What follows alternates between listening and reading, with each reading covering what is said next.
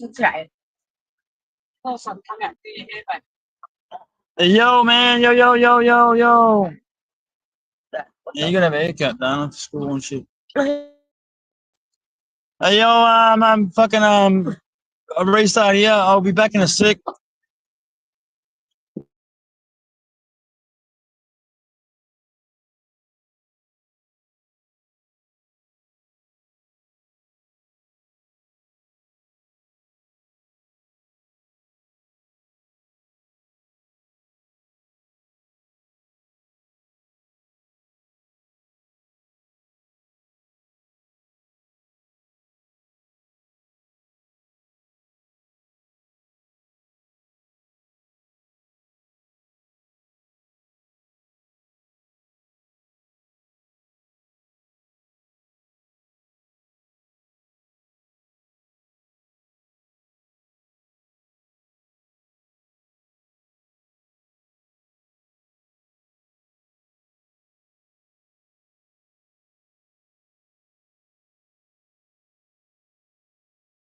What do you want? Yo, wait back up. Wait back up. I Be want the back pink up. one. The white baby blue and pink one. Outback Jack. I know who you must be friends with. Yeah, you mates with fucking Wendell, the hermaphrodite. You kidding me, Do you brother? think you reply to that, Tasha? To get lippy, motherfucker? Let's meet up now then, you fucking black. Come on, meet up, you fucking dude. Is that what you said? Coming from No, another. I'll put her out. Oh She reckons shit! she got a daughter that can kick my cunny? Fucking Jesus. Kick my cunning.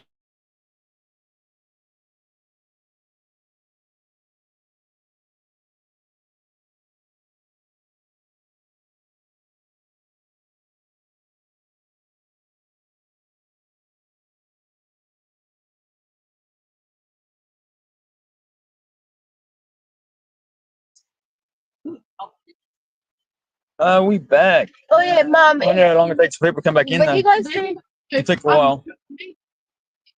At 40, added up to 40 people then. Dog. Tell him, Carly. Yeah, Carly's Carly. Cunning. Oh yeah. As you heard, Mum, Kylie's great can you tell commentary. Leslie and I too? I haven't seen her in a while. Can she come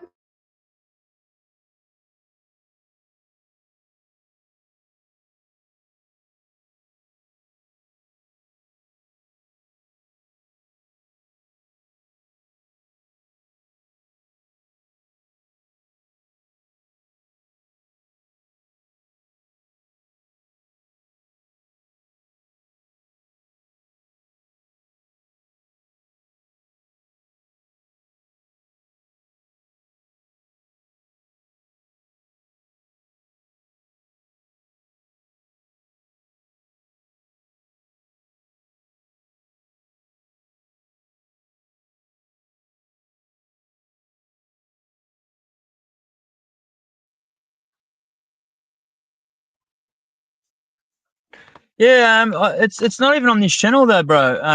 Aussie. I just went and had a look on on this channel, and it's not even on this channel. Yeah, it spun me out. I must have done it off my second channel. I'll check once more.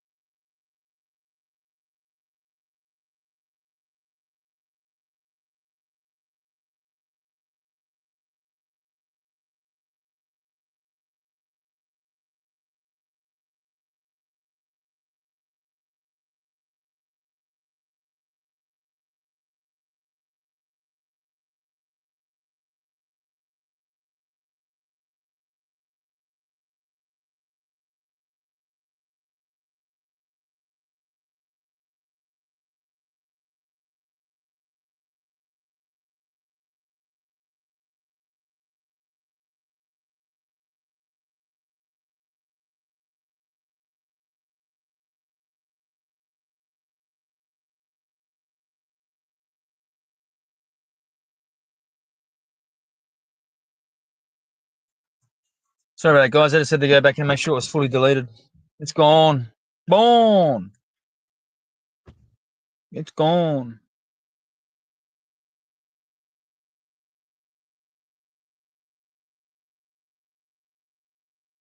Yeah, it's gone now. It's gone. Yeah, I just went back into it, and I was thinking, fucking, just fucking, I couldn't. It wouldn't come up for a bit. It only just come up then. Must have. Only just come up. Oh, sorry. It's guest backstage already. Spoon at the stage. Elf at the stage. Walk Scared at the scared stage. from Yeah, a, Walk will scared be of a here. pair of Yeah, tits. there he is. Scared of a pair of tits. Can you believe this guy? Yeah, it's gone now. That was a cheap porn bomb. The worst I've ever seen.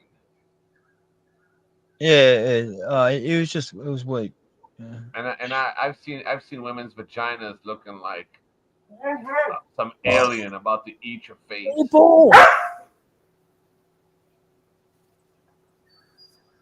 Whose dog is barking? Walk. Go take care of that shit. Mute yourself. What the fuck, bro? You act like it's your first day on YouTube. No, don't start on Walk's dog. Just let it Fuck go. Walk. You're Fuck not going to dog. stop it. He's You're making not all going to this stop noise. it by yelling at it. He's Stop. making all this Oh, fucking noise. Fred, I wanted to let you comment in the chat, right? But mate, go your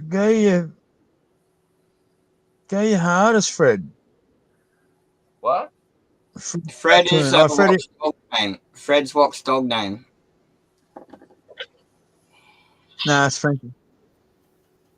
Fred the raccoon, mate. Hey, Oh, weak, sorry, I mate. didn't realize Fred. Sorry, I didn't realize Fred. I'd like to get Aussie Nathan on the panel. I'd like to talk to him.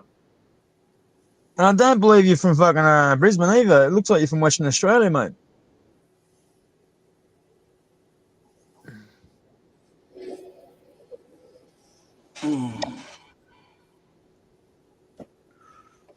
Not a very cool joke there, Fred. You know, like, this is my thing. You know, like, I allow. Different channel. Get your ball. Get your ball. Go on. Different channel. Oh, the channel, the name. Live again. Yeah. Hey, Walk. Take care of your dog before I make you cry like your dog. Leave Walk's dog alone.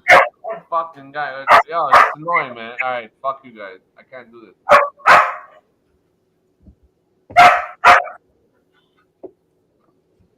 I will shut the door. I'll leave him out now. Fuck it. Well, Go do out. something, man. Do something.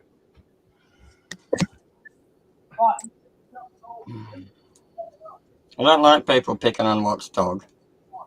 No, you're right. He shouldn't punish the dog. It's his fucking fault. Why is the dog barking? You should fucking entertain your dog, then get him tired, and then go hang out with us. Yeah. Don't come here. No, with he the went dog to the barking. he went for a 5K run in the park before. Yeah, so why is he fucking annoying me now?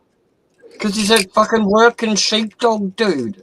Okay, They what just did I do? they just Why is it go my all fault? the time. You can't stop them. Why is it my fault? Why is it my fault, Elf, that his dog's got to bark in my ear now? It's all not fucking your sharp fault. and loud? It's not your fault. I'm just saying don't blame the dog either.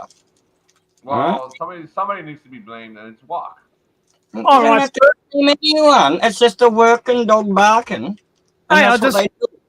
They need attention. I just threw him the ball, and he should have been exhausted, but he didn't want to stop, so I had to put him out. He'll go out the back now.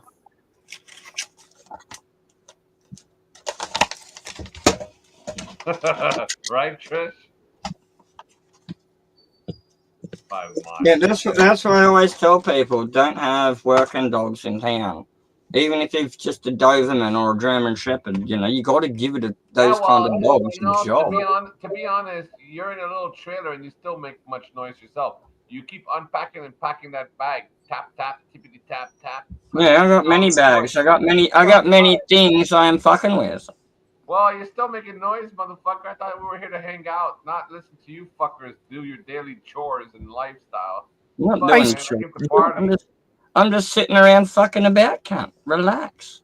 Hey, Spoon, it's not a fucking hospital. We don't have to fucking keep it silent. Not a library, mate.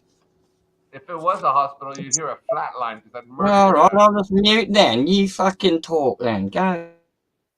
Spoon's just looking for more content. He's just sourcing more content for me.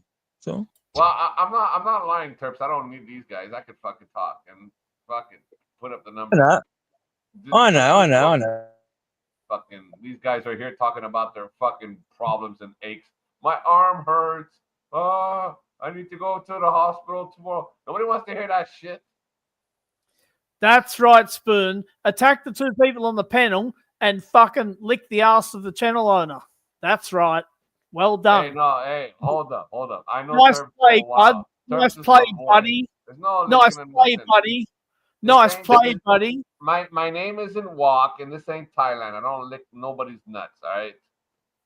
This You is lick it fucking YouTube. Terps is my boy. Learn to respect that. There you go again, licking the channel owner's ass. Well, you I'm lick just- lady boys' asses. I'd I'm rather lick the channel boy guys' ass. I happen to understand the psychology and dynamics of exactly what you're fucking doing right now. You're putting down me Psychology and dynamics. Gary. Motherfucker, you're a dynamic duo. Hey, you and your dog. You're a bunch of homos that live in that bed sit. Behind you is where all that gay activity happens. That's why we're all disgusted. Your walls were brown when you moved in. They're all white now because you're all a bunch of jizzing, circle jerking faggots. Boom. Best you got. Spoon, that the actual Loud. trolls will roll in a sec. I can see the numbers going up, so the trolls will be in a sec. They're not my trolls though, so I don't know where they. No, they're my trolls. They're me. They're yours. That's why I put the. Hey, look at the title of the channel Restart. of the show. I only see restart. I don't see I missed it. Oh, yeah, you'd have to refresh it because I did put it at restart at first, but now it says what is it? I'd have to open Call up it something. YouTube. Yeah, I'll record it. Wait on. I already said hi to everybody I know in the chat. I don't need to restart YouTube. It's just gonna make me leave here, go somewhere else, then I'm gonna argue, and then I'm gonna end up coming back. Fuck it, I might as well just stay. It says the name of the house called And walk. Stop being so gay. It's too much gayness coming out of you. You radiate gayness. The walk is by no means gay.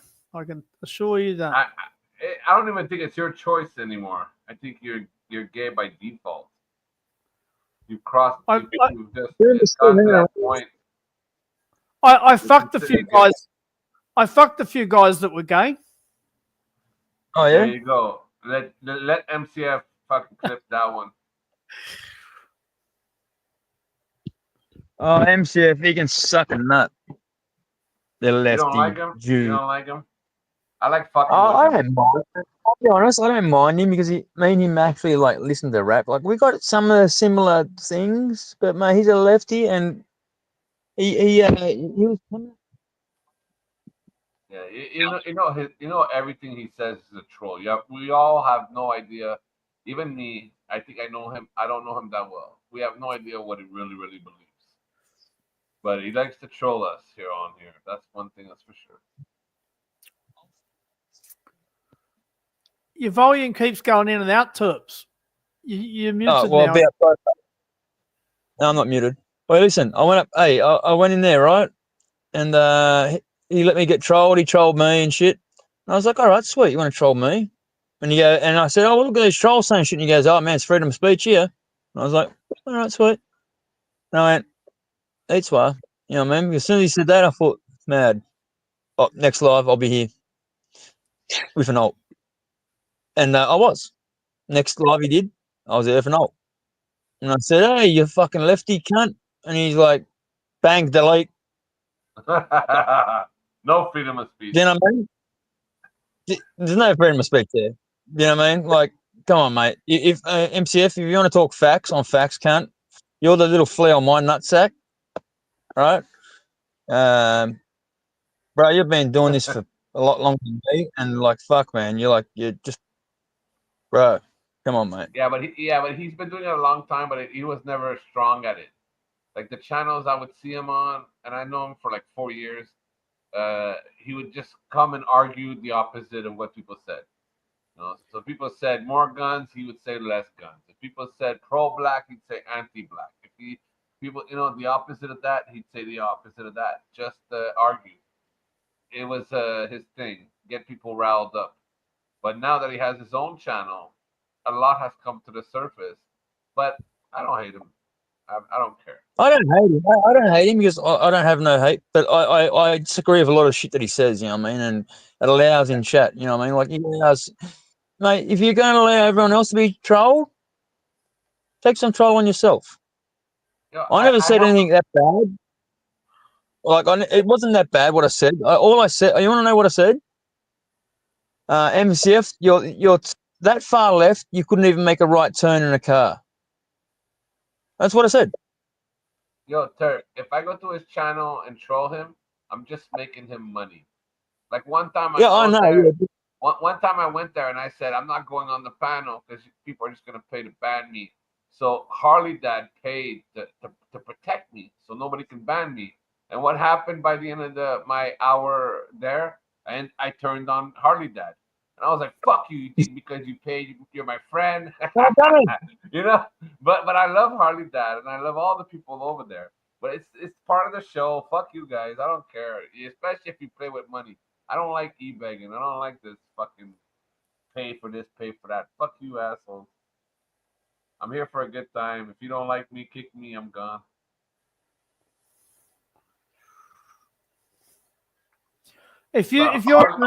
Harley Dad was so mad. Yo, just to say, Harley Dad was so mad. He was like, "Fuck you, Spoon." Like he just paid for me not to get banned, and I said, "Fuck you. You think because you paid for me not to get banned, you're my friend now?" I turned on the guy. I was too drunk. But hey, that's how it goes. Nobody's safe out here. 4 minutes, guys. The only retaliation MCF's got, if you do get in a argument with him and start to win, the only retaliation he's got is to time you out. You know, that's the only retaliation he's ever got. Yeah, and then he does a joke with it. He'll bring you back up for a fucking 30 seconds and then say, I'm fucking this cunt off again. And then he'll put you backstage. But it's different with you. I watch and they pay you to get away. They actually pay for you to go. You're making him money. Don't ever forget that. As boring and as fucked up as you are, you actually provide him a percentage of his money. The money that he makes it off of what? People hating on you, people shitting on you. That's how he makes money. So don't he's not shitting on you. He's not betraying your trust. But him putting you there and going, sorry, Walk, these people paid. You're just a fucking clown in the middle of the game. And it's genius from his part. But we look at you and see where your morals are. And damn, good on you for standing up for yourself. I would kick his ass. That's what happened. You see, that's what happened to me. You see, I'm the opposite of you. No, but you see how I'm the opposite of you? They pay for me not to get kicked, and I still shit on them all. Fuck that noise. You don't. I went a bit overboard one time and called him a fucking. I think I called him a fucking dirty Jew or something like that, which is probably not right to do. It's a bit. What do you call it? Anti-Semitic. Some people call it racist or whatever. Anti-Semitic. And I don't think he's forgiven me since then. Yeah, well, he doesn't. I say a lot of anti-Semitic shit. You know why he never says nothing to me? Because I'm from Montreal, and the neighborhoods that I grew up around are full Jews. I was raised on fucking Jewish bagels and fucking all that bullshit. These motherfucking Hasidics down to the fucking regular Jews don't fucking faze me none. So MCF knows very well he ain't playing with me, but he likes to put me on there to make money, just like you. You actually make more money for him than I do. But I make money by kicking people like you. Because then they pay to let you have a say and time you out. And I get timed out. He makes money. I don't like to provide people with that much power over me. making money over me and shit. Fuck that noise. I ain't no fucking commodity. No, that's right. And I think his eyes light up when he sees me. He's like, here we go. No, he fucks with you. A lot of people fuck with you. Lincoln's the only one that showed you any respect. And it's funny because usually on the YouTube world, there's no Lincoln has nothing to gain by giving you a voice. Most people were shunning you. It would have been a lot easier to just get rid of you. You would have found yourself in another little community. There's more channels. There's plenty of channels to go.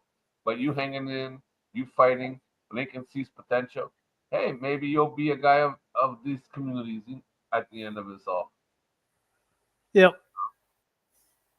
Because the goal is always to push people away. If they leave, they're pussies. If you stick around, maybe you deserve your spot. Yeah, for some people, it's a fucking bit of a mental game. But the thing about LC and some of the channels here, obviously they're Australian, so we've got a different. Don't try brushing my shit. What you did? Aren't you the one that said you went to like psychiatry school? You went to university or something? Aren't you some type of psychiatrist? No, I never said that. I'm not a psychiatrist. No, it wasn't you? Oh, sorry, my bad. I'm mistaking you then. Sorry. I do believe I'm a natural psychologist. yeah, naturally. Yeah, we can tell. We all get a read on people, right? And I think I'm pretty decent at doing it. No, I think you're the worst at it. Yeah. But it's okay. It's not bad. It's just you're not good at it. Oh, naturally in life, we get a read on people and we read them. You know, no matter what they're doing, we read them, and even online, we tend to read. What do you read? How do you feel people think about you? What do you think people think about you? Do you think they like you or they hate you out here? What's the number, percentage? Give me a percentages on it. I think people jump on bandwagons. That's how I'll answer that. And I've said that recently. You know, that they're bandwagons. They jump on a bandwagon. So if one person's against you and that person's fucking popular in the chat or whatever, then other people will jump on board and they'll spin shit about you. That's what I meant. Yeah, but I do that too, right? I jump on the bandwagon of shitting on Walk. But like, look, today, I'm not shitting on you. So, you know, I got off the bandwagon for a bit just to hang out with you. I don't care. Yeah, a lot of people stay on the bandwagon and they continue it on. So, but at the same time, walk at the same time, you gotta look at it like why everybody thinks I'm an asshole is because I look at you and I say to myself, what are you bringing to the table? Are you entertaining me tonight? Not really. You're fucking boring, actually. I want to turn to Elf and hear him. He's got way better stuff to say. Him and his little fucking, wizard tree and all that shit. Way more interesting than you. I come on here to entertain myself, so far. Yeah, well, exactly. So you're going to end up entertaining yourself. Go jerk off in the corner by yourself. Fuck out of here. Nobody wants to hear you and your stupid dog barking all day. I'm just having a beer and hanging out. You can take it whichever way you fucking want. Well, good luck, bro. That's what I mean. You're going to bring boring shit to the table. Nobody needs nobody that brings boring shit. Go back to the chat. What are you saying? Listen to me. Some guy from Tasmania. His name was Trent M. Right now, he's been caught up with real life shit. He's been away for a while. But my boy Trent M. used to say all the time, stay 1 year in the chat. Perfect the chat. Once you're the master in the chat, then you hit the link. People will never turn their back on you. You just jump straight to the chat, to the panel. You just jump straight to the panel. You want to be the show, but you suck. You should go back to the chat and work on it. Yeah, the only thing. Not to be mean. And okay, in reverse, not to be mean also, but the only thing I see you bring to the table, and this is fucking my word, my absolute fucking word, God's honest truth, is you want to fucking you're an agitator. You like to agitate people on panel to fucking cause drama. That's what you bring to the table exactly. That's right. There's nothing else you bring in life that's interesting. You don't share life stories. I'm an instigator. Agitator. Agitator, instigator. I'm Woody Woodpecker. Well, that's the funniest thing you've said all night, but it's true. Yeah, funny or not, motherfuckers love me. They don't love you. When I come around, people are like, spoon, spoon, big hearts, big love signs. Everybody loves me. Nobody says hi to you. You just, somebody drops the link in the chat. You jump on the panel. Nobody asked you to come on, Walk. Nobody ever said, I never heard nobody say, oh shit, Walk's in the chat. Yo, hit the link, brother. Nobody's ever said that. You take it upon yourself. You feel important. You're the one that is in dire need of fucking attention. Motherfucker, we ain't here to entertain you. We ain't here to pamper you. We don't give a shit, Walk. You can jump off that building right now. Take your dog with you. We don't give a shit. So you gotta calm yourself down. You're born. Accept that. Accept that. I get me fair share with you on your way down. You're okay, born. I get my fair share of phone calls of people saying, hey, Walk, I'm going live in an hour. Fucking, we'll see you there. I get my fair share of phone calls. People actually got my number in Australia. And some of the big channel owners that we've already spoken about today. I don't need to drop names, but that's how it rolls. All right, good for you. As long as you feel comfortable and happy. That's all that matters. Be happy. But you don't obviously be happy. On some channels. You bring no joy to my life. That's all I'm saying. Well, maybe you need to lighten up a bit, Spoon. You need to lighten up a bit. You know, there's not really. What does lighten up mean to you? Oh, just be nicer to boring shit, right? It's Instead of criticizing boring shit, accept it. Accept boring shit into your life. Yeah, okay. I'm gonna let these boring people entertain me all day. No, you're boring, Walk. That's all it means. I mean, you could do better, but you're not even trying. You want to cry about it. You're a fucking sook. There's people out there more entertaining than me. You dumb fuck. I didn't hear what you said there, weird. I said you're welcome to leave whenever you want, you dumb fuck. Oh, you want me to leave? Should I leave? He said you're welcome. Yeah, well, I'm welcome to leave. Motherfucker, he can't welcome me in here or welcome me out of here. Who the fuck's Elf? He was born yesterday and he's gonna die tomorrow. He's a fucking weirdo. Shut up, Elf. Don't talk to me that way ever. Learn your fucking place while you eat your dirty little vegetables from the garden you stole. Seems like you like to get in these battles, Spoon. You know, I can read you like a book, and you're very easy to read. You can't read books. You can't read books. If you can read books, you learn how to train your fucking dog to stop fucking barking every 2 fucking seconds. Or at least you'd learn how to take him for a walk. You can't fucking walk your own walk, you fucking drunk. You can't even read nothing. You can't even read a 12 fucking step program. Stop drinking. But hey, whatever. Get on your walk. You've entertained us all tonight. You're amazing. Who the fuck wants to stop drinking? Fuck that. That's what a loser true. of a life. That's true. Fuck that, eh? Fuck stop drinking. Fucking hell. Hey, it's like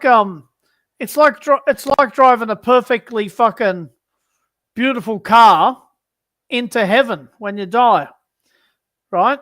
I want to go in there with the car completely fucking wrecked. You see yourself driving to heaven? I see myself flying. That's an analogy. It's an analogy, right? You don't want to go fly. You don't want to go in. I thought you could fly. No. You don't want to go into heaven with a perfectly healthy body. You want to go in there completely fucking ruined. One last hoorah. Yep. Just crash a Ferrari.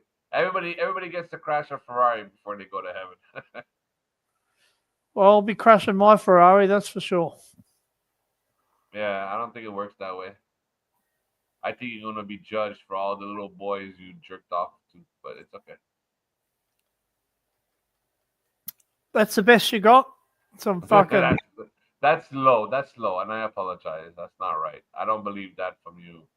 I really don't. I don't think you'd fuck around with that shit. I hate how it's so intertwined. It's easy for me to throw that out there, but I don't judge you for that. But I don't think you're a little weird, but you're not no creep. I would never. Else evil vegetables. Onions. Smell it in your face. Yeah, I'm gonna leave before this guy throws a hex.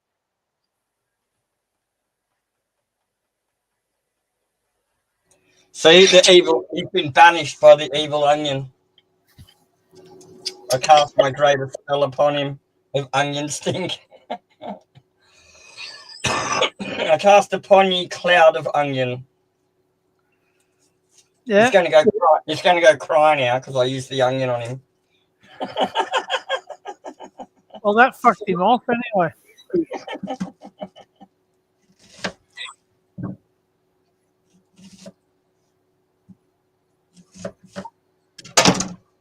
That was weird.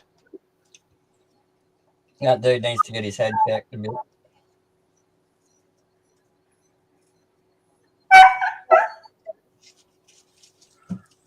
Get the ball. I'll kick you out again. Come on, get your ball.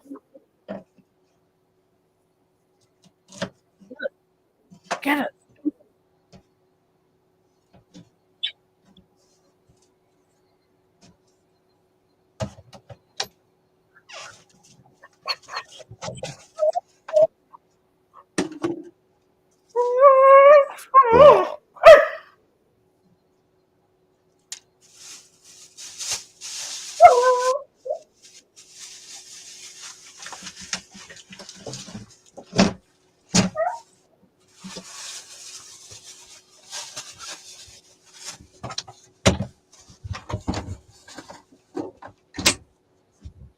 So people were asking what I'm cooking. I'm doing the same one as the other day. I'm finishing off the marinated chicken pieces, the garlic, ginger, chili, paprika.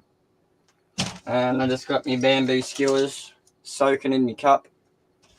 And then I got some leftover baked potato and some bits of broccoli and some bell pepper and some purple onion. Anyway, we're getting there.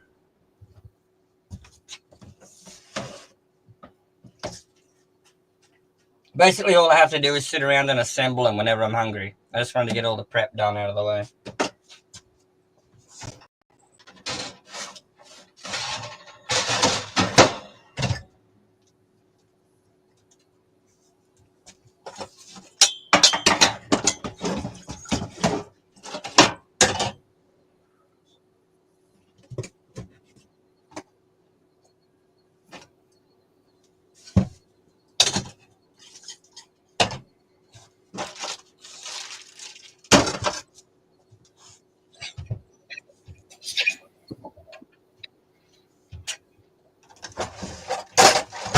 All right, done.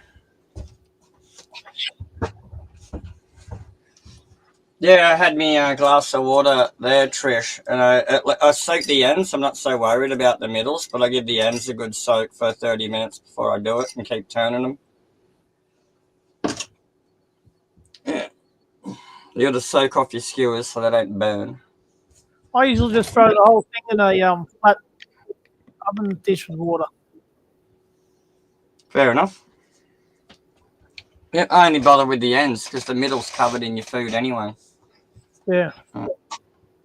20 minutes of soaking is plenty, and you don't have any dramas, especially if you're using a barbecue, because you get a bit of flame up depending on what you're cooking on them.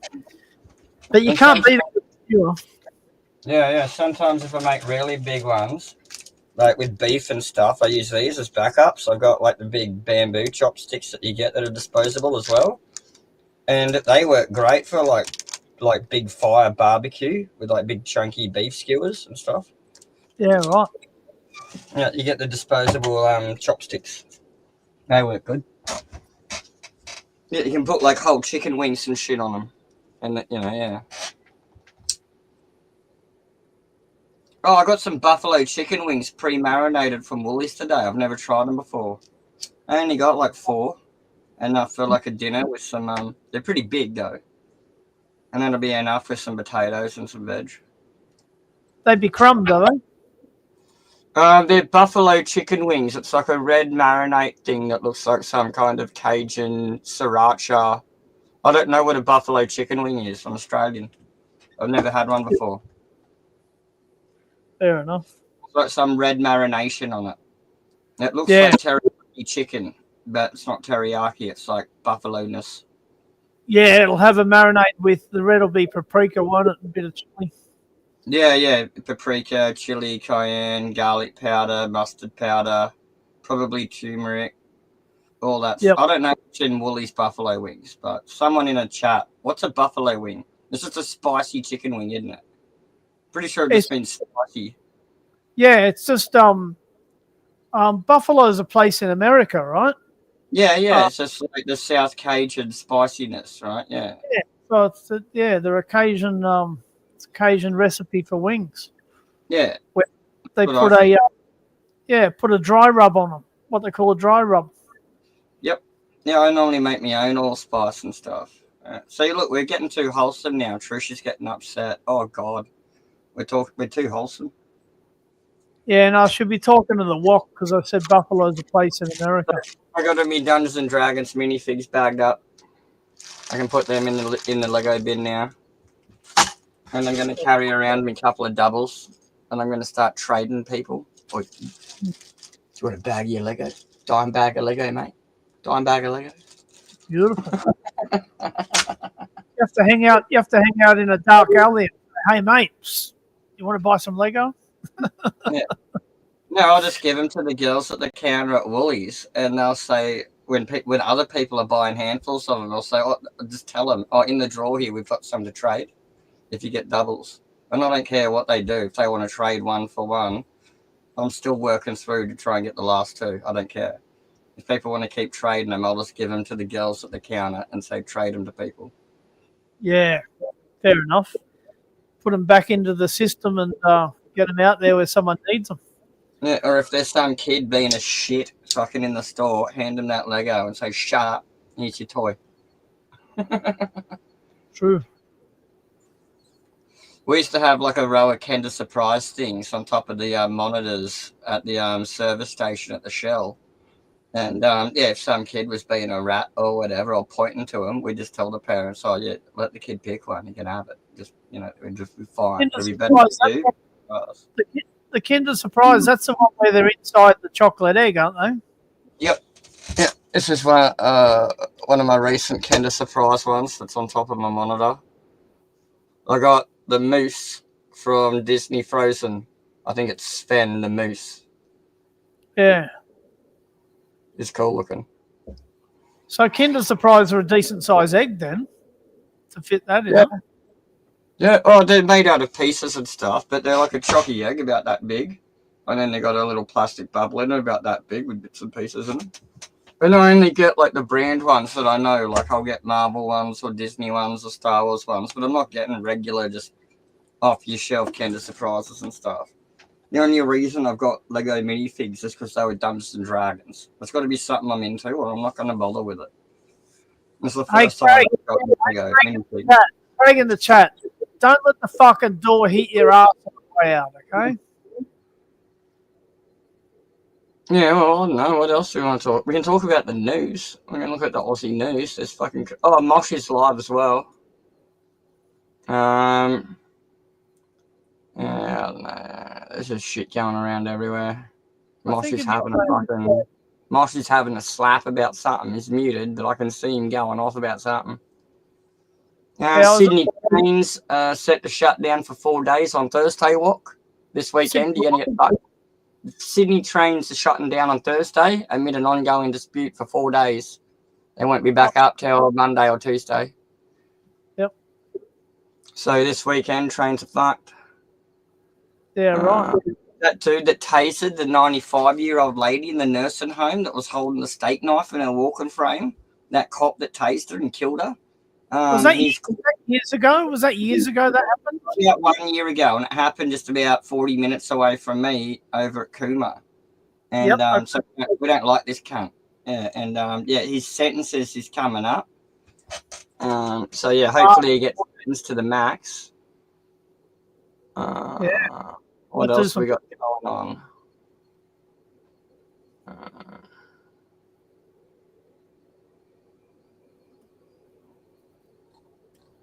What else have we got?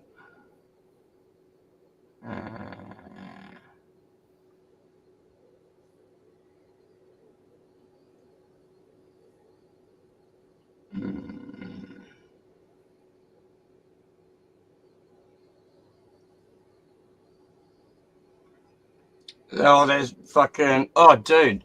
Did you see the thing about the Myers display window in Melbourne, the Christmas fair window? They got like their CBD district shop, Myers the store, the shopping centre or whatever it is, and in the front windows every year for like 100 years, they've done these massive elaborate displays with animatronics and little trains with penguins and everything, and the kids love it. It's like a family thing every year, like a family tradition. Pro-Palestinians were going to go crash bomb it, and then they're saying, oh, we don't want to hurt the families or the children, but they can't have Christmas because Palestine can't have Christmas. And I'm like, aren't they fucking Arabs? They don't have Christmas.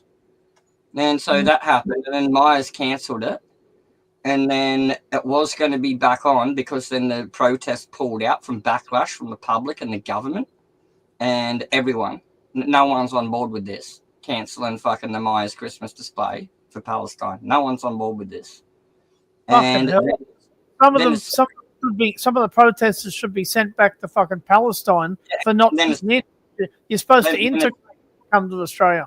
Yeah, the official protest is called off, but a splintered group of Palestinians rocked up again today, about 12 to 16 of them, and Myers shut down the opening again. About 12 or 16 of them still rocked up and started doing shit, and kids are waiting in line with strollers, and they said, no, we're not doing it today, go home. Fucking cops should fucking lock them up for a while. I think they will. They just don't want to react too quickly and do it right now because they're going to get called names, right? But in the long run, they're going to bring charges. They're just going to do it quietly. Charged with public nuisance and fined or whatever you can do. I reckon they're going to use facial recognition and pick them all up and drive around and get them at home. I don't think they're going to make a big deal of the pro-Palestine because there was only like 12 of them there fucking it up for everyone. And they'll be pretty easy to track down. You know, these are the splinter cell crazy ones. When the official thing's not happening, these are the ones that rocked up anyway. These are the ones that they're looking for. You know, that's a stupid fucking thing to do. Yep.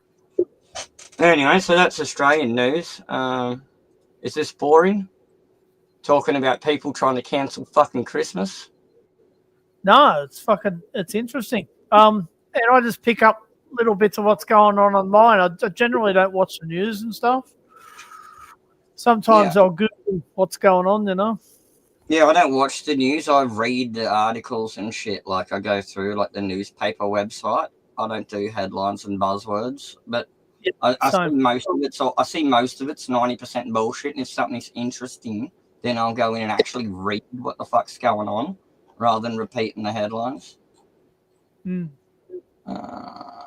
Well, Luke Smith, this is Turpy's panel. Aussie guy named Turpy, if you don't know him. And he seems to have ducked out.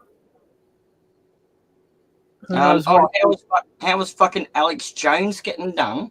He's like a legendary Australian radio host that has been well respected by a lot of the country as a no-nonsense fucking down-the-line old-school presenter. Yeah, and radio. Sydney radio. I know. Yeah, he's like 80. He's like 85 now, and he just got done for a bunch of fucking touching boys, man. Yeah, but I seen it. It fucking showed up on my feed as Big Aussie News. I seen it. I don't think it was pedophilia, but right. I think they were all. I'm not sure. They didn't say that. It said inappropriate sexual conduct, and if it was more than that, they would have said. So I don't think so. It's probably like interns and like college age and shit, right? But yeah, and I don't know. Like, well, I don't doubt that he's done it, but it's also weird the timing of it. Because you've got all these crazy leftist shit going on in our government they're trying to push, like the digital ID. What's another one that they did? Oh, the misinformation on the internet law. They can just turn off your internet if they want to now, if you say the wrong thing. And Alex Jones has been against all of this shit. Alan Jones. And I'm wondering, is this a big fucking... I'm not saying he hasn't done it, but is this a beat up at the right time to take him down because they're going to do something political that he doesn't like. They're going to No, shut down. okay. I can tell you something. I'm a bit vague, Puck Elf, but I fucking heard something. It might have been the very late 80s. I heard something about him, like in a back street somewhere, fucking some boys and that. There you go. Yeah, there you go. I wasn't aware this was a rumor. There was what do you call it? There was a massive what do you call it? Controversy. That's the word. So there was a massive controversy with him, but I was only a kid. I was only like 6 in the 80s, man. Yeah, I had no idea. Late 80s. I was well into me late teens, you know. Yeah, I was born in 84, man. I would have been 6 at the max, you know. Yeah. So about 89, but I think back then they weren't serious so much about that shit. If you're Alan Jones, they sweep it under the rug for you. It's a who's who, if you know what I mean. They're all in. That's what I'm wondering. Like, why is it now that his clout's not working? Is it because he's against the politics that are in charge, or? No, because I'm not saying he's not corrupt and shit, but I'm saying why is corruption broken now? Is there something political going down? You know, like this stuff and the celebrities. I think the courts have been cleaned up. The judges used to be fucking all poofters and pedophiles. Fair enough. Now it's a lot more cleaned up. So if you're Alan Jones back in the late 80s, they'd fucking have your back because they knew you.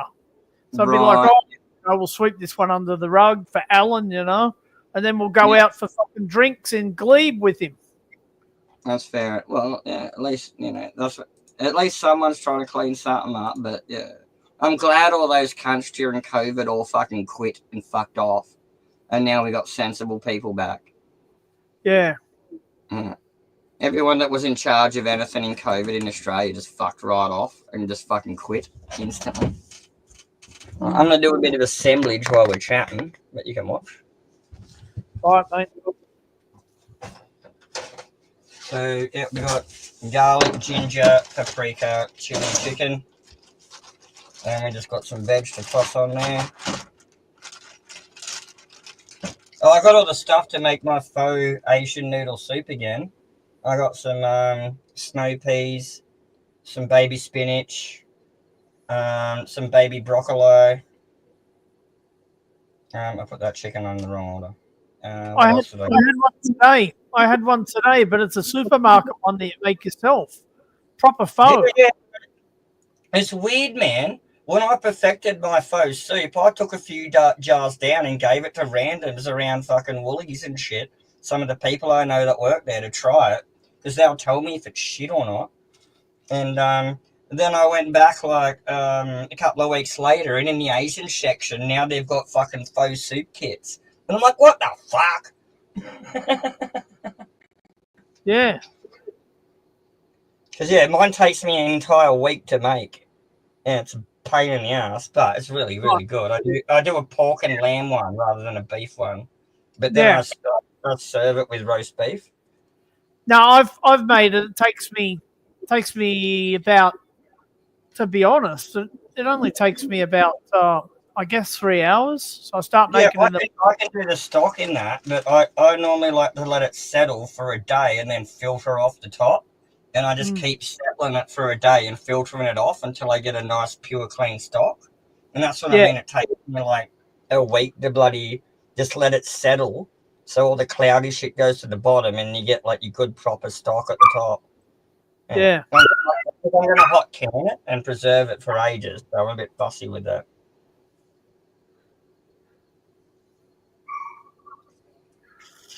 Yep. I've made we can talk about more cooking affairs. People are bored of my cooking. Everyone hates self-cooking.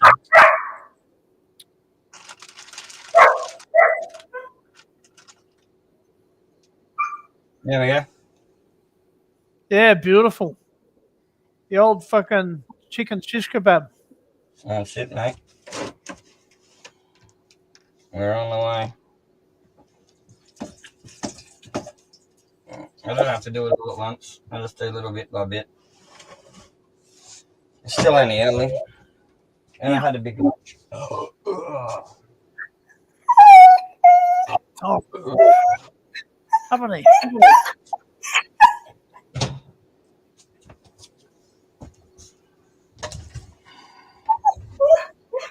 No cicadas on these ones. I should make some cicada shish kebabs. No, we're past cicada season. I only eat two a cicada season, and sometimes you don't have to eat them every year. I just do that to maintain my indigenous knowledge. Get your ball. I'll be back, Park. I've got to have a piss. Hang on. And shut my dog up.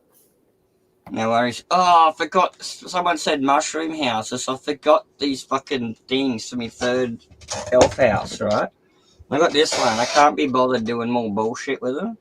And so they've got these like little boots that have little doors and things in them. Like they live in like the boot, a miniature boot. And so I was going to get 2 of those and just glue them to the bottom. They're only like $7 each.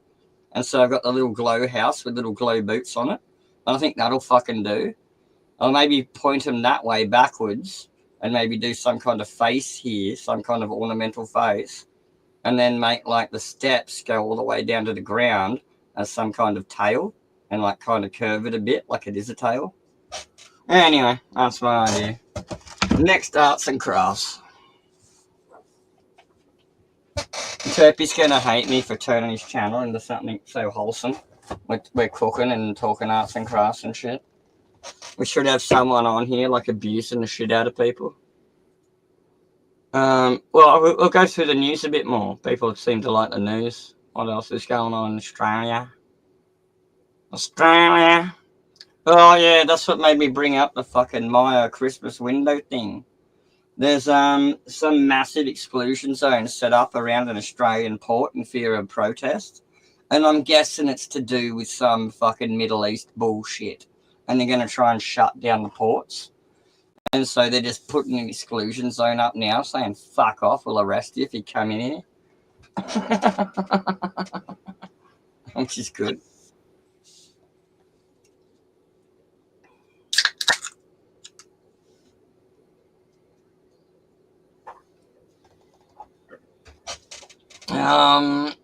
We got a woman blaming a romance scam that got done smuggling drugs into Japan, which means she's fucked. Japan has a 95% conviction rate. If they're going to charge you, they're going to charge you. They'll hold you until you confess. There is no bail in Japan. Hey, welcome back, Terps. What's happening, dude? Well, thank you. Hey, Terps. What'd you do? Go for dinner? Did you have dinner? Having family time, mate. Having family time. Nice. Oh, lovely. Big family, man. You know, like there's 171 people just in our like little family here, and then the family's like 560 or something like that. Yeah, well, welcome back, because me and Watt were being too wholesome. I was assembling some cooking, and we were talking about something else that was also wholesome. People are annoyed for being too nice. And there's not enough putting shit on random people. Oh yeah, this is dinner again, but I'm making the chicken shish kebab. Yum. I got a deal of like half a kilo of diced chicken for like $5. So, hey, Terp, are all the family local or what? No. Spread out all over Australia. All over New South Wales.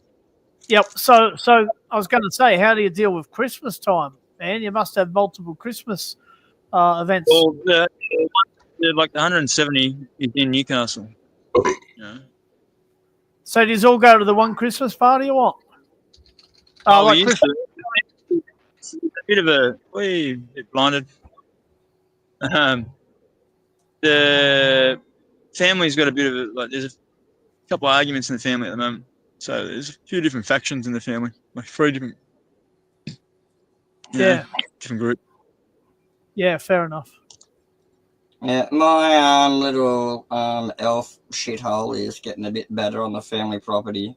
I've attempted to open up civilized communications, and it seems to be working. Yeah, but there used to be massive get-togethers, mate.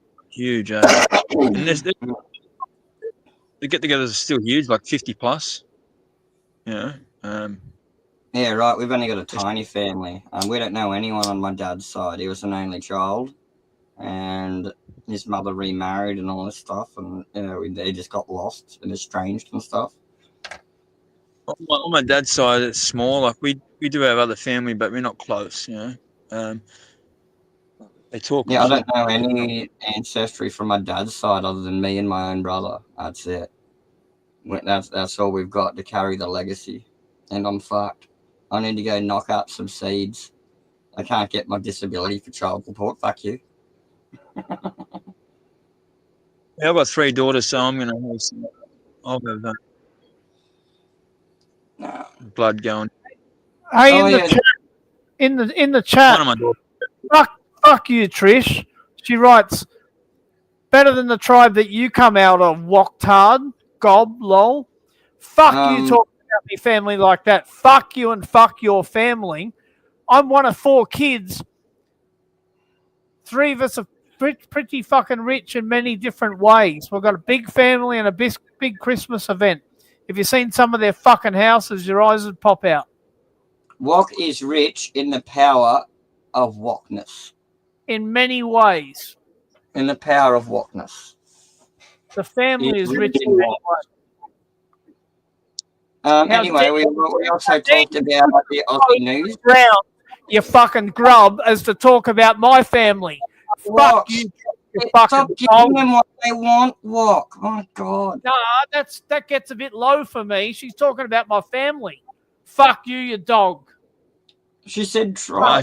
Yeah, whatever. Fair enough. Yeah, anyway. We were talking about the fucking Palestine cunt shutting down the Myers Christmas display in Melbourne. The You big said famous better than the tribe I come from. Oh, stop! I'm fucking Dharawal Aboriginal. And so's my family. So you fucking mentioned my family. That's what you did.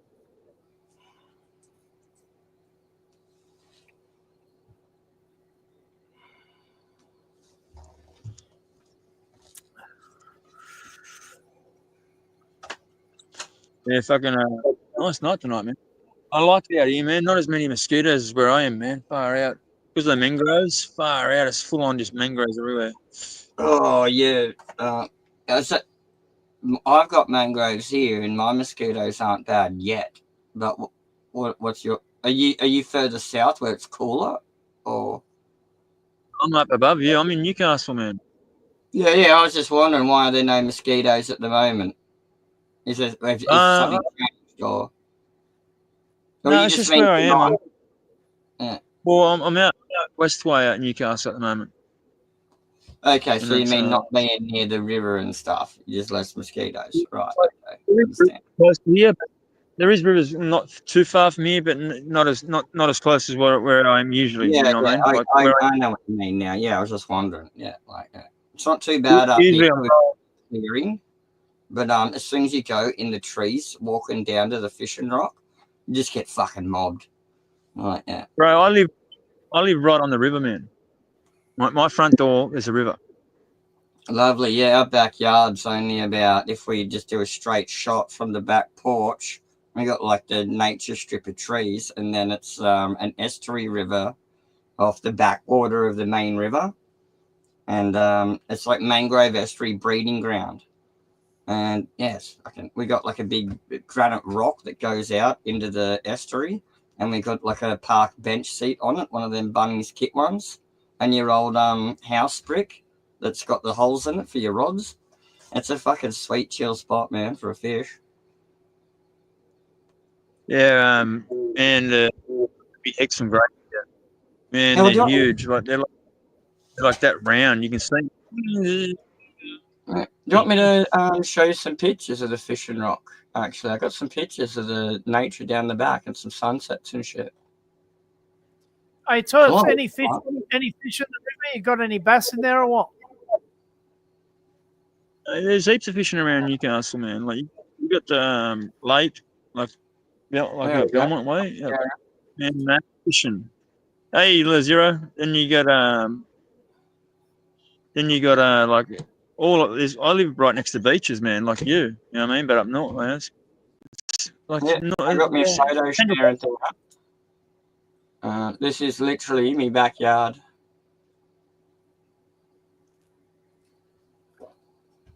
There's no colour adjustment on that either. Easy, nephew. He plays footy. Up at me. We all seen what you fucking said, Trish, right? You said better than my fucking tribe. I'll go back over the message if I have to, if you keep fucking going about it. Can I share my screen to show you the fishing spot? I got some nice nature photos. I got my screen share on for a second. I'm just going to show some fishing pics.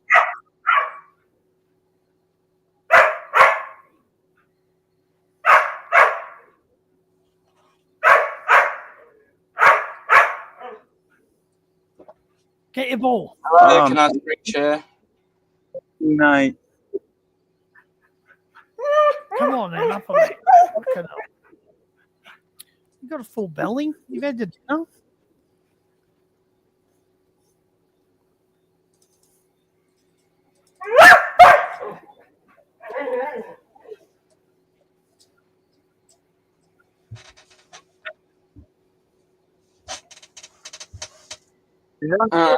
I'll just turn our screen share then. Don't worry about it. I'm just going to show some different pics because everyone else is being boring. I got some nice nature down the back.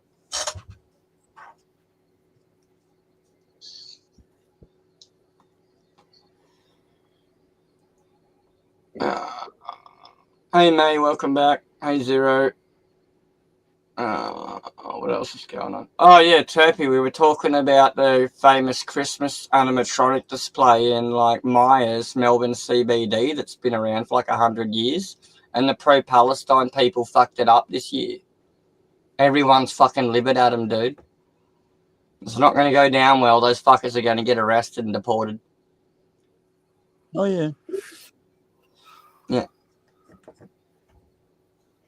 Yeah, I was going through the news a bit earlier.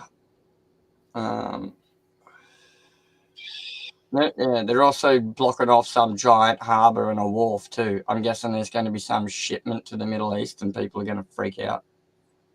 Hey, well, that murder that happened the other day on Beaumont Street, Hamilton. They got the Aboriginal mission not far from here. It's called Karua Mission. It's like where my wife's family's from.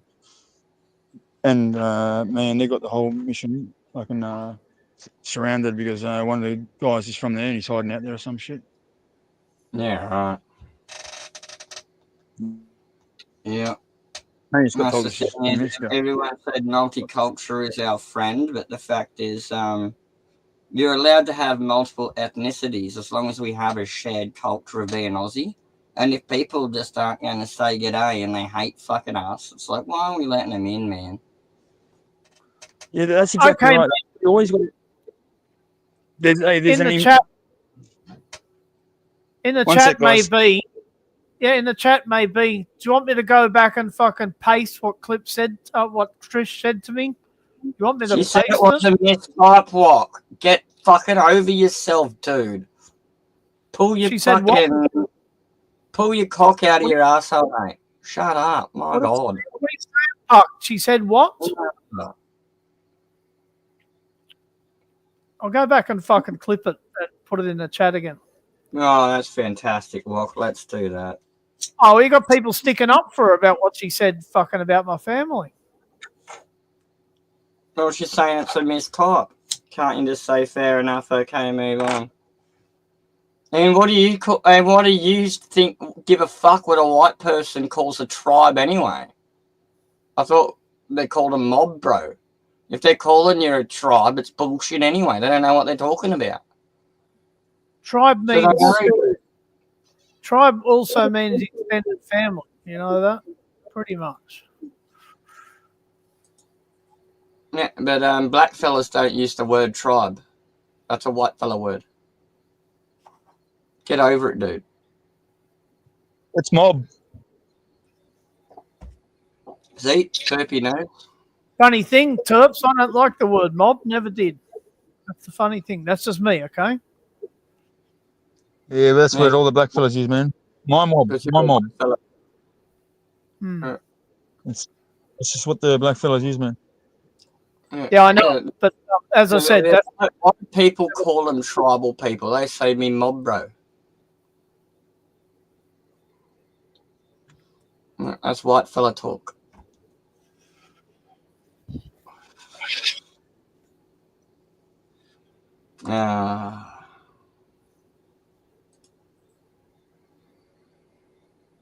Safety first, see?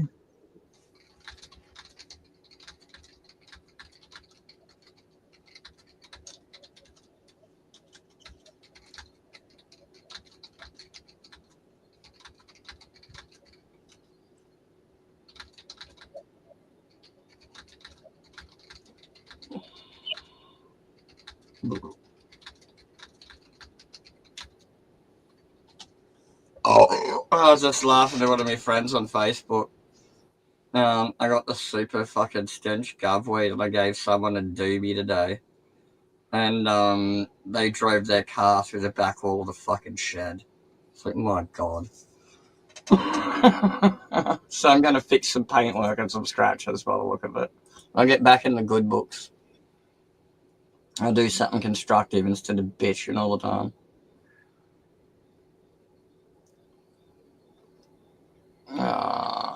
Tripe, lining of the cow's stomach is edible. Did you know also when you harvest young male calves, because you don't want many bulls because they'll attack each other, you only want one big breeder, and so you cull like the male calves before they get like to fucking age, like when they're about 3 or 4, and then you got like nice tender beef, but it's not veal or whatever. Anyway, from their stomachs you get this stuff called rennet, and that's like the stomach acid gallbladder bile thing, and traditionally you add that to your cream milk as the vinegar, because we not modern vinegar like today, but you use the proper calf rennet, and it makes a special kind of cheese, and apparently it's worth a lot of money.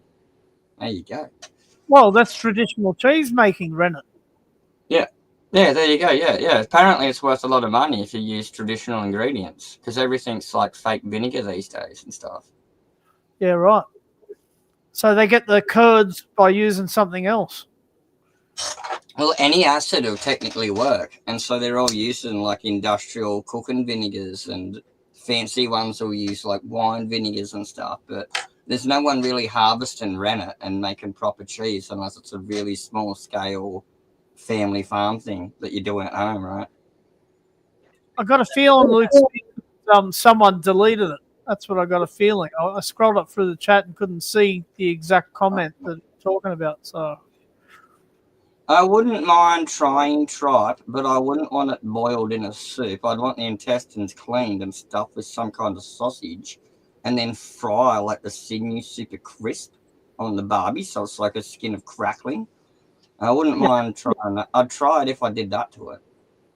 no, I'm not that adventurous. I won't do any tripe. I won't do kidneys, liver. Well, you don't have to like it, but it's just part of my philosophy growing up because my pop was a butcher. If you're going to eat an animal, at least try everything from rooter to tutor. You might be surprised. And at least you tried it once. You don't have to have more than a spoonful, you know? You can Fuck spit that. it out. It's that bad. Some people eat bull's balls. Yeah, I've eaten lamb spreads. Fucking hell. No, thank you. Even lamb's brains, no good for me. My mum used to eat them. No, thank you. Yeah, crumb lamb's brains is good. And you can use the webbing off the brain as like a skin, and you can make these rolled up fried like brain nerve sinew things with like a mince or some chives in it, like a brain spring roll. Oh yeah.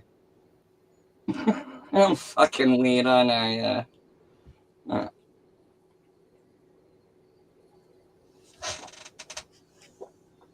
But I found out my friends were shooting goats and deer and roo and stuff and using it as dog food. And I'm like, dude, bring it to me without a head on. And they're like, why? And I'm like, fucking help me put it up on this chain and me little thing out the back here in the lean-to of the shed. I'm going to fucking gut and skin the thing. I'm going to make food out of it. Yep. But I know what I'm doing. You got to check the eyes first. And then if the eyes look fine, then you go straight and check the kidney. And not the kidney, the liver is first when you're cutting it open. If the liver's striped, spotted, banded, or discoloured, you fuck it off. And then if that looks good, you keep going, and your last check is the kidneys. And if they're all not striped, spotted, or banded, or discoloured, then it's good. It won't have worms, it won't have a disease, it won't have a virus, and it's good to go. And that works on birds, fish, lizards, and mammals. Yeah, everything. You just can't check a fucking insect's liver. That's the only difference. Yeah. No, that's right. So, you're saying if the liver's fucked and the meat is spoiled, or if the liver's spoiled? Yeah, if it's got any kind of worms, virus, disease, or any kind of ill health, it'll show up as coloration in the liver. And then even if it skips the liver, your last check will be the kidneys. And then then you have to dispose of the meat as well. You just get rid of it. Yeah, it's got shit in it. You don't have to diagnose what it is. It's just fucked. That's dog food or whatever. You can cook and boil the shit out of it and use it as dog food. It's not going to kill the dogs. Gotcha, yeah. No, I wouldn't use it for humans, no. As long as you cook and boil the shit out of it, because you don't want to give your dogs worms, right? I think you deleted one comment, Trish. That's what I think, because I read carefully on what I fucking read. Anyway, in some chat the other night, I gave my kangaroo pie recipe, and move on.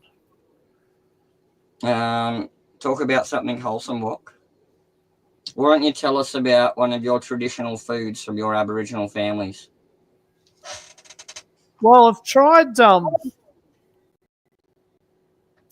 We weren't that Aboriginal to eat Aboriginal food, but I've tried witchetty grubs through.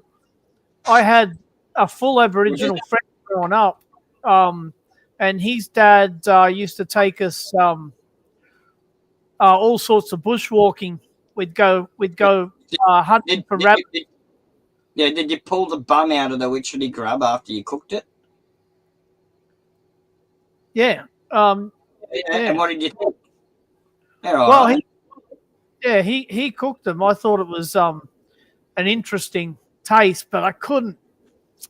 I don't know. My brain was telling me the opposite to my taste buds, if you know what I mean. It tastes all right. Yeah. The greatest bush food that's like protein you can eat is a cicada. They're fucking delicious. No shit. It's better than fucking Bear Grylls eating worms. Better than eating oysters. Fucking crabs. And it's better than eating crabs and shit, man. They're fucking delicious. Yeah.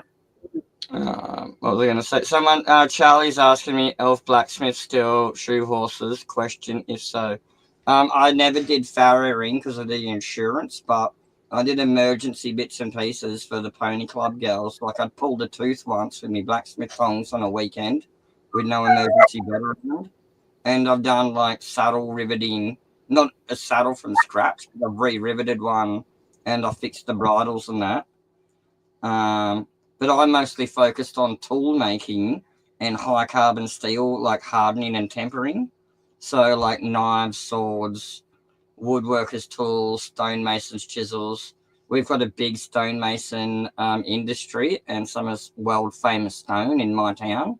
And so making bimetal, like you'd make Damascus steel by folding the metal, but I'd weld multiple metals together to support like a hard blade for cutting our local blue granite, which will just annihilate even tungsten chisels. And I've got a thing that if you break my chisel, I'll make you a new one for free. Because I test them. I live on the back of the quarry. I can walk down there and start whacking shit off a fucking boulder. I'm not a fucking stonemason. But if I can't break it, fucking around with it, you using it properly won't break it. And yeah, so that was my bread and butter, stonemason tools. And I've got a bad back and shit at the moment, and I've got to figure out where to move my workshop in the next year. But I still always do the maintenance for everything I've made, even if I'm not making things from scratch now that I'm injured and unwell mentally and shit. I'm having a hiatus. Yeah. But I still do my leather arts and crafts. Here's one thing I'm working on at the moment.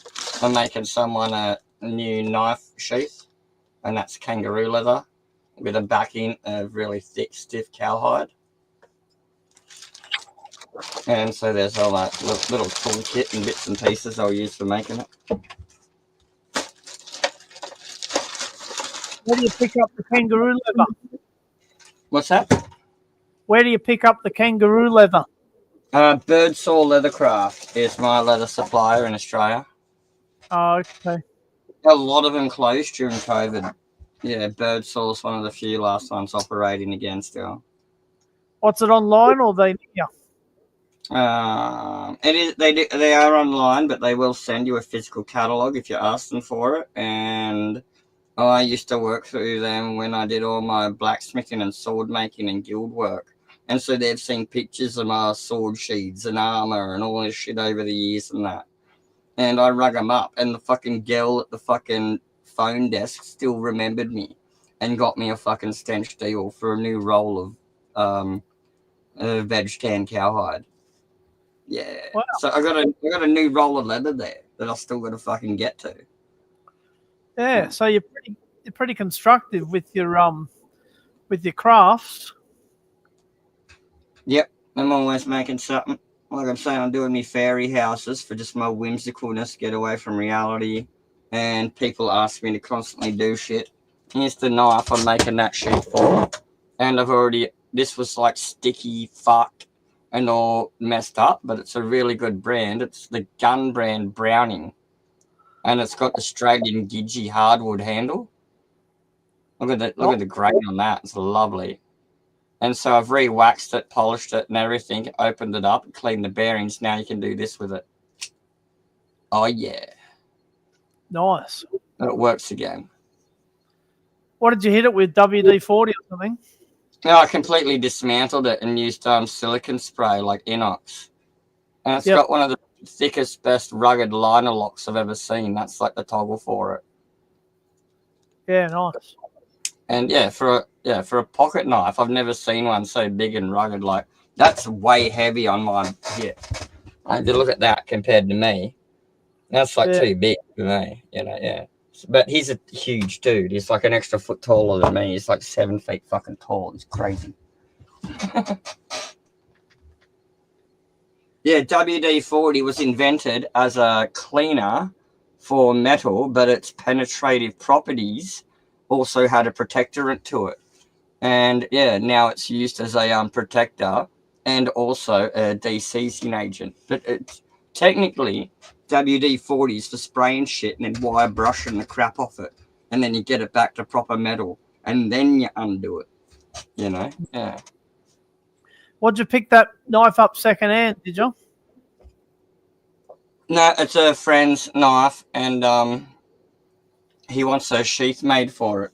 And so I make sure the sheath fits. I'll moisten the leather down at the end, and then I'll mold it so it like fits in there nice and smoothly up to about there, or maybe a bit more hanging out. And now I just got to trim the bottom, fold that in, make the loop. I've already got a bit cut for the back, and I'll rivet that in before I close off the ends. How do you do your sewing? Like that. What I do is I mark out my holes first, and I use a synthetic sinew, but then I use a 1mm drill bit in my Dremel or a 5mm, and I go through and drill my holes all the way through. I glue the seams first, but then I mark my holes with a ruler so they look nice, and then I just go along and hand drill it with my Dremel. But this one I was a bit wonky because I was a bit stoned or a bit drunk. But that's generally the style. And then there's the synthetic sinew stuff that I use, and I'll use those tails to sew off the bottom. Anyway. Oh, here's my cute little leather riveting hammer. It's so retarded. Look at that for a hammer. Look at the size of it. There's like my thumb. Look at it. I love it. It's a little ball peen, so you can like rub your leather down and do your seams. But it's like for your little leather rivets. Yeah, my little tiny crap hammer. It's just, I don't know. I just think it's so fucking cute. Because I'm a blacksmith, right? And this is like the gayest fucking hammer I have, but it's so handy. You know? Yeah. I get the feeling that could be old that you didn't buy from that hardware store. What was that? I get the feeling that that could be an old hammer. You didn't buy it from the hardware store. It came in like a kit of random stuff. And it came with like a whole bunch of little crap mini tools or something. And all the rest of them was shit. But the little hammer actually gets a crap load of use. You know, yeah. For sure. Like I say, everything becomes a hammer when you can't find a rock. I've had to whack a tent peg in with a gumboot before. Yep. Yeah. That's exactly right. There's an old saying about that. Yeah, that is to say everything's a hammer when you can't find a rock.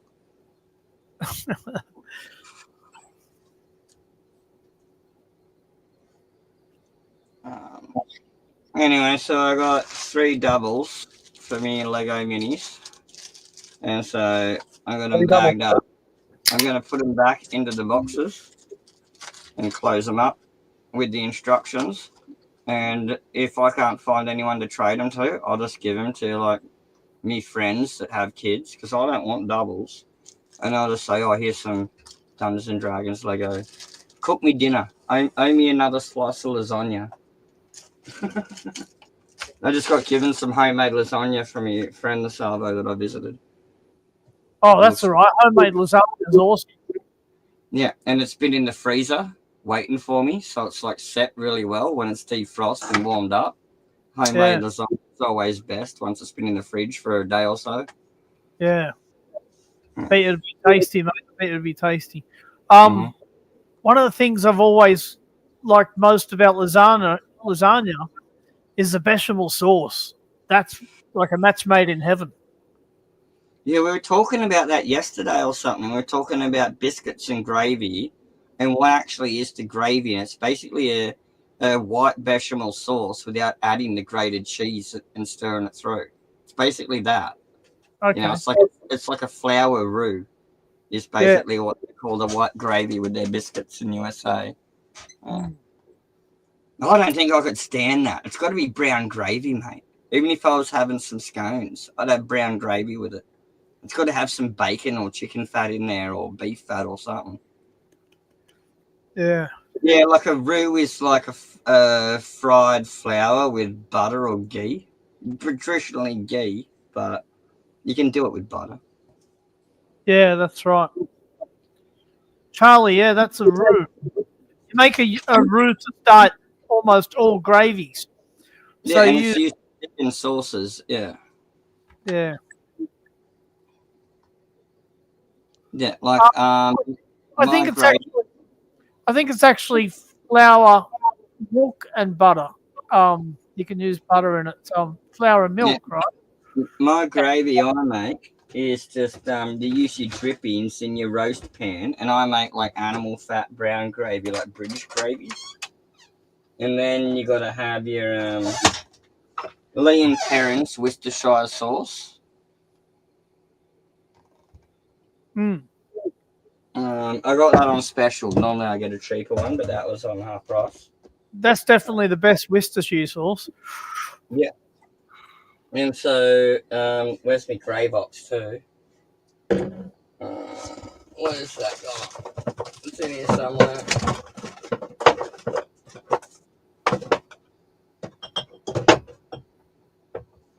The Gravox has absconded. I never use any Gravox, brother. I do it from scratch and use Oxos, beef Oxos, or chicken. Yeah, Oxos. I only use a little bit of Gravox because it's got the cornstarch flour in it, and I don't bother buying a jar of cornstarch flour. I just use a bit of wheat flour, and I'll use like a tablespoon of Gravox in an entire pan. But I'll use a dash of Worcestershire, a dash of Vegemite, and Well, if you ever thicken it with I got the proper not what's the other stuff? Yeah, I got proper OXO cubes. I finally found them. My pop used to use them. I haven't seen them for 20 years. I finally got some.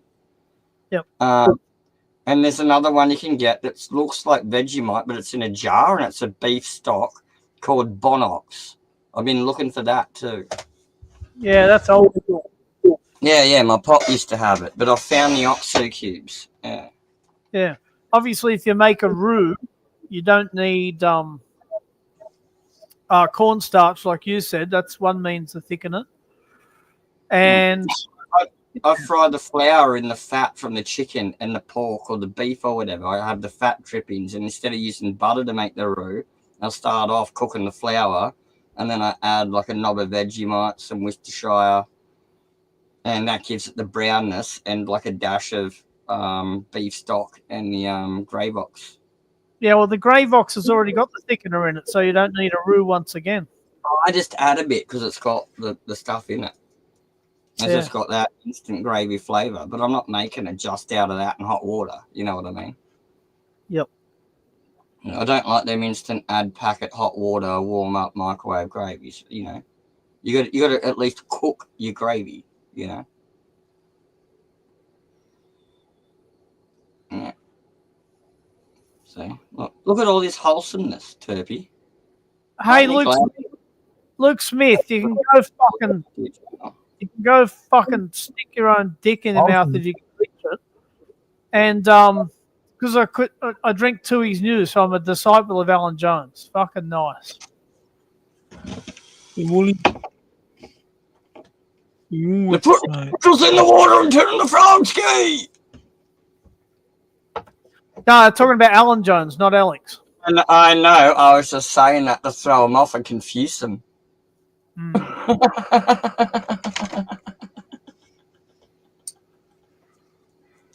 That's funny.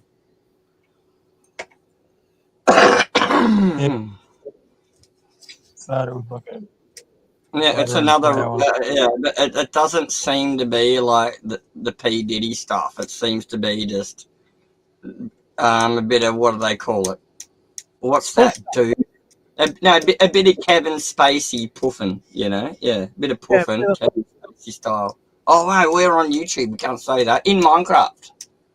And I was talking about a magic spell. Quick, where's my wand? Poof! Vanish. There we go. Done. Solved.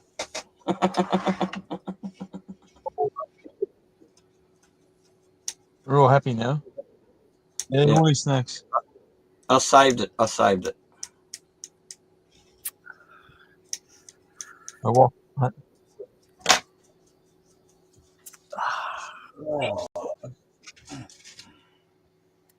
Still got to keep assembling these things. I don't know. I kind of want to eat one raw, but it's chicken. I can't. How many are you going to make? I should have enough to do. Probably about 5 to 6 will be the last of it. I just did 4 yesterday. Smashed them all by the time. Yeah. I'm making them pretty big too, and they're massive chunks of chicken. That's why I'm throwing tons of veg in it. How you doing, Trocky, in the chat?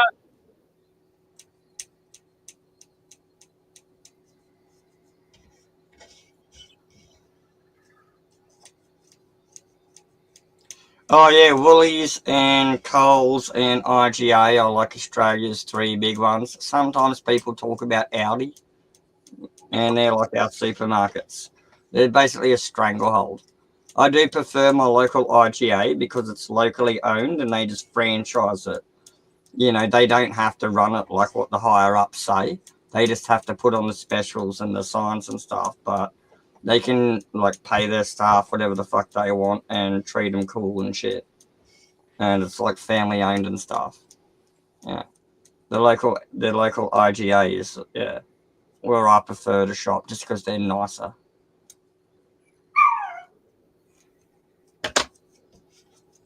Dan Bennett says, I'll see if I can scroll up and get you a link. Hold on, I'll go look.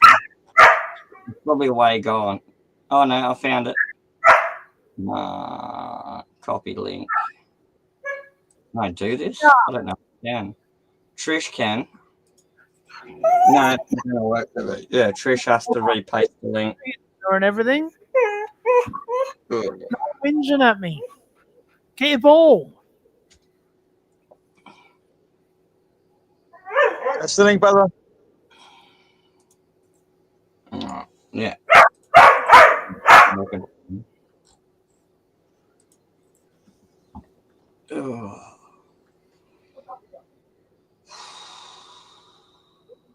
No more Woolworths.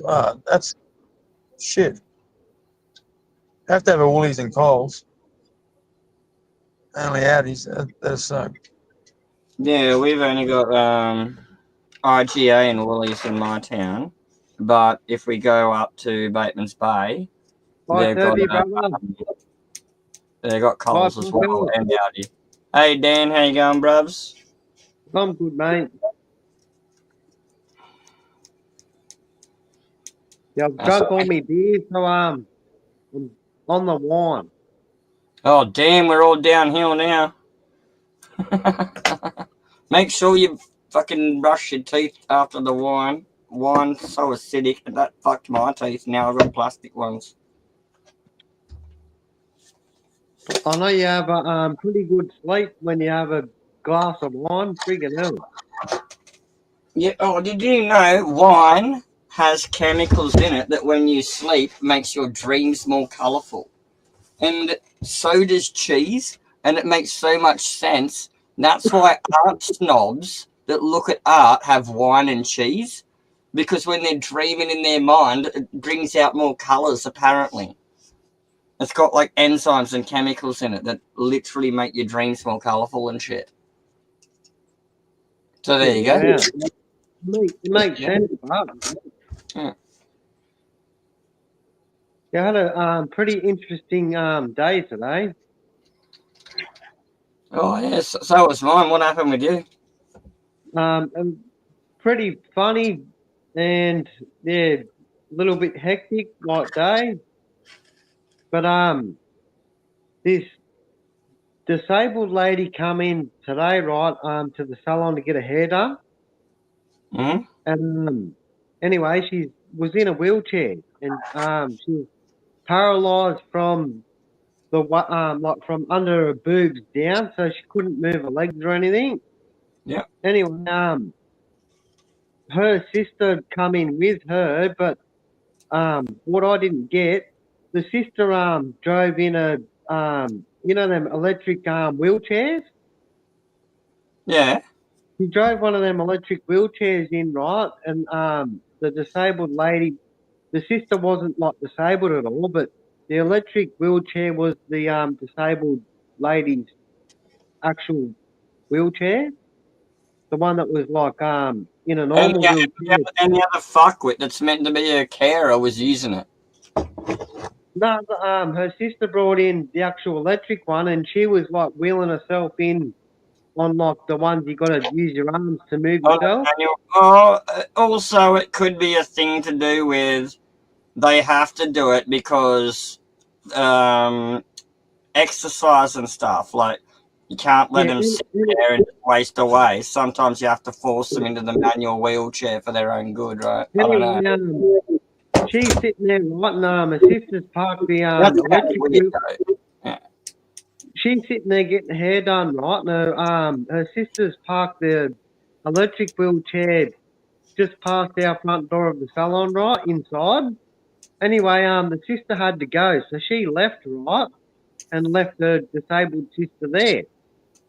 Anyway, she ended up getting her hair done, right, and she got her hair done and she wheeled herself out the front of the salon, and she was waiting out the front for a bit, right? Then she come back in and she said her carer's gonna come in like an hour's time to get her with both the wheelchairs. That's anyway, terrible. at the time we were it was like we were closing the salon, so we thought she's still got an electric wheelchair inside the salon while she's on the manual one. She come in, right, and she goes, I'm going to wait out the front for my carer to come. Can one of you jump on the electric one and drive it out the salon?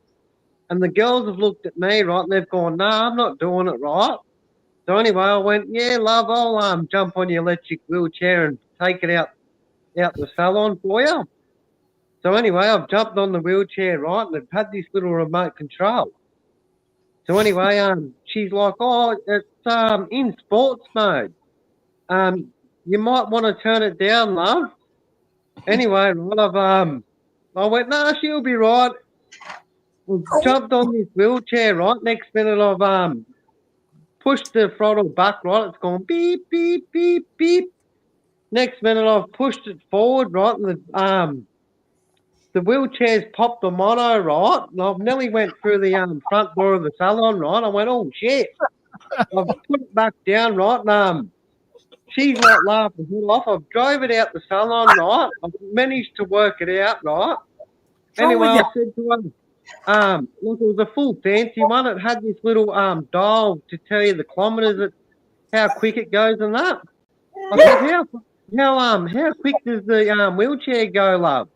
She goes, they must have give it full throttle before. I went, is that if I give it a go up the footpath, up the footpath and see how quick it goes? She's like, yeah, no, you're right. Anyway, I'm sticking a wheelchair up the bloody street, right? Like up the footpath. And it ended up doing 20 kilometres, right? So I'm like, yeah, sweet. Anyway, I drove it back down to her, and I parked it beside where she was sitting in the other wheelchair, right?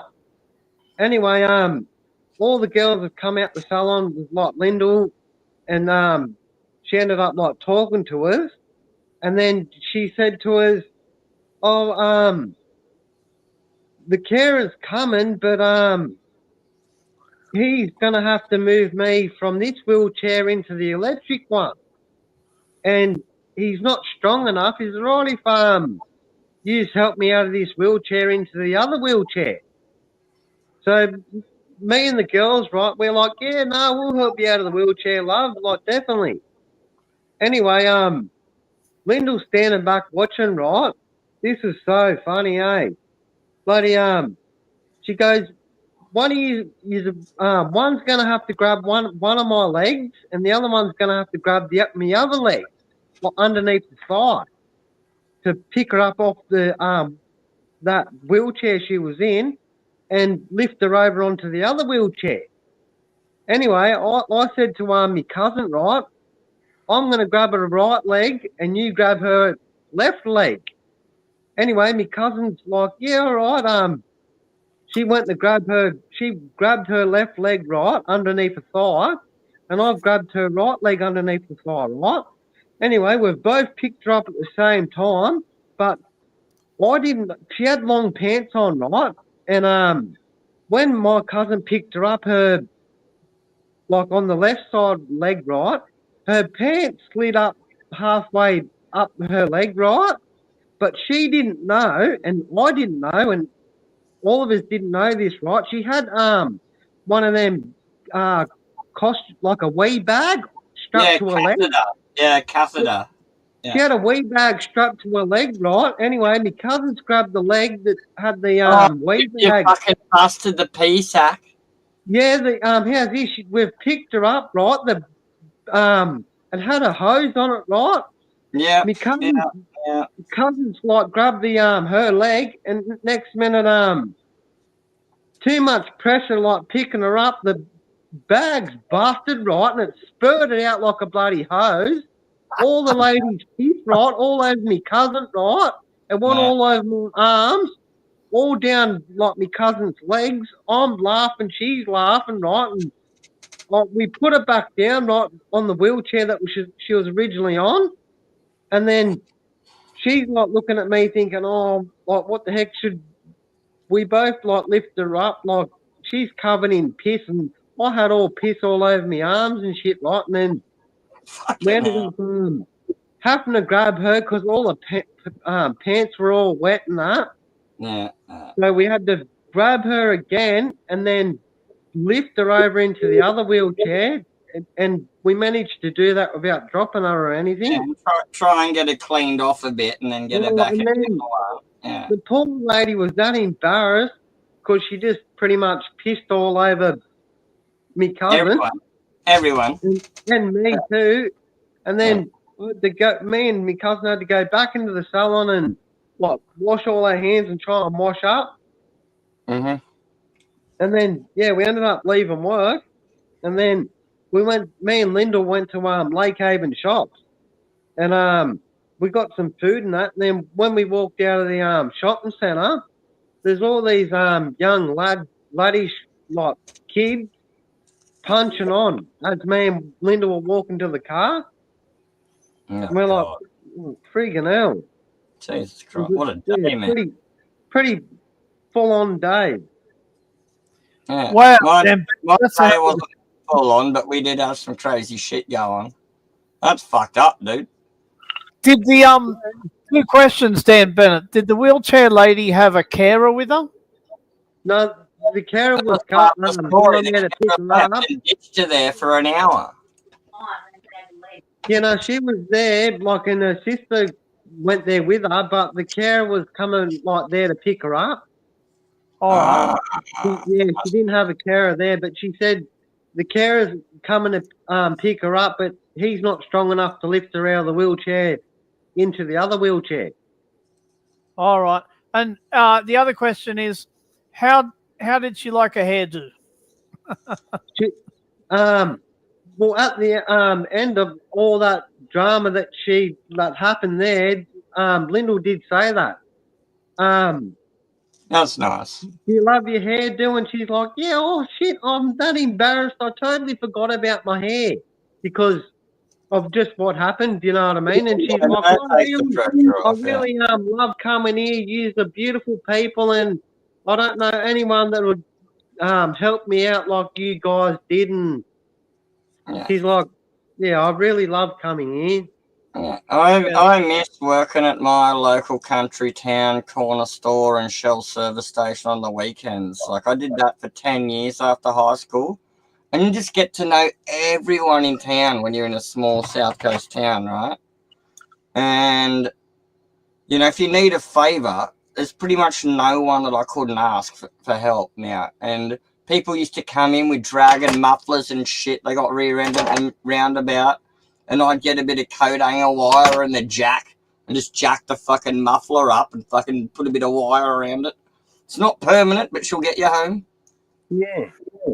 You know, I used to love helping people out. I had a junior that would work the till for me, and I just get all the stocking and shit done. But most of the time, I'm wandering around the driveway, like checking people's air and shit for them, just because I like talking to people. You know, I miss that. Help people out, and people, do you know what I mean? Help you or anyone out. Do you know what I mean? You always get it back. Yeah, doesn't matter. It can be the littlest thing. Even though you do the world for people, every little bit counts. This bloke had a flat tire in his caravan, and it was the exact same tire as my brand new spare from the old VB Commodore. And I'm like, oh, you can borrow me spare tire, mate. I know you every weekend. Turns out the dude lives all the way up in fucking Canberra, and he just comes down for the weekend with his caravan.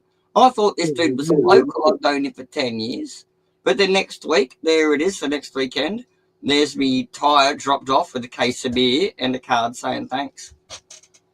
Yeah, cool, brother. You know, and that's what I tell people. I'll help you out, but if you burn me, I can't help anyone else. You know, yeah. Oh, you'd help other people, but you just wouldn't help that person ever again. That's all. Oh, I just put everything right on them. Like, if you're gonna borrow my spanner and walk away, and I'm not watching you, if you don't bring it back, I'm never gonna loan anyone a spanner ever again, and you've ruined it. And so they're like, oh shit, okay, and they always bring it back. You know, yeah. It's rare. It's rare these days that people go upon the call of duty to help people. I've done it a few times. Unfortunately, the whole world's not like that, you know. Oh, I had great fun when I went around caravanning, man. Because I took all me tools and me 12-volt shit and everything to do all the wiring and every maintenance thing that I could probably think of. I took all that with me, all my car tools and that. And people were borrowing the step ladder off the roof of me high ace and cleaning their giant buses and shit with it. Because how do you clean a bus roof if you don't have a step ladder? And Elfo's driving around with me caravan and a step ladder on the roof. I used to do all sorts of shit. I'd fix everyone's solar system and keep their old parts. And I'd go through them later and just add them to my kit if I wanted that part. But if I'm like, yeah, we're going to redo your shit, just get all new stuff, I'll come install it for you. And I keep the old shit. That's my payment. When I was younger, right, and I was smoking weed, right, me and my mate were walking around trying to search where we can get some pot, right? Mm-hmm. Anyway, we couldn't find anyone where we could buy some pot. Anyway, we've walked to the shopping centre, right? And we've asked this bloke, right? But how's this? We didn't know at the time. This dude, like, well, we assumed back in the day when it did happen that this dude done it to all young kids and to rip them off their money. But anyway, we've asked this bloke, right? Yeah, can you get us $50 worth of pot, right? He goes, yeah, mate. I've got pot in my car. I'll be back in a minute. Just stand right here at the front of the shopping centre, right? So anyway, I stood there, but my mate went to the corner and watched the bloke walk to his car in the car park. But anyway, what this cheeky bloke did, he must have had study bags in the car, right? And he's parked where he was parked in the car park. There was like a garden there, right? And it had all wood chip in the garden. Anyway, the cheeky bugger, right, he's filled up the bag, the saddy bag full of wood chips, right? And he's rolling it up like a bloody like a how you roll a ciggy, Yeah. in like a cigar, right? Yeah. Anyway, he had it in his pocket, and he's walked up to me and my mate standing at the front of the shopping centre, and he went, "Here you go, there's your pot, right?" And because we didn't want to just open it up and look, because we're in the front of the shopping centre, right?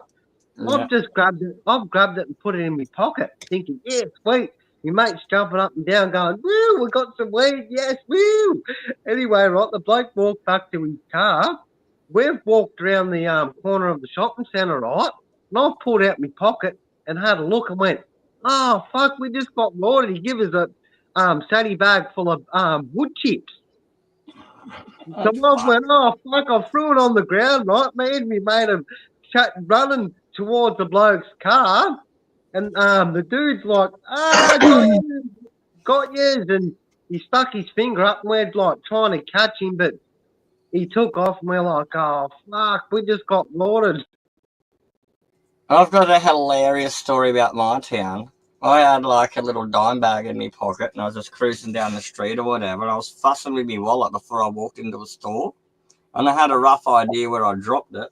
And I'd totally gotten home and it had been like half an hour. And I'm like, oh crap. And I ran back down. And this random dude was standing there just having a durry. And he's just standing there, right? And he's like, "Oh, mate, did you drop something?" And I'm like, "Yeah." And he just moves his foot. And there it is on the ground. Some random dude just stood there and was minding it, waiting for someone to come back. Just a local dude. Yeah. He saw me looking around. He's like, "Oh, did you drop your stuff, mate?" I'm like, "Yeah." He's like, "There it is." I'm like, "Fuck yeah, sweet." Yeah.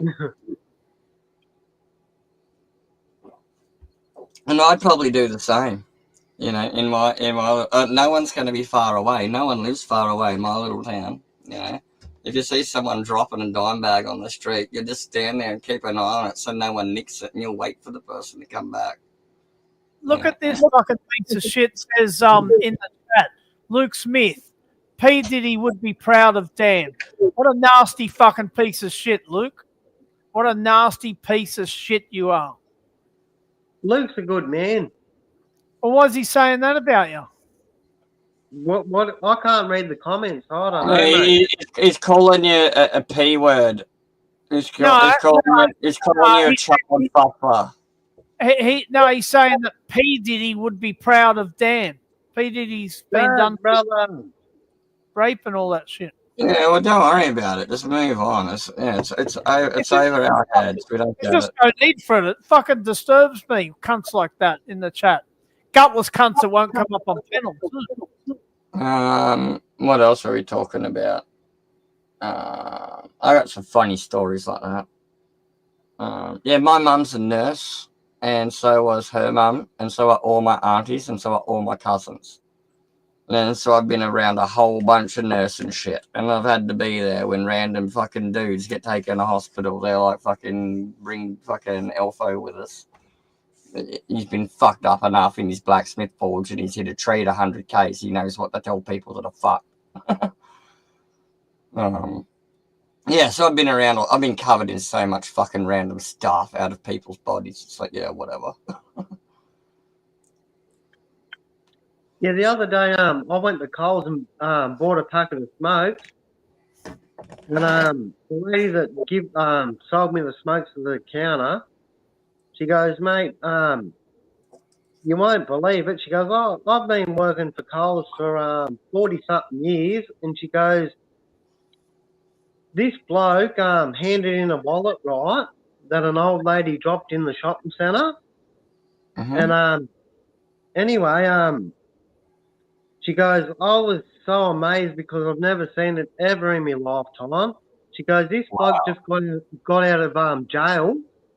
And anyway, this old lady walked into a news agency, right, and bought some lotto tickets. And as she walked out of the news agency, right, she thought she was putting a wallet in a bag, but she missed the bag and dropped it on the ground. Kept walking, right? Anyway, the dude that just got out of jail ended up picking up a wallet, and he didn't like look inside a wallet or anything, but he walked to Coles, the front desk where you buy smokes, and said, look, I haven't looked in the wallet, but I'm sure there might be money in there. And he goes, I'm in desperate need of money, but I could never take anyone's money. Anyway, the lady that he gave the wallet to, she goes, give me your phone number, and there might be a reward. Yeah. No, she said she was dumbfounded, right? When she opened up the old lady's wallet, there was $6,000 in a wallet. Anyway, at the time when I went there, right, he was standing behind me, and the boss that was running Coles, they ended up giving him a $200 gift voucher. Yep. Yeah. There you go. Yeah. Yeah. That's what we're like. Yeah, for his good deed. Yeah. And I thought, heaps good, eh? That's great. Like they looked on camera to see what the old lady did, and that's how they knew that she went to the news agency and walked out, and she went to put a wallet in the bag, but dropped it on the ground. Even the local corner store I worked at after high school, we were next door to the local caravan park, and a lot of retirees worked there. And I watched some old man that I'd known for like 10 years steal. Guess what he stole? A tube of fucking toothpaste. Yeah, I was fucking devastated. I'm like, dude, no, you come back over here. I saw that. Don't worry about it. Get a new toothbrush. You want some shampoo and conditioner? We've got the mini camp ones. You take some of those. Do you want some new soap? Get that. Come around the other side. Do you want a can of Heinz Chunky soup? Get that. And it's like, I can't afford that. And I'm like, no, it's for free today. Just come over and let me scan it. It's for free today. And I told me boss what happened. And he just whipped out like $20 and handed straight to me and said, do it again. And that's like local people, mate. He's been a dude that's been with us for like, my boss would have known him for like 50 fucking years, right? And he doesn't want me ringing the police on this cunt. I just said, right, you're stealing fucking toothpaste. That's not a shit thing. Do you need anything else? I'll sort you out. You know, just ask me next time and we've got you, dude, you know? And that's what it's like in the small towns, right? Here's a story for you. As I left work one morning, I used to be in building. I used to be a roof and gutterer, and I've left work one morning, keen as in the come on spring or nearly summer, and away I've gone, and I'm going down the road, just this local small street, and I see all this rubbish on the fucking on the road. And I say to myself, what the fuck's all this shit? What's going on here? And I look around, it's fucking $100 notes. Galore. Yeah, man. I fucking pull the car straight over, jump out, and I scrap them all up and just in balls, and I'm just throwing them into the ute. Just like that. I didn't care where they landed. Because I couldn't find any owner or anything.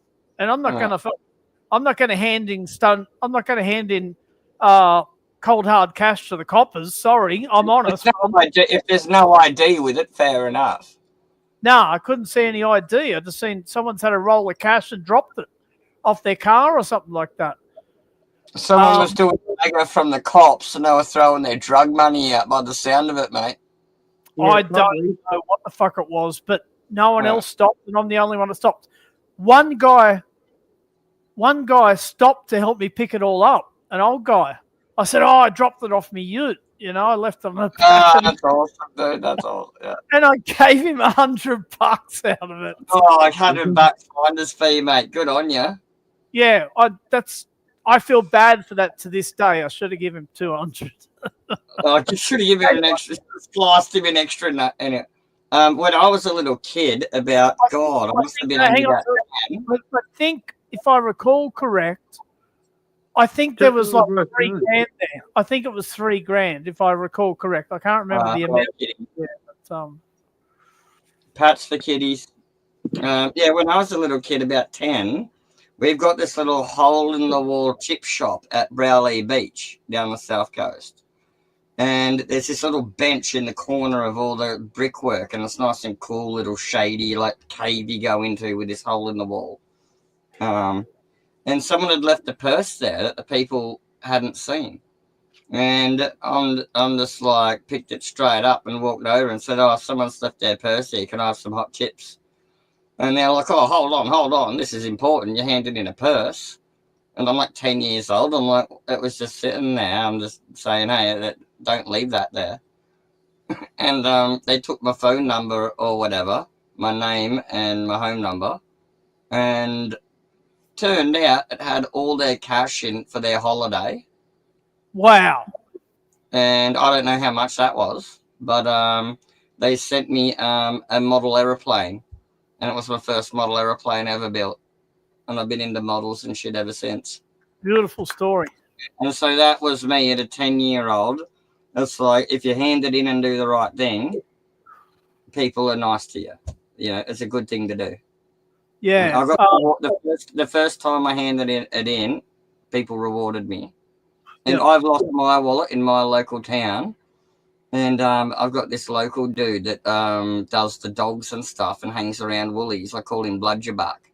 He's a black fella. And I went to school with the guy. That's why I can get away with calling him that. But he used to look after my dog when I went into Woolies. He walks up to me one day and he says, are you here to look for your wallet? I'm like, yup. And he's like, here you go.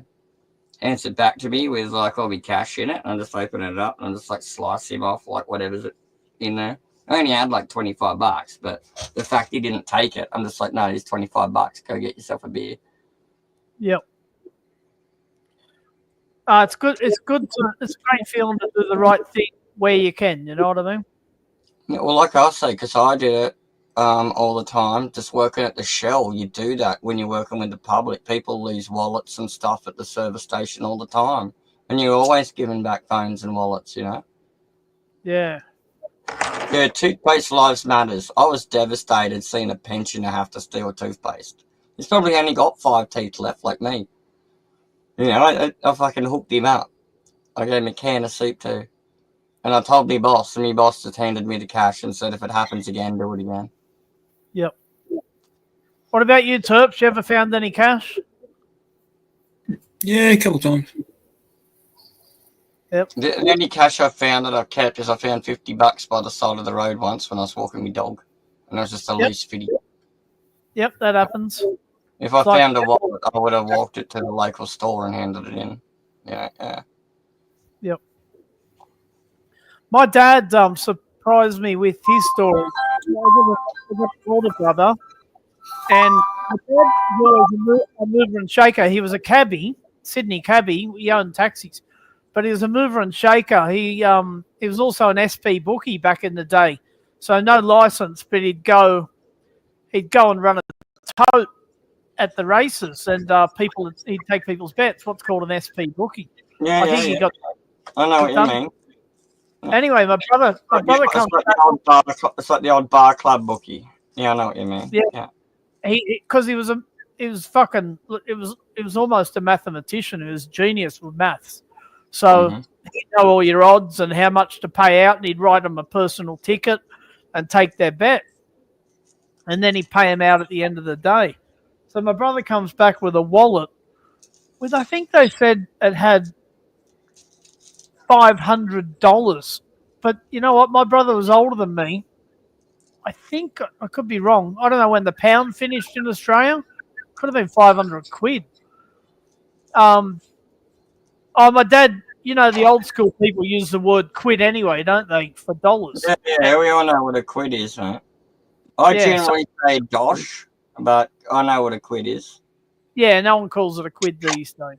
Yeah. So anyway, my brother comes back with this wallet with cash, and out of principle, my dad found the guy's details and realised there was possibly a way to contact him through the coppers, took me brother to the police station and handed the wallet in with the cash out of principle, just to teach him a lesson. Yeah. So I thought that was pretty big of him, So the funniest thing that me and Lyndall's witnessed in our life, it was so funny. Me and Lyndall went to Coles to do a shop, and we've done shopping, right? And we're at the cash register, and we're standing there. The whole shopping centre was packed, right? Anyway, this bloke started jumping up and down, screaming his head off, right? Like no one knew what was going on, right?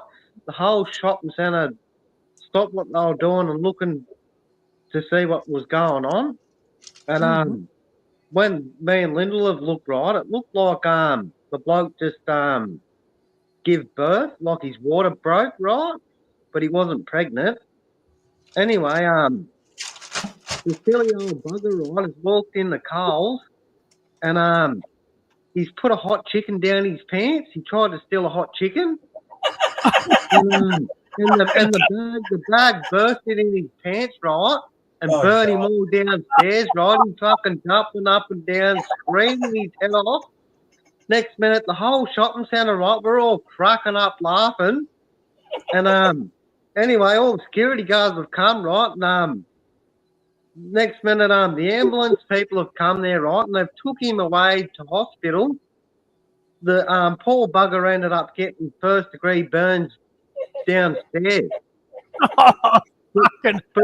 But the way it happened, geez, it was so funny, eh? Like, the whole shopping centre, like, it must have bursted, right, and leaking downstairs, and because it's burning, right, he's jumping up and down. He didn't want to pull it out because he knew he stole it. Oh, hell. It just made it worse and worse, you know what I mean? And then, yeah, freaking hell, it was so funny. That's fucking funny, bro. Did you say you were there then? Yeah, me and Linda was standing at the cash register. Like, a lady was bipping our food, right? Like, scanning the food, putting our food in the bag. Next minute, this dude's, like, screaming his head off like he's getting murdered. So everyone stopped, right, and started looking at the bloke, like, what's going on? And then I just seen all, like, juices running down his legs, all like a big puddle at his feet. And I thought, what the heck's going on here? Like, did he shit himself, or I didn't know what was going on, but he's still jumping up, screaming, right? And then I didn't know until the security guards come there, right? He ended up pulling a hot chicken out of his pants. And I went, oh, fuck, that's why he's screaming. His chicken bursted in his pants. Yeah, well, you know, you don't want to put a hot cock on your cock. No, that's crazy, eh? Who goes in the Coles to duck the hot chicken down your pants? Dacking a fucking hot chicken. To be honest, I feel a bit sorry for him because he's obviously broke if he can't afford to buy barbecue chicken. But at the same time, he'll get a good feed in the hospital. He'll be okay. I feel sorry for him, especially when the ambulance people have brought in a stretcher, right? And they took him out of Coles on a stretcher. Wow. Yeah, I thought, oh no. Oh, that's glorious. Sorry. I would have bought the chicken for him if I knew he was going to do that. Right? Yeah, same. Yeah, that's what I was thinking. Fucking hell. If you're going to burn your dick off with it, mate, it's not worth it. I'll just buy you Oh, 10 he's going to burn his balls and everything. Yeah. Fuck. That's a hell of a story, Dan. Well done. Yeah, and all down his thighs and legs and freaking hell. Most But of the my way- stories are all The way it wholesome. went down, geez, it was so funny. Like, everyone was cracking up laughing. Yep. Like, especially when the security guard pulled the chicken out of his pants. Like, that just made it so much, because everyone didn't know what was going on. They thought I literally thought he'd shit himself, like had the runs and shit himself. But then when they pulled the chicken out of his pants, I went, oh, fuck, he ducked the hot chicken. I'll tell you a funny story. Hopefully I can make it as funny as it actually was at the time. So three of us went fishing at Bundina in Sydney. I don't know if you guys know where that is. Dan, I'm not quite sure where you are, but Bundina, Sutherland Shire. And we go fishing down at Bundina. And my mate had a little Gemini with a big cam in it. He bought this fucking $5,000 engine or something. This is in the 80s. No, it mightn't have been that much, but it was certainly expensive. And it had a big cam, so it's a lumpy cam. It'd be like like that, you know. The three of us went down to Bundina with fishing gear and all that stuff. And anyway, at some point in the trip, there was people fishing, and we were out on this wharf, and we were drinking in the car at the time. We weren't fishing at the time, and we were listening to music. We had Jim Beam bottles going and stuff like that. I was sitting in the back. My now brother-in-law, who has always been my best friend, was in the driver's seat, and one of our work colleagues was in the passenger seat. And we're listening to the music, and this guy in the passenger seat had put his how did it roll? He put his, I don't exactly recall how this happened, but he put his bottle of bourbon on the roof to just keep it there while he was drinking, right? And then make his mixes. And then after about an hour, my brother-in-law said, shit, because we're pumping the music and he's got big speakers in the back, we should start it up and make sure she's going okay. But because he's got a big cam, the car started fucking shaking and the bottle slid off the roof, somehow hit the gutter, hit maybe the fucking window or something, and hit this guy on the head with the bottle. And then the bottle landed quietly into the passenger side. So he didn't know what the fuck hit him. He got out and started yelling at a fucking group of people that were beside the car. Next minute, there's a punch on. He starts punching on with them because he thought they hit him. This is fucking, you can't tell this story good enough for it to be as funny as what it really was, if you know what I mean. And we're like, no, Warren, we see what happened. The bottle, I seen it. The bottle hit you on the head. He's like, oh, what? He was out there punching on with people for nothing. And this bottle hit him on the fucking head. And he's like, oh, okay, the bottle's in the front seat.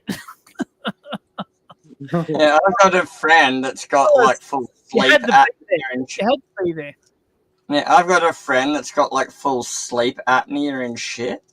And when he falls asleep holding his can of beer, it's still fucking full, but he never spills it. And if you try to lie him down and take the beer out of his hand, he just grips it tighter. If you try to move the beer, and he's just totally asleep and out of it. And if you try to move the beer out of his hand, he'll just end up crushing the fucking beer. It's like you just gotta leave it alone, you know? Yeah. Yeah. Yeah. He'd probably wake up and finish the rest of it at some point. Yeah, he does. Yeah. It's like just sitting there holding his beard fast asleep. And if you try to move it out of his hand, he just crushes it. And you won't let it go. Even when he's asleep, he will not spill a beer, this cunt. It's fucking crazy. It's like a superpower he's got when he's smashed. Yeah. No, but I think Dan Bennett's a winner with the fucking chicken story. You can't beat that. Yeah, no, that was the best one. Fucking, yeah. Never put a hot cock on your cock. That was a good one, What?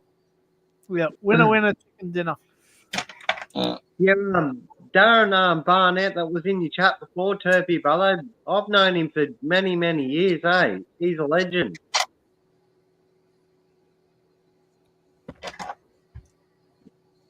He's a top bloke. You there, Turpy? You're muted, by the way. Did you even realise you're muted? You've been muted for a while. I bet Turpy thought he was talking. Hey, yeah. Oh, sorry, was I muted? Damn. Yeah, sorry. Yeah.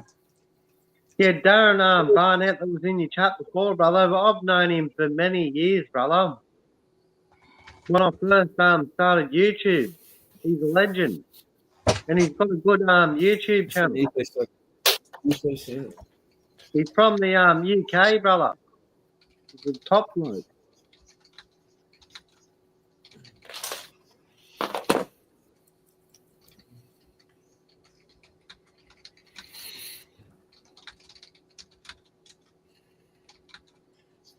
So you been, Dan? Yeah, been good, mate. A bit of a hectic day today. As I said before, bit funny and then fighting at the end, like with people punching on at the shopping centre. What happened? When me and Lyndall, after the wheelchair incident at work, we went to the shop and got some meat and that for dinner. And when we're walking out, there was like a group of like laddish kids. Too easy, brother. And they were punching on in the car park. Too easy. Fuck, that's hectic. So what'd they do? No, punching on in the car park. Who was it? Like, what'd they look like? They were like lads, brother, probably about, I'd say, 18, 19 years old. One second, I'm for a phone. 1 sec. I've never had to fight anyone going out. Like my best friend is like an ex bodybuilding champion. He's a monster. I've never had to fight anyone. I've sat there and held his beer and his cigar for him while he says, "Hold this elf. I'm gonna go over there and fuck these cunts up." I'm like, "Dude, there's 5 of them." And he's like, "I didn't give a fuck." It's just fucking crazy. You'll smash 3 and the other 2 will run away. Mad cat. The only time I've really had to punch on was in I lived in Thailand. I got a house over there still, and I think I lived there for about 8 years of my life. Once I got out of the building game, I just packed up and moved over there. But what I find, guys, this is interesting. Terps, you might not know this. We get along well with Poms here, right? But when you see them internationally, they're fucking jealous of us or something. The Poms don't like us. Wait, when you see them where? In Thailand. At the Thai bars and the party towns and that, you know what I mean? Oh, that's because in Australia we'll put up with Poms, but Thai people won't put up with Poms, but they love Australians. Yeah. Poms whinge too much for Thai people, but Australians will handle a bit of whinging. Anyway, Oh, we got whinge. Some Aussies whinge too, man. I won't be biased and say that we don't whinge. We do whinge. Mate. I do my fair share.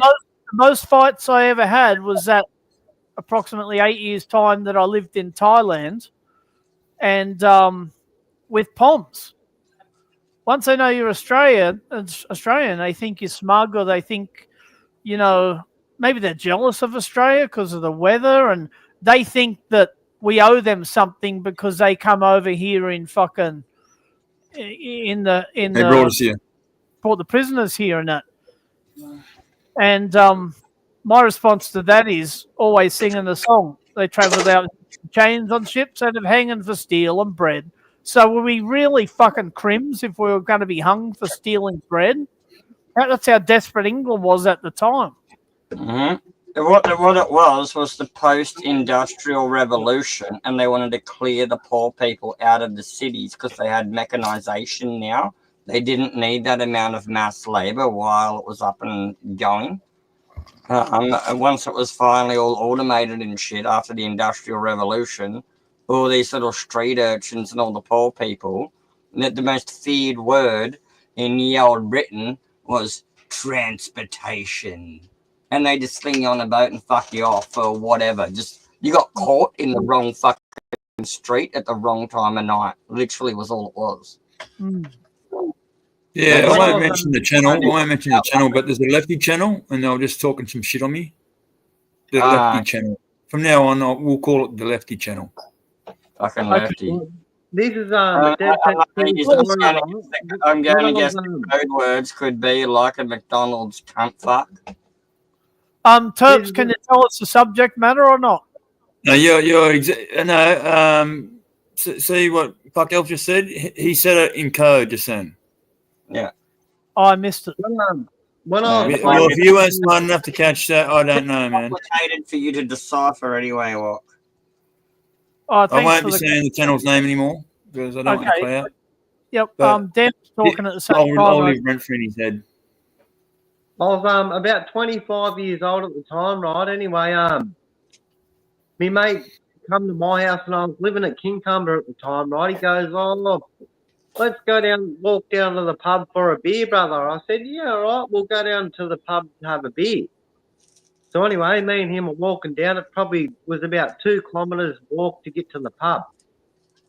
Anyway, come here, boy. As soon as we got to the pub, right, there's a big car park.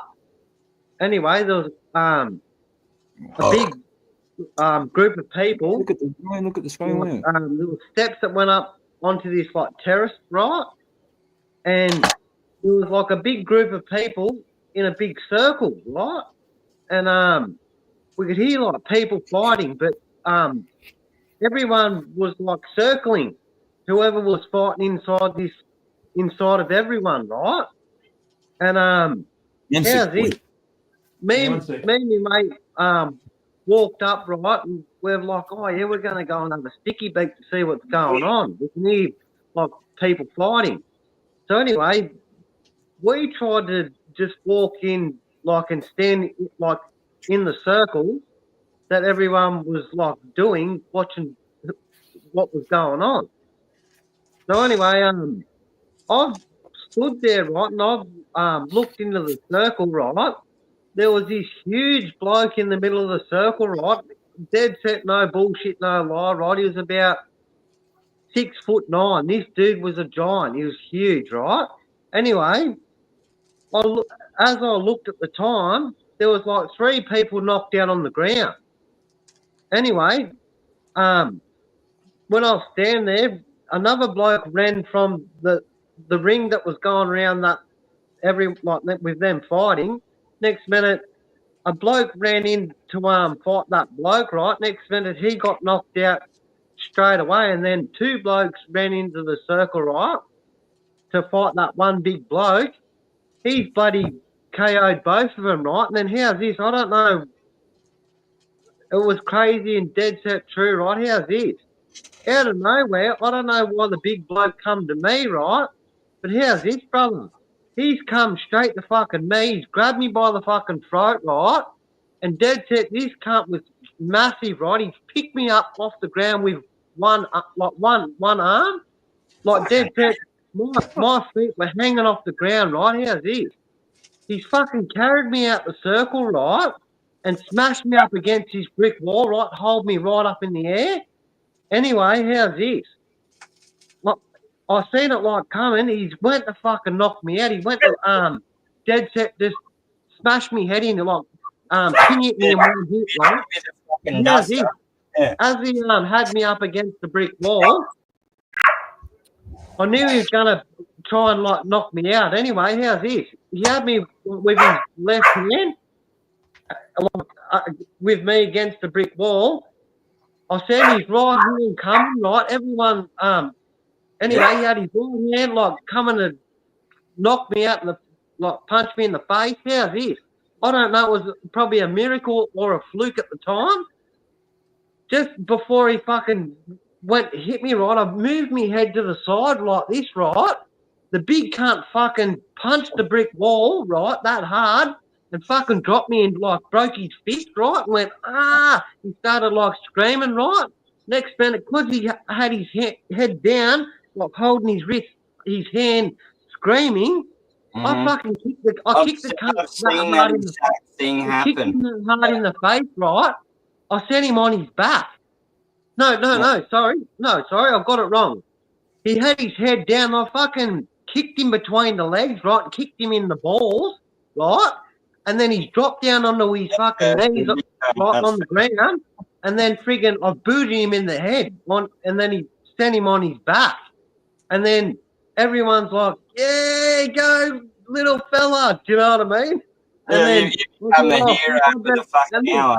Yeah. And then randomly in the wrong place I at the thought I wrong was gonna go because if this big cunt gets back up, he's gonna like smash me. But and murder the I didn't do anything to start anything. I was just standing there watching, and this big dude just grabbed me out of nowhere. Yeah. Where was that At King Cumber Pub. Is that Central Coast? Yeah. Big ball, do they? No, he wasn't bald. He He's had not- yeah, short, he had short short hair. hair, but he was huge, brother. Did And you know him? Dad said It wasn't Toodles. No, I've never seen the bloke ever in my lifetime. He's a But real Dad big dude said- that lives in Central Coast, like where you live. Fucking big dude, man. And like being honest, brother, if I didn't move my head and make him hit the brick wall, which I don't know what made me think to do that, but I don't know, it worked, brother. But being honest, if he hit me, brother, he would have fucking killed me. He dead set. He would have been honest. I've got one of my friends is a really good fighter. Like I say, I've never had a fight. I'm not bigging myself up, but I've seen him do that out the front of the bowling club. He's backed up to this metal pole and put his back against it, and this big guy's gone to hit him in the face, and he just went, and the dude just smashed this metal pole, and my mate knew exactly what he was doing. He just went straight for this metal pole and walked back up to it, and waited for the guy to swing, and he just fucking moved. And he got owned, man. Yeah, it was fucking the craziest thing I've ever seen. Like how clean it was. He didn't even throw a punch, and just this dude ended himself. I was like, "Fuck, dude, you're a savage." I've seen similar thing what you were just talking about then, Dan. I've seen a similar thing in karate, like in one of the national tournaments. It was the same time. I think it was the last. Yeah, it was the last time I seen Dolph Lundgren. And one of the dudes, he fucking sexy man. I just had to say that. He kicked the guy in the gut, and the guy sort of winded him, so he buckled over, and then he fucking shin kicked him in the head, man. Moshi Gary to the head, and fucking sent him off it was at the fucking town hall, like where they have the rallies and that, like the protests in Sydney. You know, like where the Metro Woolworths, across the road from that. Like where the Queen Victoria building is, like right next door, the town hall. Fucking it was in that town hall. And fucking he kicked him off the stage, man. The stage would have been about fucking 2.5 foot high, easy. Maybe. Yeah. Ouch. maybe 3 foot high. Yeah, pretty Like Yeah, imagine the footage. Of it. I got no good fighting stories. I can talk about standing there I holding my got beer. one. So I already mentioned. We already Yeah. mentioned that the Poms are aggressive in Thailand, right? And they can be aggressive towards Australians. As I said, I don't know if it's a jealousy thing because we got a nice warm country and they think they have some right to it or whatever. Anyway, there was a story going around about this bloke because a lot of guys that live in Thailand I like there's red light zones in Bangkok and near Bangkok, big red light party zones. And I actually moved to the countryside where there's rice. Long time. Sorry. Yes, Continue. there's country areas, a country area where I moved to buy cheap land and build a house. And I had developed a couple of mates there. One of them was the biggest bloke I've ever seen. He's a Welsh guy. You wouldn't fuck with him. Anyway, very good mate of mine. He's a general giant. Fuck, he was funny. Anyway, he said to me, Paul, one day, I won't use his accent because it's too difficult to fucking say, but he said, there's a guy around named Trevor, and he's about 6'2" or something, and he's got the biggest hands you've ever seen. He was just talking about him like this, but he said he goes around to people and he asks them, because there's red light zones and a lot of people marry hookers over there, right? That's the easiest way to meet a girl. Well, I met my girl online and such. Anyway, so he asked people, where'd you get your hooker from? I said, I don't care how big the cunt is. If he asks me that, he's going down. He goes, oh, no, he's a big guy. I'm only 5'8", and his hands are this big and blah, blah, blah. Anyway, I'm sitting there one night because what we'd 400 meters from my house, there was an English guy who... You're losing everyone in the story, man. All right. So there's an English guy who had his Thai wife had a Thai shop, and we would go there and sit on the table and drink piss of a night, and there'd be 4 or 5 people around the table just drinking. And all of a sudden this new guy shows up and I'd never seen him. And then I realized how big he was and the size of his hands. I thought, this is Trevor. And then people said, hello, Trevor, how are you? It wasn't long before he said to me, my missus comes and says hello on a motorbike with a friend of hers, gives me a kiss and walks away. Anyway, it wasn't long before he said, where did you get your hooker from? Well, I fucking jumped the table, knocked 4 teeth out of his mouth. Cut a long story short. Knocked 4 teeth out of his fucking mouth. I didn't miss. And next minute, he's got blood coming down his shirt, and he said, oh, you're fucking gone for this. Anyway. You've told this story about... I've heard it at least 3 times. There's a couple of new people here. Dan Bennett's telling us. I've never heard it. Okay, and Dan... You've never heard it? No, you've just been too fucking drunk. Yeah, probably, yeah. I'm probably too sad. Yeah. You guys, Dan Bennett hasn't heard it anyway. So anyway, the cops come round to my house, and I actually had to... There's 2 things to do. You can either go to court or you can pay the victim at the police station. So I actually had to pay an equivalent to fucking $2,000 for knocking his teeth out for dental repairs. And the cunt never came back near me again. That's the short of the story. Even if you don't win a fight, right? If the guy's picking on you and shit, and you have a go, even if you don't win the fight, man, usually the guy will respect you, and next time he won't pick on you. He's going to fight back. He knows it's a fight, so he usually won't fucking. It took me a while to learn that when I was a young fella, being not a huge dude, and everyone kept telling me you're allowed. People used to pull my ponytail on me.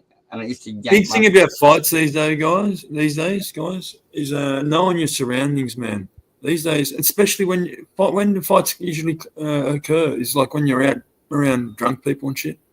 Yeah. So you got to be really aware of your surroundings, man. It's hard when you're drunk because your awareness goes down big time, man. Your peripheral vision goes from you. I really so don't you're not looking at people this way. I really don't. get drunk at pubs, I'd rather go out to the car park and have me joints and come back, and I'll drive me mates home at the end of the night. But I can sit around. Usually, I only have 2 beers, man, when I go out. I'll sit on them, like, or if I have a bourbon, I'll sit on it fucking. So people think I'm drinking. I don't mind cruising on lights because I can still drive if I have a few lights and shit, and I'm just not smashing them, and I have the odd soda water or fucking Coke in between or whatever. No one knows if you're having a Coke or a bourbon. No one looks at the shape of your fucking glass that hard. Have you ever lived in? Like, I don't know if you believe in ghosts or not, but I've always been like skeptical of it my whole life unless I see it from my own eyes, right? Me too. I've never seen one, so I don't believe in it. Anyway, how's this? The house before we bought this house, we're living in Buff Point, right? Anyway, where we had the TV, beside there was like a hallway, right? And when I'd be staring at the TV, from the right-hand side, it'd look like you'd see like someone peeking around the corner, like looking at me and Linda watching the TV, right? And you could just see it at the corner of your eye. So you, like someone sort of looking, but when you'd look, there'd be nothing there. Anyway, Linda was like, "Oh, did you see that?" And I'm like, "Yeah, I did, but I thought I'd seen shit." Was it a darting little person, or was it a peeking shadow person? We lived in the house for like 4 years, right? Anyway, we'd hear all weird noises. Linda would wake me up overnight, and I'd go searching like around the house, like all the kids would be asleep. I'd be looking for shit, and I'd even set up a camp, like cameras and shit. I could never like catch anything, right? Mm-hmm. Anyway, me and Linda were watching TV, and Linda was like shit herself, right? And she's gone, "Did you just see that little boy run from one side of the door to the other side of the door?" She goes, "I seen him clear as day. He was like Asian looking, and he had a shirt on, and it had like a picture of a teddy bear on the front." And I said, no, I didn't see that. And next minute, our kids started like talking, like Braith was living in the back room, right? But where the hallway was. And at one time, me and Linda were watching TV, right? And Linda was like, who is he talking to? And I'm like, we'd put the TV on mute, right? And we'd be listening going, fuck, is there someone in his room? Is he talking to someone? Anyway, I'd go in the room. She's like, I'm not going in there. Go and see what's going on. I'd go in the room, right, to check what's going on. I'd turn the light on. Next minute, Braith, our son, right, is sitting up in his bed, but he's asleep. So anyway, I end up laying him back down, and I'd slowly try and wake him up, and then he'd wake up right from talking, like he's talking to someone. I'm like, who are you talking to, mate? And he's like, I'm talking to Bad Ryan. And I went, oh, who's Bad Ryan? He's like, I said, where is he? He's like, he's just there in the corner of the room. So I'd turn on the light, right, and look and go, no, there's no one here. He goes, oh, Dad, he just ran and jumped out the window. And I went, oh, okay. So anyway, another time, this lady had a cat right next door, and it used to come to our front door because she never used to feed it much, right? And I used to give it like tuna and stuff, right? Anyway, one day, look, it was weird, brother. The house was huge. It was a 4-bedroom house, right? But I don't know, there was something like, how's this? Like, being honest, everyone has an argument and disagreement about anything in life, right? And one time, me and Lyndall had an argument, right? And there was a spare room in the back room, right, of that house. Anyway, me and Lyndall had an argument. I went and laid down in the spare bed. And in that room, it was freezing cold, right? And I felt so weird. And look, I didn't want to be in that room, right? So anyway, I ended up going, fuck this. I don't know, it was a feeling I've never felt before. So anyway, I ended up going and sleeping on the lounge in the lounge room. Anyway, this cat ended up coming inside, right? And I walked in where we'd see the shadows, like people looking and that, right? Anyway, the cat walked up the hallway and went to the room that I slept in. That was There you go. I can hear you. Felt real freezing cold, right? Anyway, me and Lyndall heard this cat go meow. It's fucking like shit itself. It's fucking red flying out into the bloody lounge room. What did you say? The cat went. Yeah, the cat's seen it too. Yeah. The cat went into that room, right? And next minute it come fucking bolting out 100 miles an hour. And it's like screaming like something fucking like a dog was after it or something, right? And it's fucking wanted to get out of that house quick smart. So this cat's fucking hit the front door, which the front door was shut, right? And I went, fuck, cats can sense shit, man. So anyway, the cat fucked off and it never come back for no more food, even at the front door. It used to come for months and months and months, and that was the first time the cat went into the house. Yeah, My daughter, right? My daughter used to always talk to someone, and I think it was just an imaginary friend, but she used to always be talking to someone. Always, man. Anyway, how's this, brother? I tried fucking catching shit to like find out, and You've already been fed. Waiting for the other three. Like it was so trippy, right? And I was always skeptical. I'm like, nah, I don't know. Like, am I seeing shit? You know what I mean? This and that. Anyway, my mum said she's gonna come down, right, and stay for a week. And she come down from Tweed Edge, right? And anyway, my mum's like a bit spiritual, right? She like believes in God and shit like that. We didn't tell my mum nothing about nothing, right? So she didn't know about ghosts in that house or anything, you know what I mean? Because we weren't totally sure if we were seeing shit or not. Anyway, my mum come down and stayed, right? And me and Lyndall and I said to me mum, oh look, can you mind the kids? Like they're in bed now, but we're both gonna go to the club. And we'll be back in a couple of hours. My mum's like, yeah, no, that's all good. You go and have fun at the club. So me and Lyndall went to the club, right? We're having fun there, and then I didn't think nothing of anything. My mum didn't even know anything, right? Anyway, me and Lyndall have come home. As soon as I've opened the door, right? I've never seen my mum fucking so scared in her whole life, right? My mum was fucking speechless, looking at me and Lyndall white as a ghost, right? We didn't tell my mum nothing about anything. We've come home from the club, she's white as a ghost, right? Anyway, how's this? In the lounge room, right, there's these two big, massive doors that lead out to the back and you can open them right up. There was like, all the blinds were shut. Anyway, this was so trippy. As soon as we walked in, my mum was fucking white as. We could hear like this, like a tune going. Like nothing was on, something like playing, like a music box. But we didn't even own a music box, like sort of a music box sound. Anyway, my mum goes, Dan, I was shitting myself waiting for you and Lyndall to go home, like come home. But this is what I witnessed as me and Lyndall walked in, right?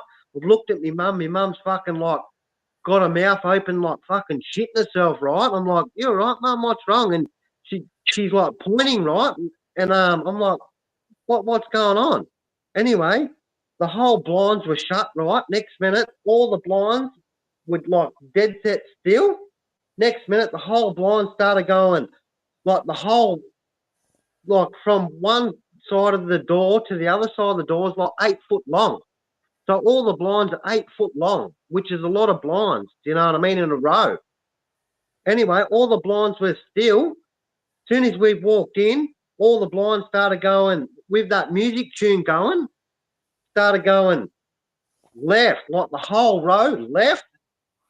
right, left, right, like the fucking whole row was swinging, left, right, and then how's this? To a dead stop from swinging hectic, all the blinds like this here. See these blinds here? They're exactly same as them. See how they got them each bit right, like that? You got right? weights in the bottom of them, yeah. All these blinds, right, were swinging, fucking the whole lot, swinging left, right, and then went to a dead set stop. They were like still. Then, like me and Linda were looking, going, what the fuck, right? My mum's going, right. Anyway, fucking next minute, the blinds fucking started going like this, brother, like dead set. I'm not telling bullshit, right? The blinds started slowly opening up, right? Fucking like this, right up and stayed still opening up like someone's fucking peeking out the back window, right? Next minute you can see, because I ended up filming it, and it's on my YouTube channel, brother. If you scroll right down, you'll see it. I've got all the dogs, our dogs we had at the time, there's 6 dogs, right? They're all standing on the back porch like fucking in fucking still mode, like looking at whatever's fucking doing it. But what was so trippy too,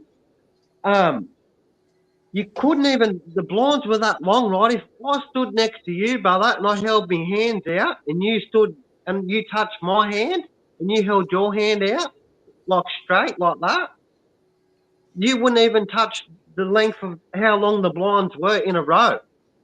And what was so trippy, one side of the blind opened up like that, right? And then there was the hugest gap. It done the same on the other side. So it was like 2 people fucking opening up the blinds, brother, and holding them open. Well, someone that's really big. Yeah, like massive, brother. Then anyway, I'm like, fuck, I knew shit was going on here. And I ended up filming it on my phone, right? And then anyway, the next day, I ended up waking up, right? Like, my mum's like, I'm going home, I'm not staying here anymore. I went, you right, Mum, what's wrong? She goes, being honest, I didn't want to tell you, but fuck, I'm not staying here ever again. She goes, when I went into that, you know how I said at the start, I stayed in that spare room, right, and it felt real cold and eerie, and I didn't want to stay in there, right, and I ended up sleeping on the lounge. My mum stayed in that room, right? Anyway, my mum's got a big gold chain with a cross on it. And my mum takes her chain off when she sleeps, right? She said, Dan, I took my chain off and I put it on the ground. And then in the morning when I woke up, the chain was dead set floating against the wall, my gold chain, right, floating against the wall. And she said there was a red dot. She goes, I can't explain. There was a red dot. My chain was against the wall, and it shouldn't have been just, there was nothing to hold it up. She goes, then my chain went across the fucking wall to the corner of the wall and then fell on the ground in the corner of the wall. She goes, once she seen that, she fucking jumped out of bed. She shit herself again, picked up her chain, and then ran out into the lounge room. And then my mum just wanted to leave. And then I started thinking, oh, fuck, I don't want to live here anymore. Like, it was so crazy and hectic, brother. That's fucked up, dude. It was. Yeah, It was, That's a hell of a story. That's a hell of a story, Dan. That's freaky. it was freaky, brother, and I can't believe I lived there for 4 years. That's some full-on poltergeist action and shit. I don't know, brother, but It was obviously an older house. yeah, it was old, but apparently it used to be back in the day like a refuge. Oh, Back shit. in the Well, day. there's all sorts of things that would have happened there. No, I don't know what's happened, but something's happened. But how's this in the 4 years I lived there, even before my mum come, right? Say about 3 years of me living there. Then my mum coming down and stayed, right? And then me and Lyndall tried to catch, like I'd be sitting there as well watching the TV, with the because the kitchen was behind the lounge, right? And we had the kitchen light on, and when we're watching the TV, Lynn was like, "Fuck! Did you just see that shadow go past you? Like somebody walked behind us, behind the lounge, and you could see the shadow in front of us, but I didn't see it. Lyndall did." And yeah, just heaps of like shit, like it was crazy. And I tried to catch shit for like 3 years, and then I clearly did see the blinds and the shit move, and I heard the music playing. Oh yeah, no, sorry. And Lyndall just yelled out something then, right? Hey, Des Barrett, whereabouts on the coast are you from? Were you ever from Sydney? And Lyndall just reminded me of something then, brother. She's hearing me talk about what I'm talking about, right? And how's this? Another night, me and Lyndall in our room asleep, right? Next minute, we hear this biggest bang, right? And a crash in the house, right? What? And Lyndall shit herself, right, and goes, "Fuck, what's that? Go and check it, right? Go and see what's going on." And she wouldn't get out of the bed because she was too scared. She wouldn't go and look around the house, brother. But I didn't care because I was skeptical, and I'm like, I'm trying to figure out what the fuck's going on. So anyway, this other night, I've jumped up, right, to find out what that big bang was, right? We had a bin in the kitchen. Something's fucking smashed the bin right across the fucking floor, and it was in the lounge room. Fucking hell. Full on. There's entities there for sure. I'm interested. What was the music? Was it one of those wind-up boxes? Yeah, it sounded like that, brother. But we didn't have a wind-up jewelry box or nothing like that, brother. Kind of one where they usually play lullabies on and shit like that. Yeah, it was like them wound-up ones where they got the little thing and it plays that tune. Yeah. It was like that. I believe our mind plays tricks on us, man. All right? Because you know what it's from? It's from when we're kids, right? And we get told these stories, right? No, believe me on this, some things, spirits are real, don't get me wrong. But it's like when you go out in the bush, right? A lot of people go, there's a wacky man and little ghosts and like things out in the bush. And man, trust me, man, you fucking hear everything move, man. Like you hear so if you don't know what's going on, you would think there's people walking around you, man, because you can hear lizards and shit breaking sticks around you. And what Dan's saying, Terps, is some straight up evidence, man. It's a haunted house. And also, like being honest, what we went through back at that house, right? We thought that was pretty crazy and full on, right? But how's this?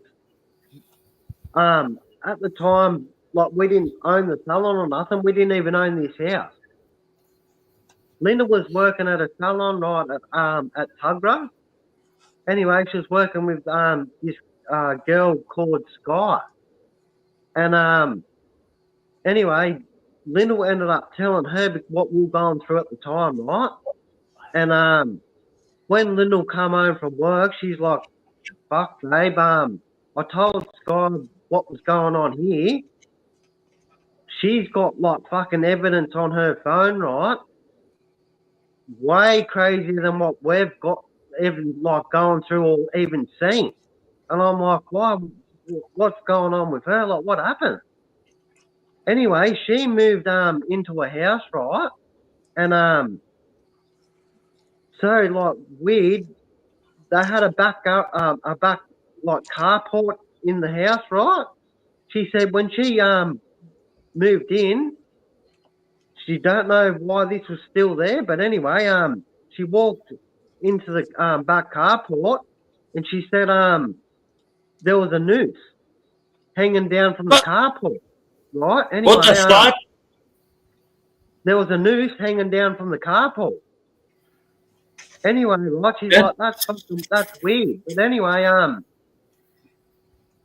behind her house, she said I've never seen nothing like this in my life. There was all like old, real old flowers. You know, like when you buy people flowers and you like plastic flowers and you leave them at people's graves. Yeah. Anyway, she said there was flowers attached to the house at the back, and she even sent us pictures and that, brother. And I swear, Lyndall's still got it all on her phone, brother. Even pictures Man, of. I remember fucking years ago, man. There was like a abandoned place, and fucking a cunt hung himself, and all they done was cut the noose down. Like, so part of the rope, because the abandoned like burnout thing near the school, like where this is in Leichhardt, where the bloke hung himself. Instead of taking down the whole rope, right, because it was burnt out and all condemned and shit. The people when he got found hung there, and they just cut him down, man. Instead of taking the whole rope down, so there was half a rope hanging there still from where he had hung himself. It used to be freaky. How's this, brother? I swear to God, right? Lyndall's got all the photos from her on her phone that she sent her, and me seeing them photos, right? No bullshit. You can tell it's not photocropped. It's not like you can dead set tell it's dead set real, and it's like pictures that she's taken of ghosts that you've never seen in your life. Like when I seen them, brother, I'm like, fuck, they're real scary, but I'm like, fucking hell, they're the best ghost pictures that I've ever seen anyone ever catch, like by their phone. But anyway, I've got a photo, right? I've got a photo after my girl's uncle died. Fucking Candy, this girl, it's Kylie's cousin. She's riding in a taxi, all right? Might have been her car. Anyway, like her uncle, he'd been dead for a few months by this stage, I think. I think it was a few months by this stage. At least would have been a few months. Anyways, yeah, she took a photo, like a selfie in the car. Man, he's fucking in the reflection on the fucking on the window. Fucking like there's like you can fully tell it's him. You know what I mean? Like it's a fucking picture of him, but that could be something kept in the camera. I don't know how to explain that. That could be a glitch somehow. Yeah, I've heard of that. Oops, on cameras. I'll get these pictures, brother. I'll put it on YouTube, brother, so you can see it. Like the pictures you'll never. I'm talking about the photo. I'm talking about I just can't like because like he was passed away. He was dead, man. And I remember Candy showing it, and I was like, "What the fuck?" And I was like, "No, that has to be like from one of the old photos that's been taken in the camera or something." That's the only thing I could put it to, and yeah. Yeah, there was all old. You reckon I'm right there? There was all old flowers like attached to the back of the house, right? Anyway, there was all like little round circle, like olden day, like pictures of I don't know who they were, right? In like with silver, like proper silver attached near the flowers. Anyway, she lived there with her young daughter, and at the time she was like 10. Her daughter pulled the flowers off the house right in the photos and threw them underneath the house, right? She goes, this is what she told Lyndall, right? She goes, then she goes, her daughter went for the weekend and stayed at her dad's house. She said she was in her room, right, sitting there on a phone. Next minute, she said she could hear someone walking. She said she could hear someone walking around the house, right? So she turned the bedroom light on and started yelling out, "Who's there? Is there someone in my house? Hello?" And then she said she was too afraid to walk out of her bedroom at the time, right? So she goes, "What?" This is what she told Lyndall. She goes, "I don't know what made me think this will do this, but I got my phone and I started taking pictures at the door." Anyway, you can see like this black, like demonish sort of figure standing right at the door, staring at her. Right? Then she's looked at her phone, right, and freaked the fuck out, and ended up jumping in the car and waited till slept in the car for the night, and then waited till the next day to go home in the daylight. She went back home, and then she ended up picking up a daughter. Then she was out the back hanging the clothes on the line. Next minute, she said the clothesline started just spinning around by itself. Then her daughter goes, "Mum, there's someone standing at the back door." And she looked and went, "No, there's no one there." And she said once again, she don't know why she did. She pulled her phone out and took a picture of the back door, right? And I've got it all on Lyndall's phone. I'll show you, right? Anyway, you can see just this head hovering above the back steps, right, with no body or nothing, like a woman's head. Anyway, I looked at it and went, yeah, fucking hell, like, it's like its head was like floating. Do you know what I mean? I don't know, you'll see the pictures when I put it on there. Yeah, like some kind of dragon shit. This other one that she said she was inside, and it was 8:30 at night. Anyway, she goes, "Mum, her daughter said to her, 'Mum, there's someone in your car.'" Anyway, she looked out the front right and goes, "No, there's no one in my car." Her daughter turned around to her mother and said, "Mum, take a picture of the car now because there's someone in your car." Anyway, Dad said she took a picture of her car, right, like through the front window. And Dad said with the picture, right, if you zoom in and you look through the front window, there's this fucking like demon. I don't know, it's fucking trippy as fuck. There's something sitting right in the middle of there's the front seat, the passenger seat. It's got its hands on the front and passenger seat with its head staring at the fucking through the window, looking at fucking them. Like That's fucking fucked up shit. It is. Like, I guarantee you, I've watched ghost shit and all this and that.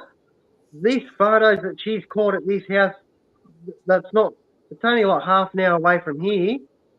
I know she don't live there anymore, but Dad said these photos, you would never ever see anything like it. I've never seen anything like it in my life. And I've watched like ghost shows and all that. I've never seen pictures. Yeah, but like nothing. that. I'll tell you something. A lot of people say you can hurt you. Spirits can't hurt you, man. That's weird, brother. I'll go The dead back. can't hurt you, man. It's You a got to fair worry few about the years- living. it's a People fair always few go on years about the ago, dead. brother, It's the living you got to Turkey, worry about, man. They're all definitely on Lyndall's phone still, and I'll find them, brother, and I'll do like a clip thing. And Oh, put it don't on get me YouTube. wrong. It'll scare you. Like, it's I'll put it scary on shit, YouTube, brother. but it won't hurt you. I guarantee you, whoever It can does give you watch bad it, luck, maybe. I don't know. you'll be dumbfounded, brother, like I was when I seen it. I'm like, fucking hell, that's scary as fuck. Like, what me and Lyndall went through was nothing compared to what she actually got on her phone. I'm like, fucking hell. Hey, when I got with Kylie, I went for a walk at Kempsey, Nambucca, and that in the bush because they were always speaking about these little waki, man, little fucking The Chunjadis, mate. The Chunjadi. yowies, little yowies, right? So I fucking I thought, and man, I swear, man, I heard things walking around. I thought it was, you know what I mean? And I had a mad light, so you know, as soon as I heard something, I could catch it. And most of the time, it was either a fucking little possum type thing, rat, Yeah, lizard, wildlife. Lots of wildlife. wildlife, man. That's what it was. But it sounds like some can't swat because they are watching you. So when you feel like you're being watched, you are being watched out in the bush. Like you are. Like that feeling of being watched out in the bush, it's fucking real because you are being watched by everything in the bush, man, because you're fucking a foreign object. So everything just is on you. Like you're like the predator there. Like you're like the top of the food chain. They're like, oh, fuck. So everything's worried about you. That's why it seems like the only reason they're moving is because they're trying to keep an eye on you. Yeah, when I was young, we were down the bush trying to stick dope plants, and all of a sudden we could hear these big steps through the bush, and I thought, "What the fuck's this? This is the owner of the plants coming to fucking get us," because we were only young, and we didn't get to see it, but it must have been just a roo. Must have been a roo bouncing through the fucking bush, and we got the fuck out there anyway. We didn't get to get the plants. We didn't get the plants. Yeah, I'm gonna pop off and have a break. All right, see you, Puck Elf. See you, Puck Elf, brother. I'm just gonna pop in and have a quick smoke. Yeah, cheers all. No worries. I might be back later if it's still around or whatever. I just need a break for a bit. All right. Sorry about talking about ghosts and that. Yeah, No, you scared Puck Elf off, Dan. No, interesting stories, bro. They're pretty hectic. Yeah, just stuff that I went through in life with Lyndall, and at times it was scary. Scared him off. It was definitely scary. But what scared me more was seeing them photos that she like. I tried to get evidence for 3 years, and I could never get nothing. Do you know what I mean? But I was dumbfounded when Lyndall's friend showed what she pictures she caught in the house she was living. I was like, fucking hell. Yeah. Like, fuck. Yeah. To be honest, I don't personally have a single ghost story in my life. I've never seen one. I've been scared on a couple of nights, when you're a bit younger and that going to sleep. But my sister has had quite a few encounters. One was with my nan after she died. She woke up and she was stone cold awake, and she looked at the end of the bed and there was my nan going like this. Because my sister would be almost running late for work. So he reckons she was there to tell her, get up and get to work, by doing that. Yeah. And my sister was freaked out, man. She didn't go to work that day. And she was freaked out. So MCF, come up, MCF. Just gonna have a quick smoke. I know you're trolling, MCF. Come up, mate. Can I have a quick ciggy, brother? All right, brother. Yeah, you're right. How do you know he's trolling to? I can't see him in the chat. No. Yeah, well, the trolls they send over. There's certain trolls that come over. I know where they're from. Oh, okay. Is it what time is it there? Oh, it's morning time now, isn't it? Yeah, morning time over there. Yesterday he quit his live and it was 11 a.m. when he went off. Yeah. Well, he's got to sleep sometime. Must sleep all day. It's fucking joke. Like, they reckon they.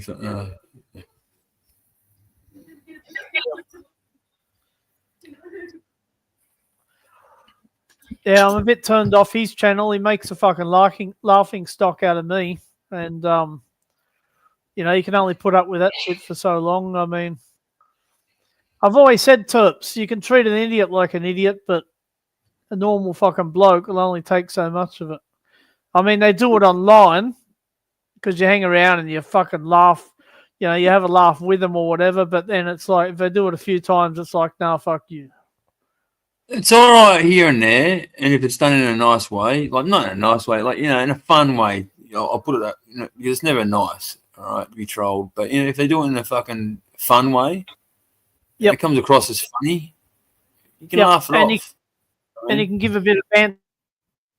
Yeah, and you can give some back. But when they go and when there's just like not one of them and their group attacking you though, and it's just you.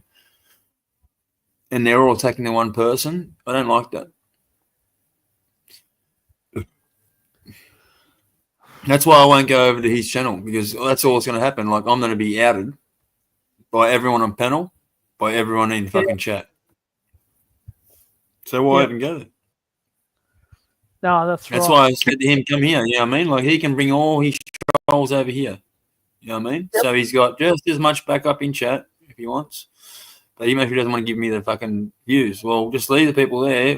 There's only a few people here. It's not like he has to fucking worry about doing it in too many people, in front of too many people. It's not that many people.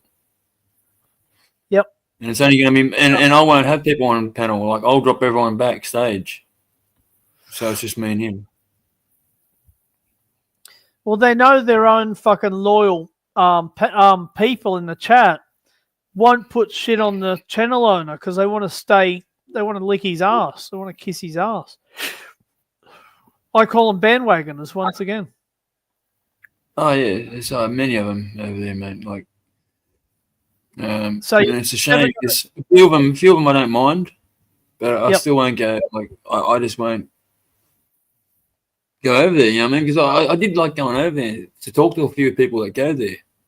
Yeah, I didn't mind going there, but the people that are loyal to him and want to kiss his ass are never going to give you any fucking leeway. They're going to be back.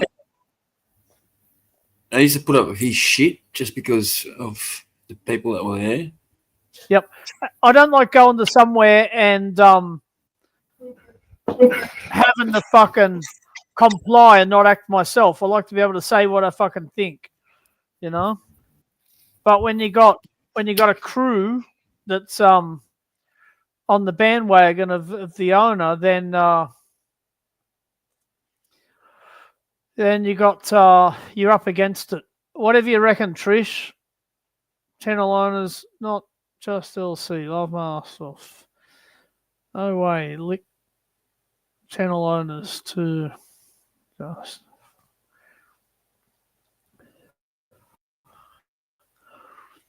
No, well, the truth is, Trish, some of us are mates with LC. You know, Terps is. I believe I am. We talk about personal stuff on the fucking phone, you know. We go a bit deeper than what we can online, and we talk about normal bloke stuff. So you don't get a phone call off someone for nothing, you know, having a chin wag and just talking about general, not bitching on the phone, because blokes don't do that, but we talk about current events and who's doing what, sometimes who's saying what, and who's acting like a fucking retard.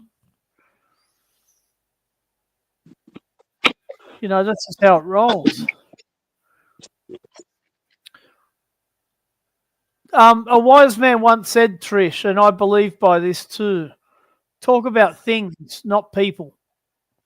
And I try and run by that, but to be honest, sometimes people are the subject matter of the subject of the moment. So we've got to cover the subject and say, well, he said this and they done that. So we can't help but talking about people. And I think there's a differential, whatever the word is, of talking about people and bitching about them. You've got to talk about the subject matter that's actually current events. You know?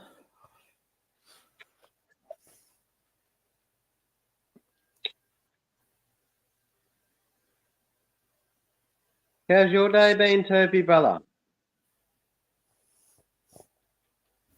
I might play a song in a minute because I know I can play this song. But hey, my day's not been bad, bro.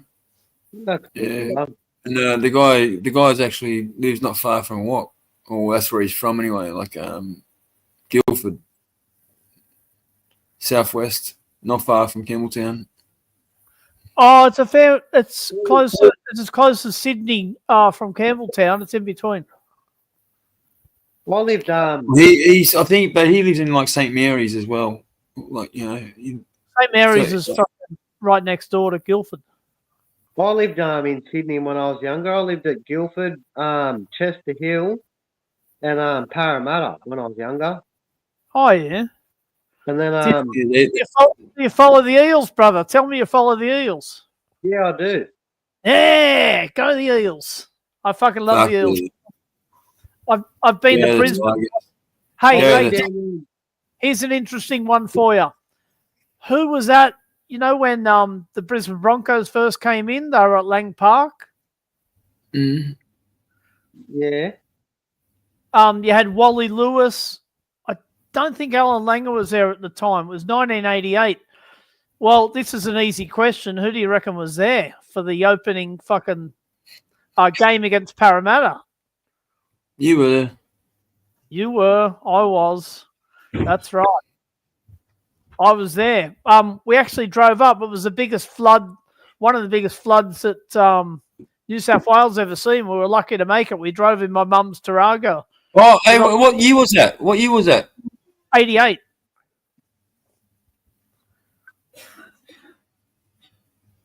Yeah, that would have been around the same year, I reckon. Yeah, I would have been 4 years old then. Because we had the earthquake 88. Yeah, 89 was it 89? Newcastle earthquake, right? Yep. Yeah. Yep. Yeah. 4 years old. So that's all. 89, I think that was. Yeah, but around the same time. Yeah, so yeah, that'd be right. I remember going to West Wyalong, man, and it was flooded, bro. Like my brother and I were in West Wyalong and it was flooded because Mum and Dad went to Japan. Yep. And they came when they came to pick us up, they got fucking stuck in the floods because it's like plains out there. Once it floods out that way, you're not driving around. Have you seen the music clip I put on my YouTube, Brother Turpy? The what? Have you seen the music clip I put on my YouTube? Yeah. The guitar guy. No, with the two old blokes rapping. Yeah, hey, the Zero, isn't it flat, bro? And it's just got those like little canal. It's not like drain. They're like drains, man. It's like a gutter. They've got these big gutter things running through the streets and shit, man. And they overflow. They fucking overflow, bro. And they're massive, man. Like, and some of the walkways, I swear, were they were like some of them had new walkways, but some still had old walkways on them, and like they were just so unsafe to cross. Like, yeah, if you fell in the water, like, mate, you would have got washed away. Like, it was pretty insane. It always floods, and when New South Wales floods, West Wyalong gets hammered, and it doesn't. The cotton and the eucalyptus doesn't really matter about that getting flooded. It bounces back from it. That's all they really do. They do a lot of like meat and shit there too, like cattle and sheep, and pork. But they do a lot of the cotton, video I put on the YouTube channel, Brother Turpy. I don't think you get copyrighted because when I uploaded the video to my YouTube, they monetized me for it. Yeah, I've seen the one. I've seen the one, not on your channel. They monetize, yeah? I've seen the old guys. Yeah, they monetize me, brother, and I put their music video on my channel. And they're two mad old rappers, brother. Yep. And they got millions and millions of views. I think it's called T-Pain. Yeah, I know the old rappers you're talking about. So what's going? What you get paid to have them on there? Yeah, I'm monetized to have them on my channel. It's weird. Nice. So if you played their song now, I don't think you'd get in trouble for it. Because if I'm going to play this one first, though. Listen to this one. You might. I don't know if you'll like it. It's a bit rappish and hardcore-ish. You know me, Terps. I love NWA and Eazy-E. I grew up with them. These are Sydney guys, though. Right. Fuck around and get whooped. Too much talking, fucking shoot this how we whoop. Too much talking. And this cunt is a real G. Line that face shot and shoot your man. He crying here in the blue. That's how we whoop. Fuck around, talking that block shit, push damn shit, or hitters bang on my block. Call him Big Enzo. Hard die and they run. 212, gun in my ops, smell free salute. Bloody gang, all killers, yeah, we knuckle blade and we shoot. 1-on-1 to the all out war, yeah, I'm down to throw down to fucking finish you too. I'm through Sydney, ain't no rules play, but your rules get schooled. If you know it's rule one, I ain't got bloodline, we don't run, so you can play it up or aim up, even going out number me too. But you can trust any running I'm doing is running fucking straight at you. Fuck around and get whooped. Line that face shot and shoot. But you can trust any running I'm doing is running fucking straight at you. Fuck around and get whooped. Too much talking, fucking shoot, this how we walk. Too much talking, aim at point blank, let loose, this how we walk. Line that face shot and shoot. Your man, he crying, he in the boot, that's how we walk. Fuck around, that's your chance play. If you need to set your G'd up, really make moves in the game, then why you proclaim you a G son and then run? He's a runner, hell nah, little pussy boy, a track star. See all that tough talk is his talk, till you get lined up and get chalked. SYD, real killers don't say shit, just belly up, get point blank, body drop, quick chest hit, look on his face. Watch him come to life, put another 3 in his face. Now he won't look me in the eyes, boy, a half-hard little bitch. Say you can play it up or aim up, even going out number me too. But you can trust any running I'm doing is running fucking straight at you. Fuck around and get whooped. Line that face shot and shoot. But you can trust any running I'm doing is running fucking straight at you. Fuck around and get whooped. Too much talking, fucking shoot, this how we walk. These guys are the real deal, eh? Aim at point blank, let loose, this how we walk. Line that face shot and shoot. Your man, he crying, he in the boot, that's how we walk. Fuck around and get whooped. Too much talking, fucking shoot, this how we walk. Too much talking, aim at point blank, let loose, this how we walk. Line that face shot and shoot. Your man, he crying, he in the boot, that's how we walk. Fuck around. No, that's cool. Yeah, bloke there, fucking man, mad can I? A pretty big unit. Henry Boyce, that's Henry Boyce. I don't think I'll be standing up to him anytime soon. He's a pretty big unit. He's fucking no, bro. His brother runs like the Islander guys in jail. He's like, yeah, that's the one that has trig. It's like 3 trigs. Do you reckon he's Tongan or Maori? He is Tongan. Yes, he is Tongan. They're Boyce.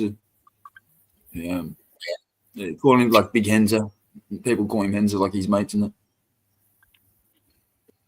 Fucking big boy, man. Like real. Looks chubby, but he's a real fit cunt. It's fucking weird, eh? Because he's fucking super fit. All he does is train, man. What does do they come from Sydney, brother? Yeah.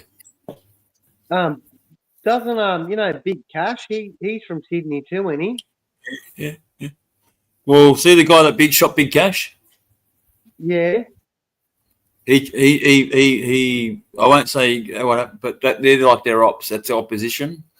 Okay. And they're like little. That's why I didn't hear him saying, "Oh, you pussy boy, you're like a track star." That means you must have ran from him or something. I don't know. No. I don't want to say anything, but yeah, must be like that, I suppose.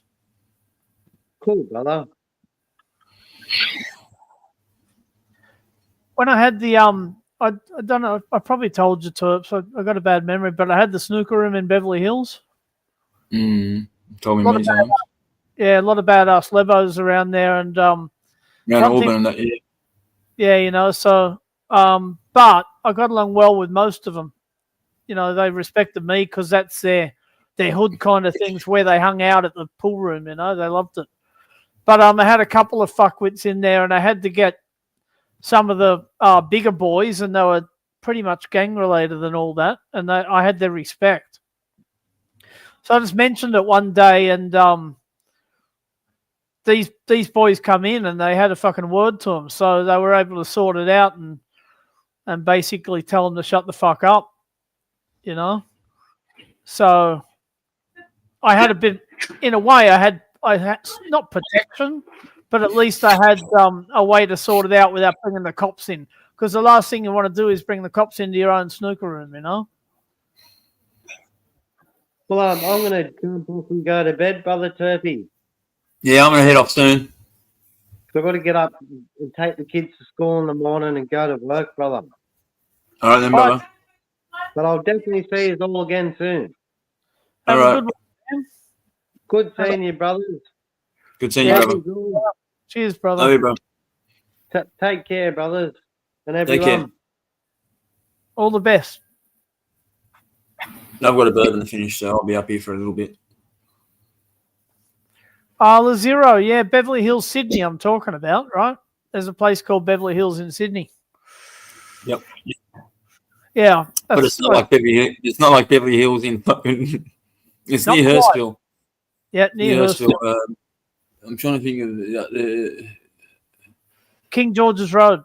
no, not Conmay. Fucking yeah, King George Road. But I'm trying to think of like another Sylvania. Is it Sylvania? Yeah, but that's further towards Sutherland. Yeah, I know, but there's no. I'm trying to think of the one right next to fucking Beverly Hills. Oh, I'll go fuck. through the. Well, you got Hurstville. On one side you got Narwee, which is directly on the right hand side, sort of thing. Is it a Wobble? Oh man, I can't fucking think, man.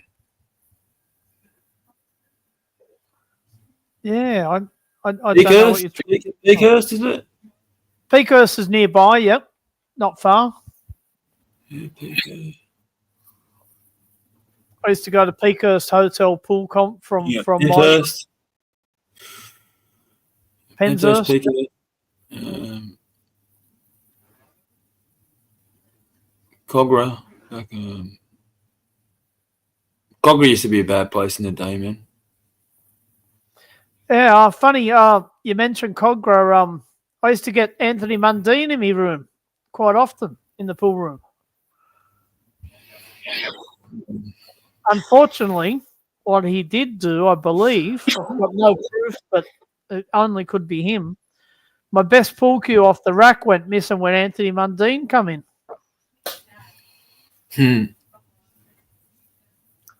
So he's walked out with the pool cue, hasn't he? Unfortunately.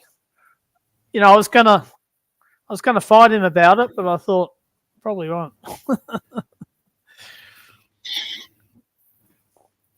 No, I never seen him again, to be honest. That was the last time I seen him in the room. The pool cue went missing. Sly dog.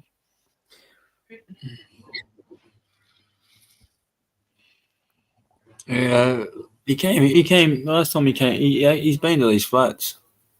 Got a photo. Like I wasn't here though. I was somewhere else. People got photos with him here and that. Yeah, I know him when I was a kid. I know him from Redfern. Yeah, you know, when he came into the room, like I'm a rugby league fan, but I don't think he was, when he first come in, he wasn't playing. I don't think he was in the first grade team. His first team was St. George, right? I don't think. St. George. Yeah, I don't think he was in the first grade lineup when he first came in. But one of the Lebanese guys walks up and he said, "Do you know who that is?" I said, "No, I've got no clue." He says, "That's Anthony Mundine." I said, "Oh, okay. Who's he?" He says, "He's he's in the grades of St. George. I think he might have been in reserve grade at the time or something, and making his way." It's pretty interesting. His nephew comes around. His nephew's been his first cousin, Tyrone, like his dad's brother's son. Been here on live with me. Yep. His dad was pretty much a champion boxer too, right? Tony, yeah. Yeah. In 3 weight division. Pretty hard to do, man. Do 3 weight divisions. That's right. Good as gold. But my mate Stade used to hang around him. Fucking your best mate, Lindsay Roberts. He's dead now, but his father used to hang around like Tony Mundine, and they had a big punch on down Redfern, massive big punch on. Because he's a boxer. Thomas Roberts is a boxer too. And, okay. Yeah, Tommy got it over. The last thing you want to do is be out and have a pub fight that spreads out onto the street, and there's a top class. Went for about fucking half an hour, man, in Redfern. Like it's like a fucking well-known like type of thing that's been talked about, like down there, you know, like from around that. People from down there, they know about it, you know.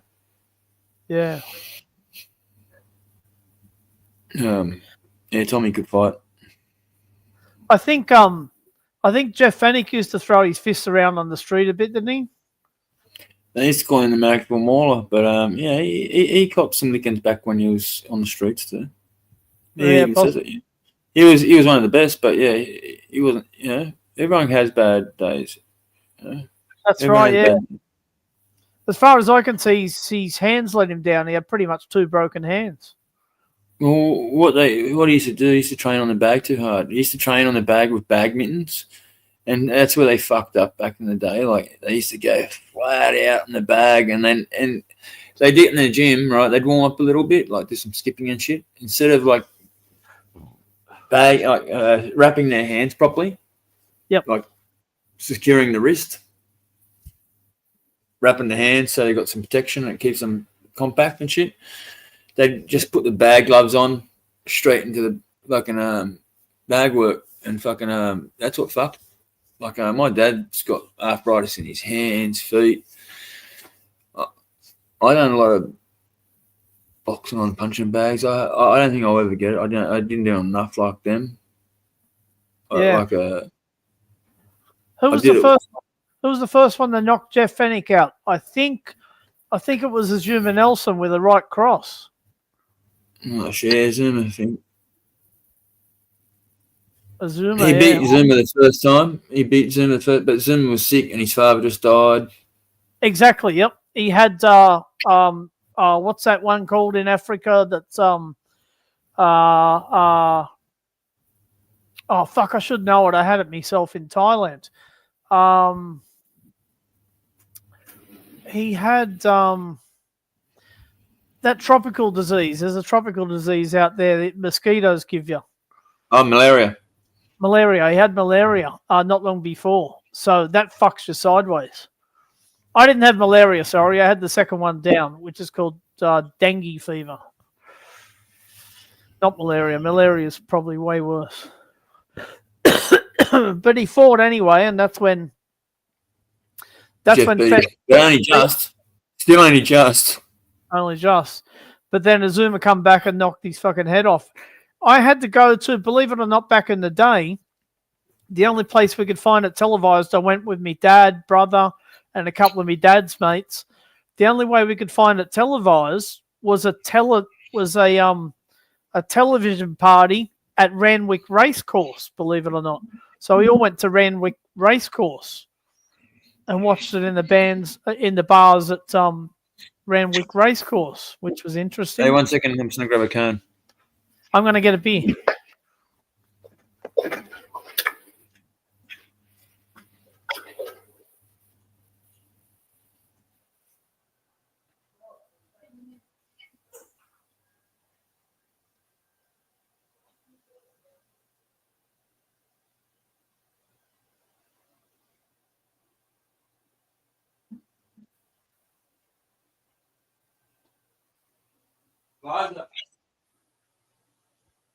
London.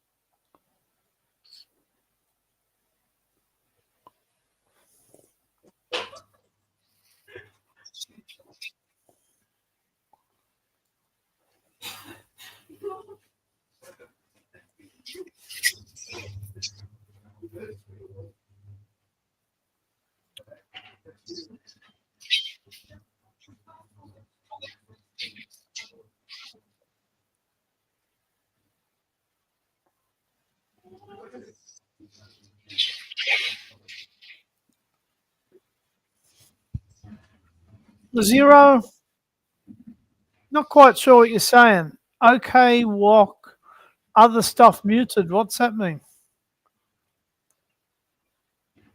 Please elaborate.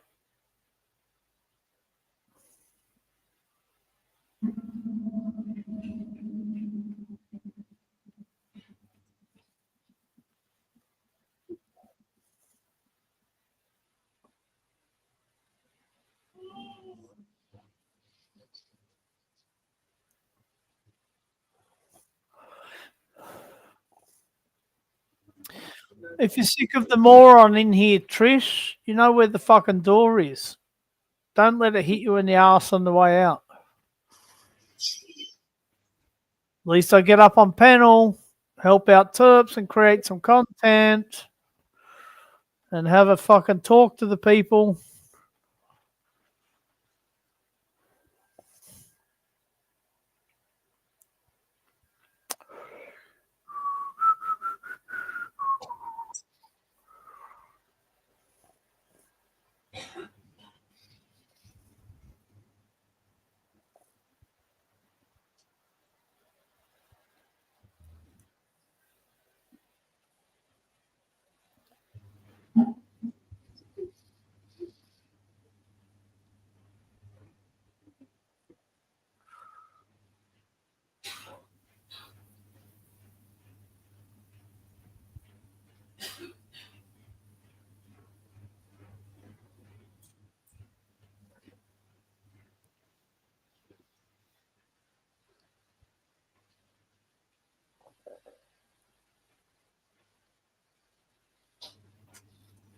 Who do you want me to talk to, Trish?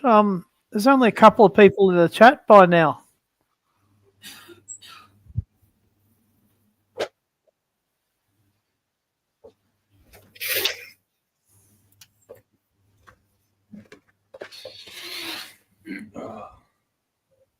Well, fuck, there's more people now again.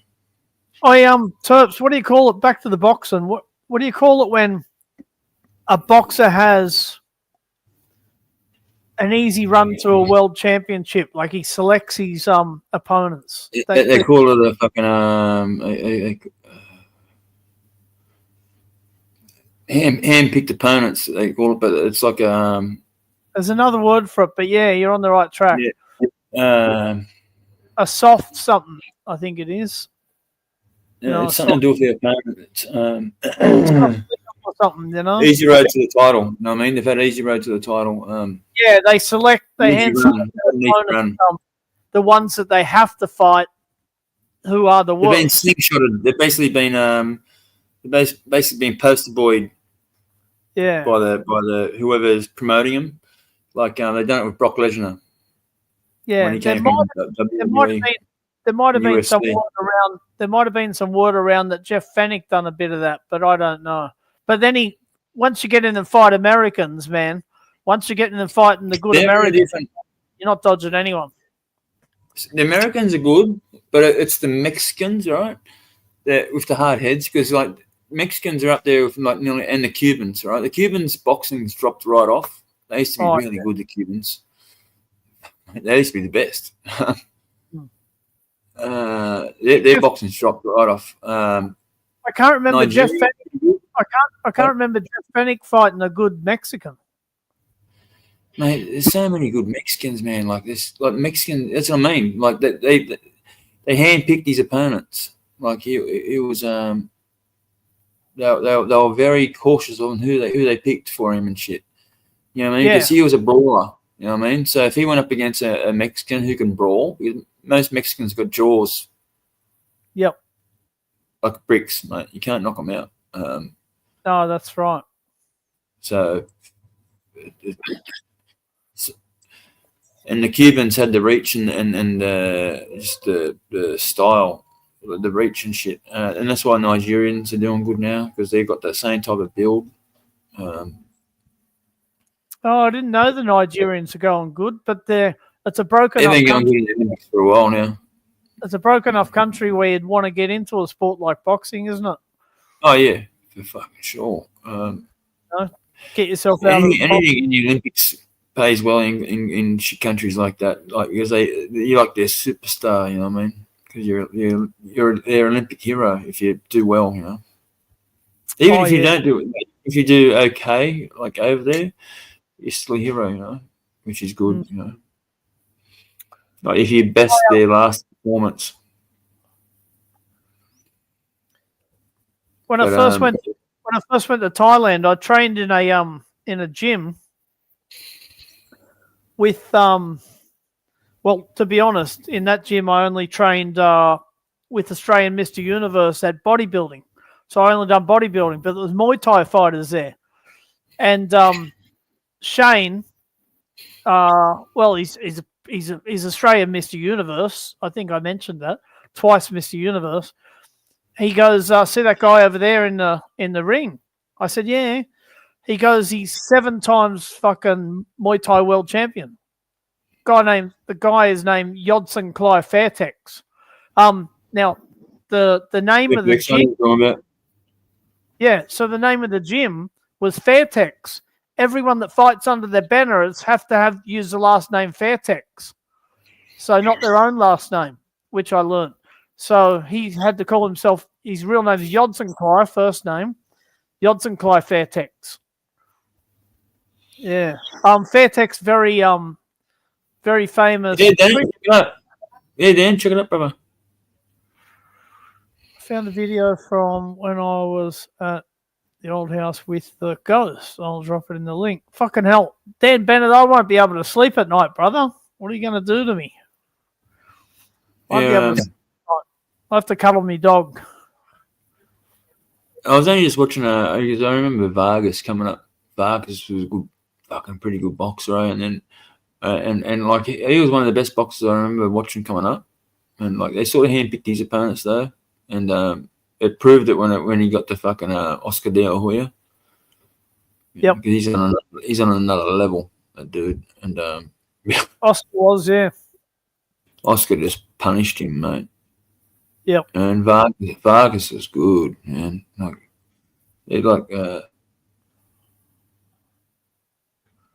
lot of people don't like fucking Oscar De La Hoya now, the Golden Boy. A lot of people don't like the Golden Boy promotion.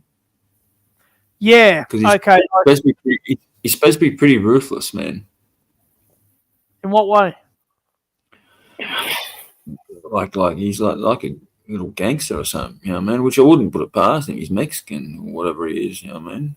Mm. Like, what have they got? I just couldn't.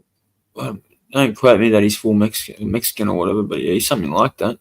You know what I mean? Like, you got to think, all of South America, man, it's all cartel shit, man. Like, yeah, but he'd be taken under the wing by the gangs, right? Oh, if he's down that way for sure, he'd be in America though. Otherwise, they'd stand over him for the money, man. Or if he's down that way though, he'd be contributing to them in some way. Yeah, like people that are got money in these areas. One of my favorite Mexican boxers, Julio Cesar Chavez. Chavez, yeah, he was good. He's only a short bloke, but he was fucking hard as nails and ruthless. Man, my favorite boxer now is fucking Tank Davis. Has been for a good minute now, man. What country? American. Oh, okay. He's like a mini Mike Tyson, man. Is he? He's black, obviously, is he? Yeah, black fella, but he's only little. He's like real short, only about 5'4". I don't know, maybe 5'5", 5'6". What I don't know. Pretty small though. Huh? What weight division? Bantamweight, maybe. I don't know. Only small. He fought fucking Ryan Garcia. He stopped Ryan Garcia with a body shot. Wow. You don't see that every day. And Ryan Garcia, he just last beat fucking the other mad boxer, the world champion. Ryan Garcia didn't get the world championship because he was overweight. He fucking smashed him. Fucking fuck, who was that? Fuck. Oh. Fuck, it's under my head if I was trying to think of it. Starts with H anyway. I think Garcia smashed him last fight. I think did oh no, I don't know. Haynes. Is it Only Haynes? boxing. Might be Haynes. But he was champion. Where did Jeff Fennick start? Was it bantamweight or is there one below that? But he won titles in 5 divisions, didn't he, Jeff Fennick? He was in featherweight, I think even maybe fucking flyweight, bro. Flyweight, yeah, started in flyweight, right? Tiny as fuck. Yeah, I mean, he started from real small and and he was Jeff Fennick was a Golden Gloves gold medalist, wasn't he? I don't know. I mostly do know if he was, but I can't think right now. He was an Olympic gold medalist. I'm quite sure of it. Well, Golden Gloves, right? A lot of people there's a lot of different types of Golden Gloves. There's Golden Gloves for winning police boys boxing championships, and they're not as good. There is other Golden Gloves boxings where it's like fucking regional and shit, and that's when it gets a bit, and state, so state Golden Gloves and national glove. You got to see what Golden, because if you just your Golden Glove off your your local areas, it's I mean, back in the day, so that's why there was a lot of gold. A lot of people go, "Oh, it's a Golden Gloves boxer." Yep. When people say Golden Gloves, they mean state Golden Gloves champion or fucking Yeah, I could be wrong, but I think that's what they called it in the Olympics at the time, Golden Gloves. I could be wrong. Could be just Olympic champion. Yeah, but Jeff Fennick, I'm sure pretty sure he won gold or he won a medal at the Olympics. You couldn't find that video. Just get it up for next time, Dan.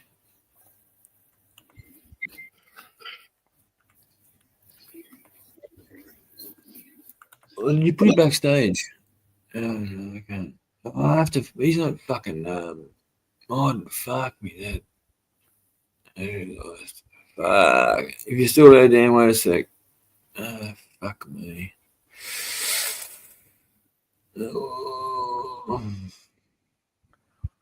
Nah, you know what, Terps? I'm just reading it now. I'm wrong. He lost a controversial quarterfinal bout against looks like a Russian name.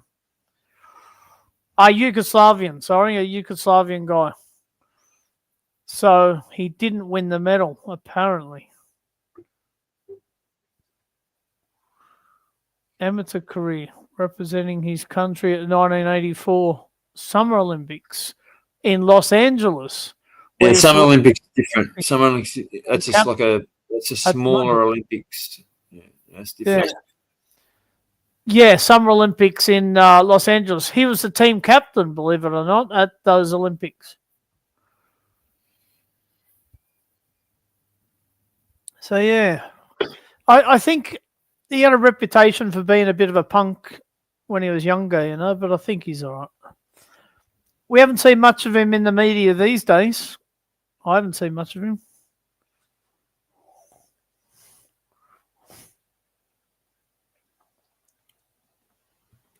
Wonder if his trainer Johnny Lewis would be probably dead by now. I'd think, unfortunately. Yeah, he's from Glebe Boxing State Gym. I remember Johnny.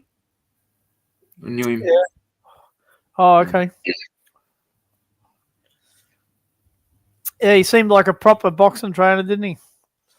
Yeah, he's good. He's a good guy. Reminds me of the that guy that played the trainer of Rocky in the Rocky movies, in a way. He's a good guy, man. Old Johnny Lewis. Fucking yeah.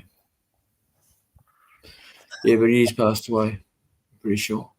Yeah. He's a good guy, man. Yeah. Okay, he used to knock around. He used to knock around guys too, man. I know gangsters used to go there, because I used to hang there a fair bit. I used to see gangsters there all the time, like fucking Tom Dominican, fucking Brucey Harden. Yep. Yeah. They'd go to boxing and shit there.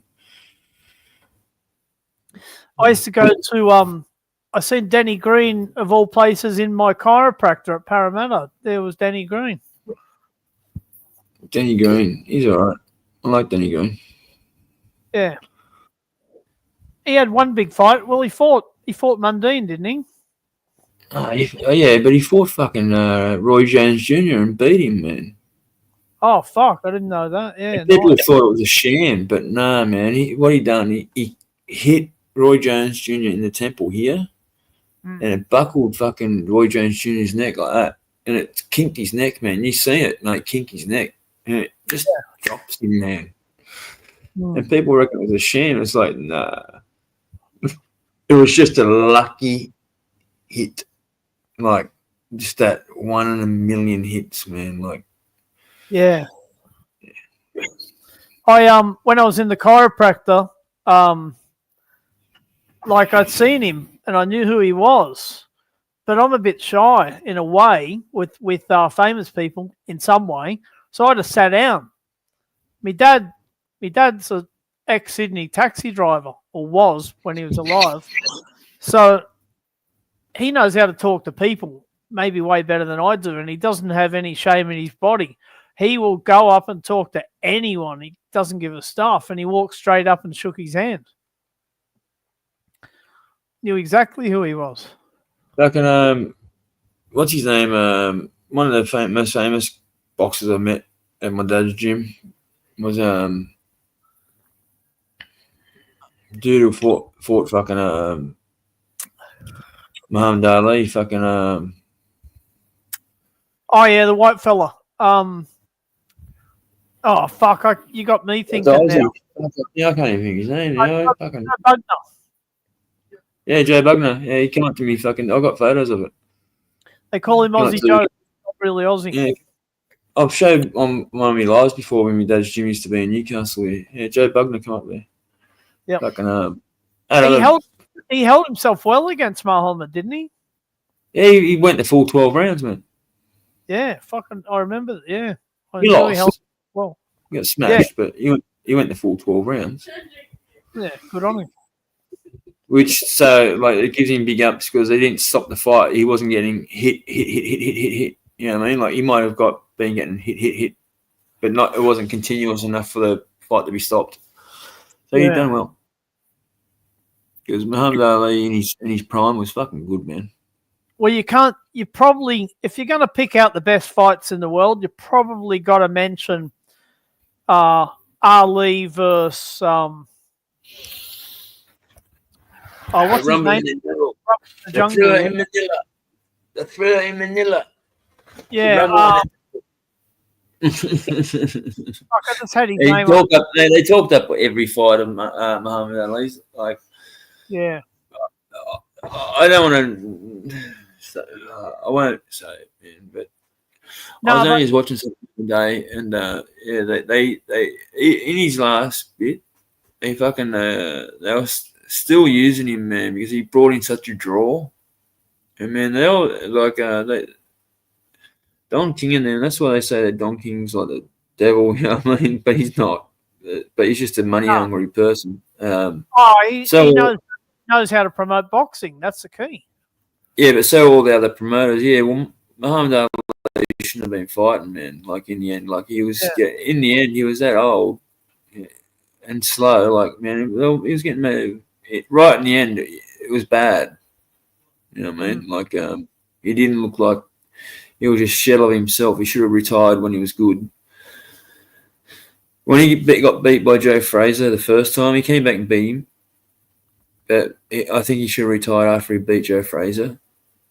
Because after that, he had some success, but I don't know. Yeah, then he would have stayed pretty much on top. You know, is what it is.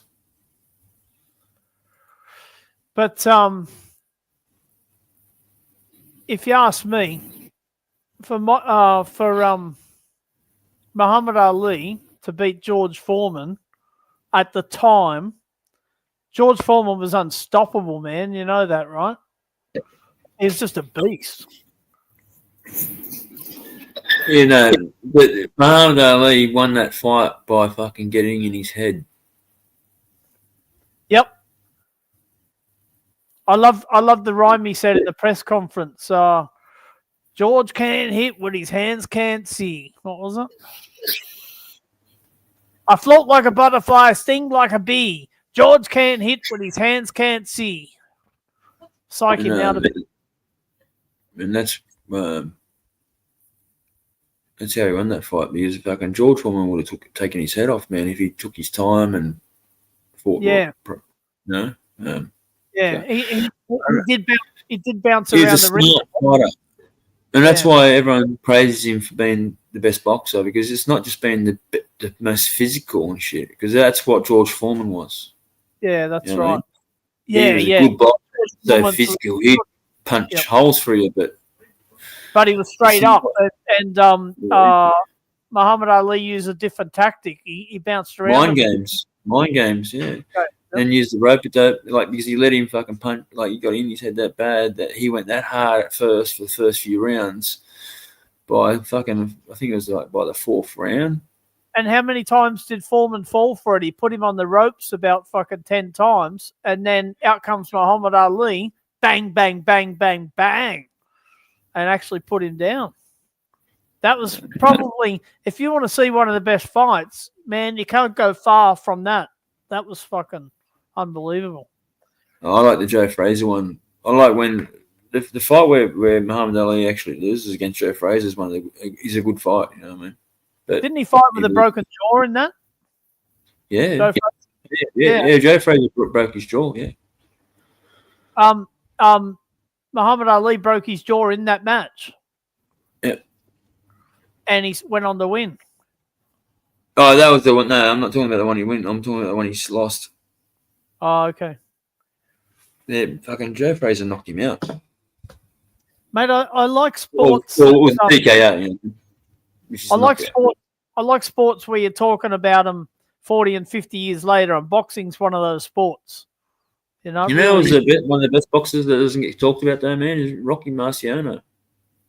He's got to be one of my. He's way earlier, but isn't he? Yeah, like even though like it was much more primitive, the boxing, you know, like big fucking haymakers and shit. Like it's not like, you know, it's not proper boxing, but you know, it was at its time, you know. The movie Rocky was based on Rocky Marciano, wasn't it?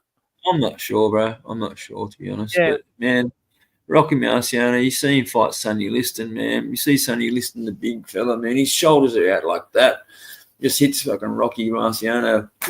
And fucking Rocky just falls on the ground. And he knocks him down about 4 or 5 times. Wow. Knocks him down flat, man. I swear, Rocky just jumps back up. You know, the old style like this. But Sonny Liston was fighting like this. You know, he sort of had like the new style, you know what I mean? So he was punching like this, but he'd still go in like this, like, you know, like it was still old jerky, rock'em sock'em type fighting. And but Rocky Marciano ended up getting him in, and he knocked him out.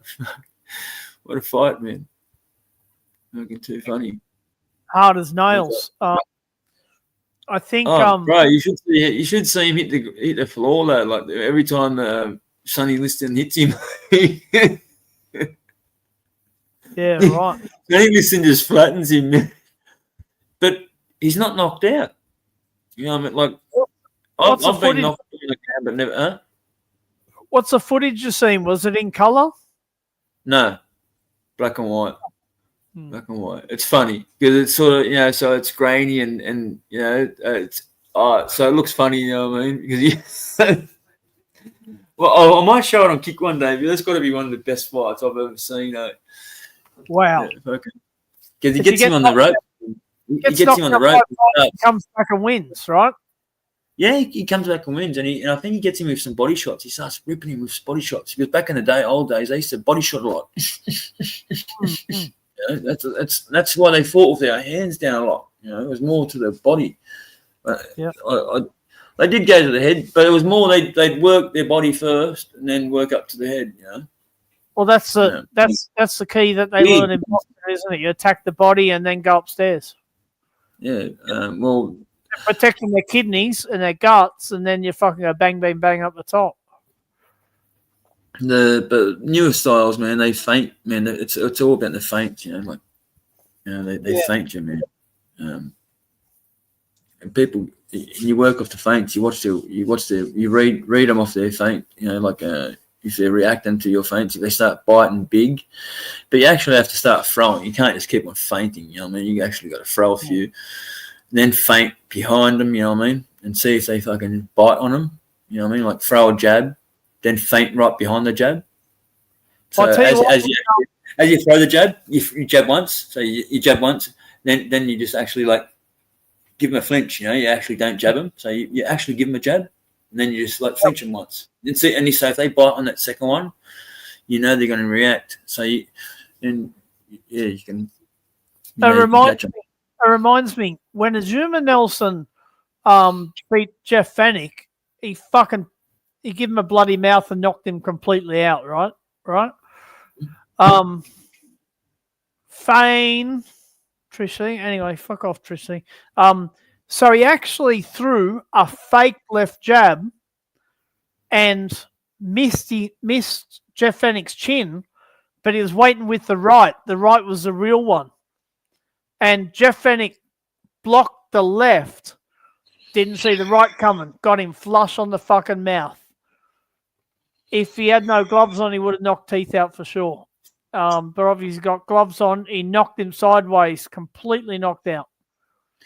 My favourite punch of boxing is uppercuts, man. Fuck, if when you see a good boxer with a good uppercut, fuck, man, it's a dangerous hit, man. You know. Yeah. When they're really quick with it, when it comes, they feed it behind their left right. Yeah. If they're really good at it, they can do it with their like left hand. If they're like, they don't have to be even left-handed. If they most good boxers are ambidextrous. So when they give you a left-right, they fucking they'll feed up a fucking uppercut behind their just straight off the right, man, and you're not expected. No, sometimes the gut, and you'll see it. By that time, you can't see it coming. Oh, you don't.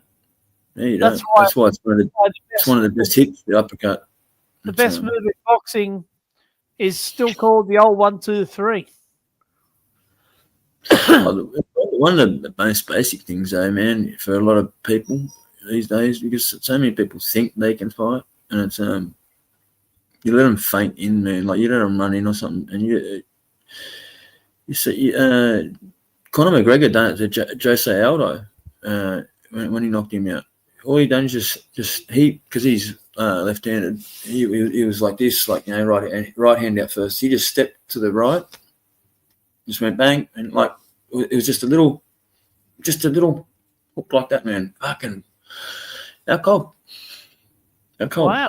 Yeah. Nice. So it's not all about the power, man. That's why people go, oh, he's huge. Yeah, it does help. Don't get me wrong. It does help with the physical side of actually, like the wrestling and shit like that. If he's gonna fucking bum rush you, someone the size of like Craig Rosen, like runs at you and grabs you, you're pretty fucked, right? That's why, especially in a room, man. So you got to know some wrestling. You fucking want to know some wrestling. As you know, Terps, when these boxers set themselves up for a move to knock someone out, it's a lot to do with the footwork as well. Footwork's the main key, bro. Like I've seen people that look awesome. Like I've seen people in the bag and on punching like mitts and like pads, and they look fucking awesome, like they're fucking Muhammad Ali or fucking Floyd Mayweather or something, you know. Like they look so good, man. It's like, oh fuck, that looks awesome. That's how pretty they look on the, you know. It's just like it's like an art. They look like an artist, you know, on it. It's but the timing from the hands. Yeah, but they don't move though. They're stationary while they're throwing all these hits. And I didn't see that when I didn't notice that when I first seen them, because I sparred with heaps of people like that, and I used to think, why the fuck can I? because they were always better looking than me on the fucking pads. And I used to think, fucking, I wish I was that good on the pads, you know. And they're doing damage on the pads. You can hear it. And yeah, it's just like, and I could never get that clean like them on the pads. But when it came to sparring, I had it down pat, you know, like I'd put it all over them. And it was weird. It's because they don't have it was the footwork, man. They don't have footwork. You know, you can sit there and shit. Because I used to spar all day long because my dad would have me in for people. And yeah, fucking you get that timing, man. Where fucking when you're just fucking hitting the bag or something, it's different. You know, I sparred more than what I hit bags. You know, so yeah, I was mate, better that's where you learn your craft, mate. Is sparring. There's no question.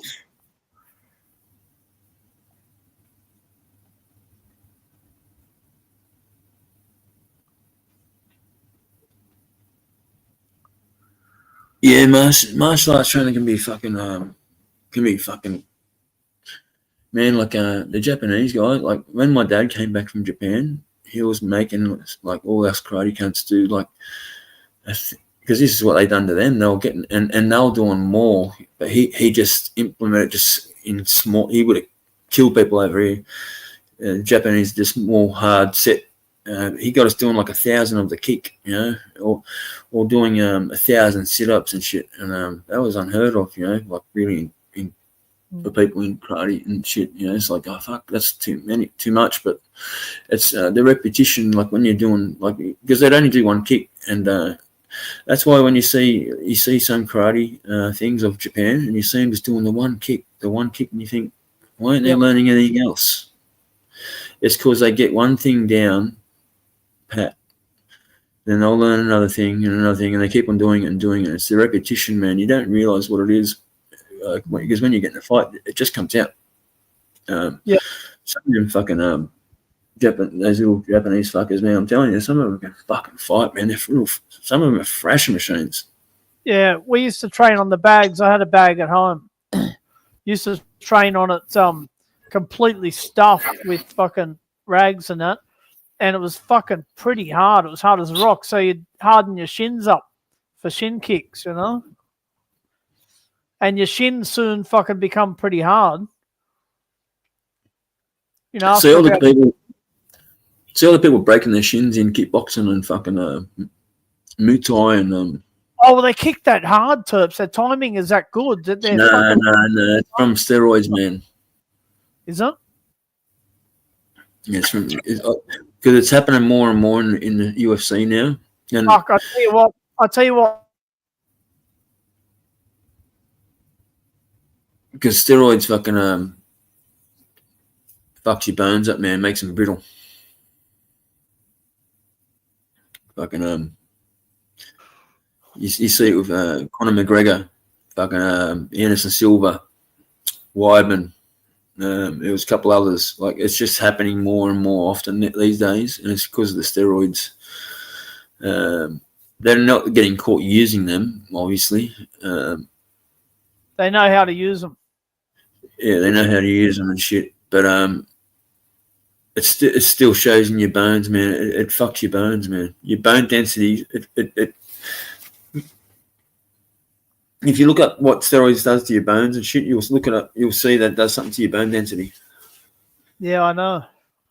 I know about it, brother. I know about it. I've looked it up.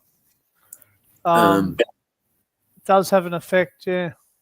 It's good for building muscle, but it's not good for your bones for some reason. I don't know what that is. Yeah, I don't also, to be honest. I'd rather just do it naturally, man. I've never used steroids ever. Wouldn't. Yeah, I've been associated with steroids for a long time. Probably don't want to put it out there with parking cops in the chat and everything. I won't say who the parking cop is. I would never use steroids. Not just that. It's not.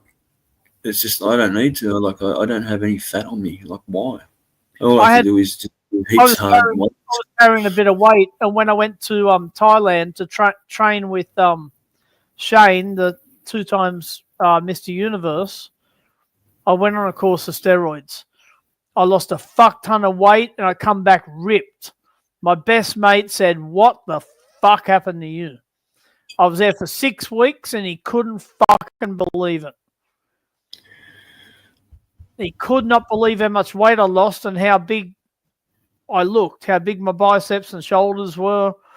And like all of a sudden I could wear a slim shirt with jeans and not have an ounce of fat around my belly button and that, you know what I mean? So they done the fucking job for me, but it was also hard work, man. You can't just take roids and think everything's going to happen because you'll be a loser. I've seen people take steroids, right, without doing much weight, and they end up looking like big bullfrogs, like cane That's toads. right. Exactly right. You got to put the training in at the time that you're on. Don't get me wrong, they get big, but they just go. Yeah. And it's just the shit look. It's slobby look.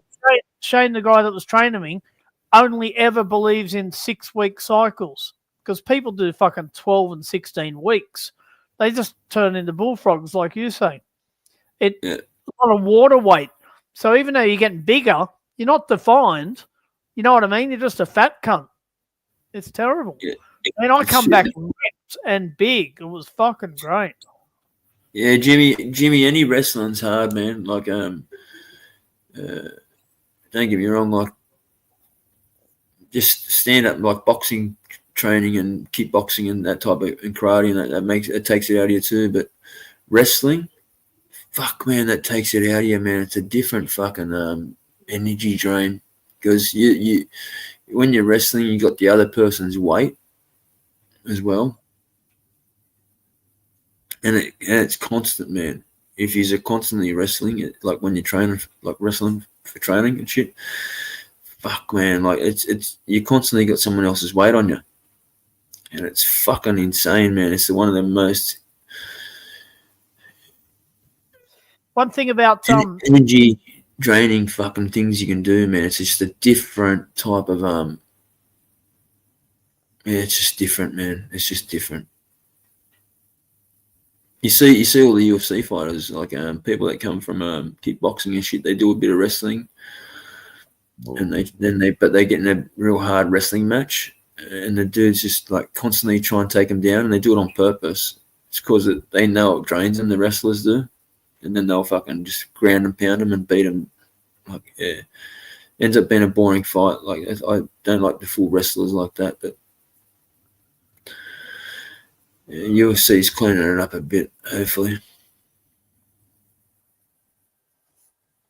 Fuck, there's going to be a good fight this weekend, though. Fuck, man, I didn't even know what was on. Peter Yan and Peter Yan. Yan and his Figueroa. That's right. Peter Yan and Figueroa, man. Fuck, it's going to be a. Is it box? It's not boxing, is it?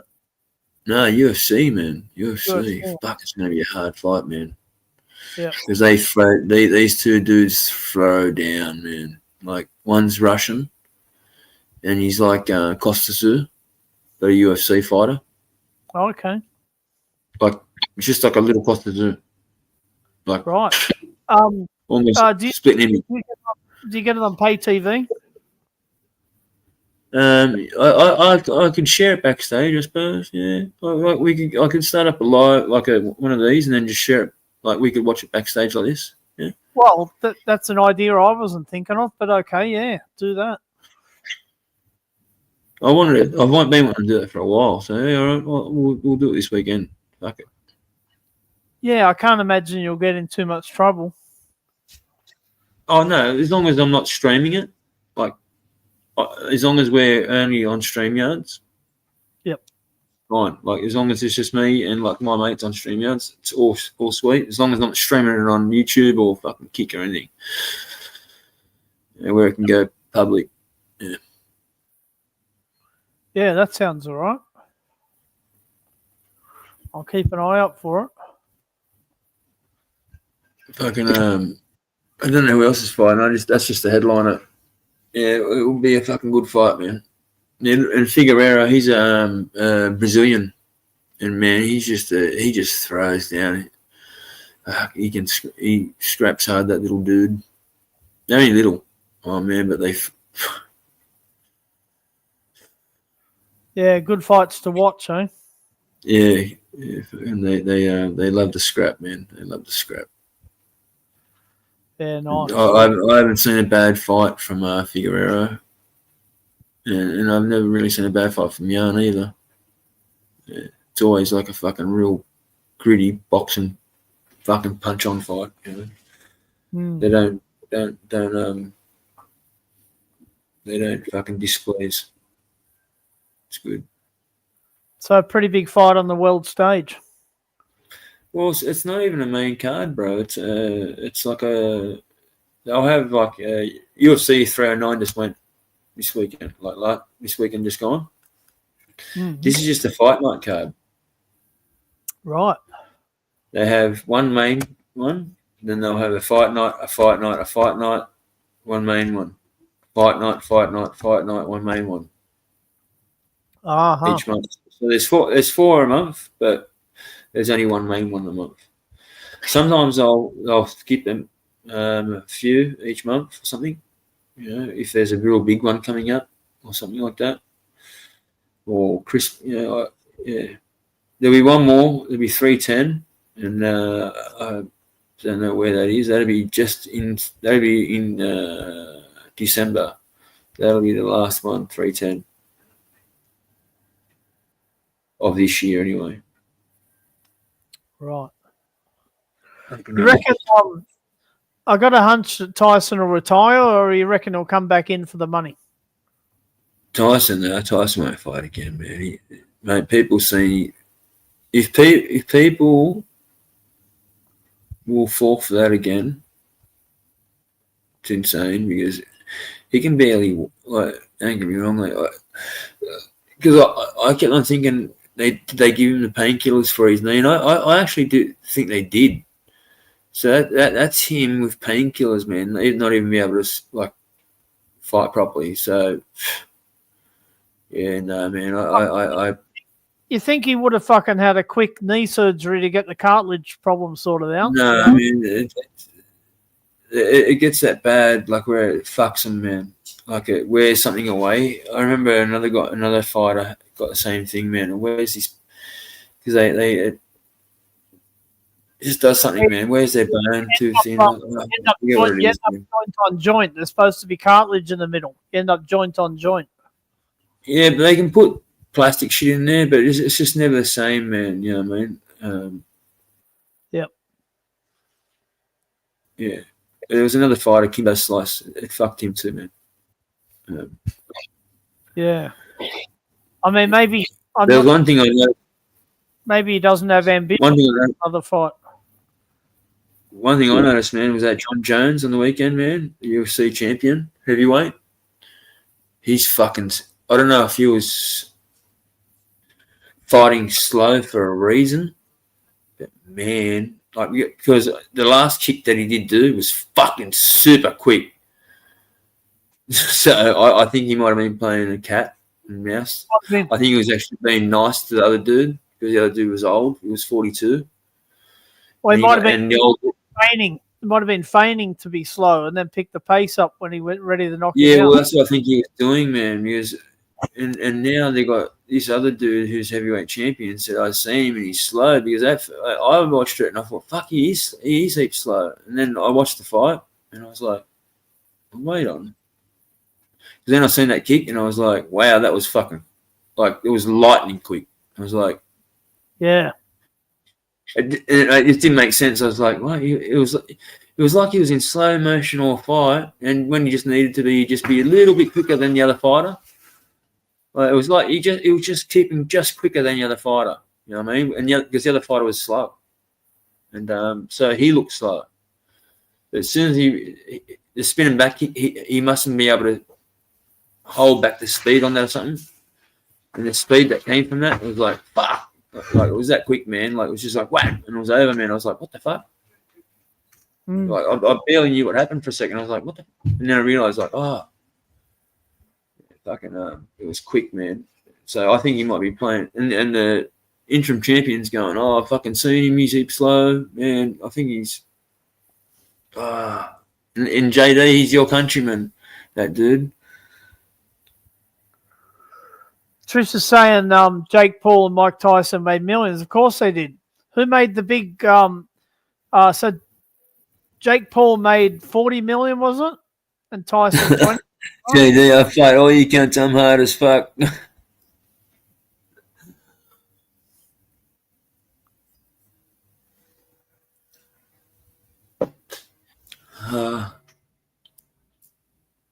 It spun me out how slow he was, man. And then fucking right on that last fucking spinning back kick was just fucking wham. Fucking, man, it just came out of fucking nowhere, man. I was like, fuck. Fuck.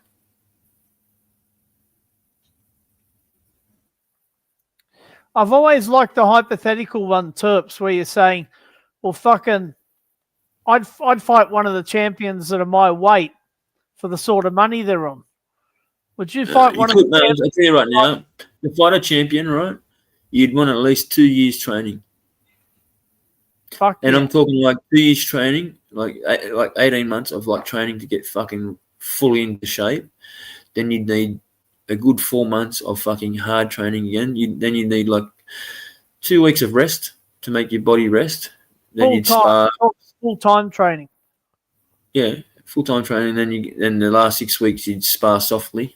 You'd still be training, but it'd be soft sparring mainly, just to keep yourself in the fucking the ring rust up, because you don't want to get hurt before the fight.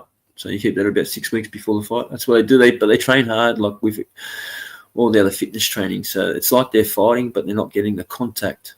Yeah, but let's say if the purse was $8 million, you'd go in against anyone, wouldn't you?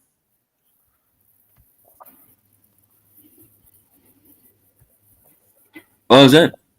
If the purse was $8 million for the prize money, you know, like let's say, you know, $5 million for the winner and $3 million for fucking the guy that loses, you'd probably still go in, wouldn't you? Would you fight anyone for that? What for? I'm saying, like, fuck, I'd probably, if I was going to get 20 million for getting knocked out by Jake Paul, I'd probably go in. Oh, yeah, of course. Of course. Probably go in, just get me head fucking knocked off, lie down, and then fucking... What's that Tyron Woodley done? It's big money. So, yeah. I wonder what... Because Tyson apparently was nearly skint when he went into the fucking fight, right?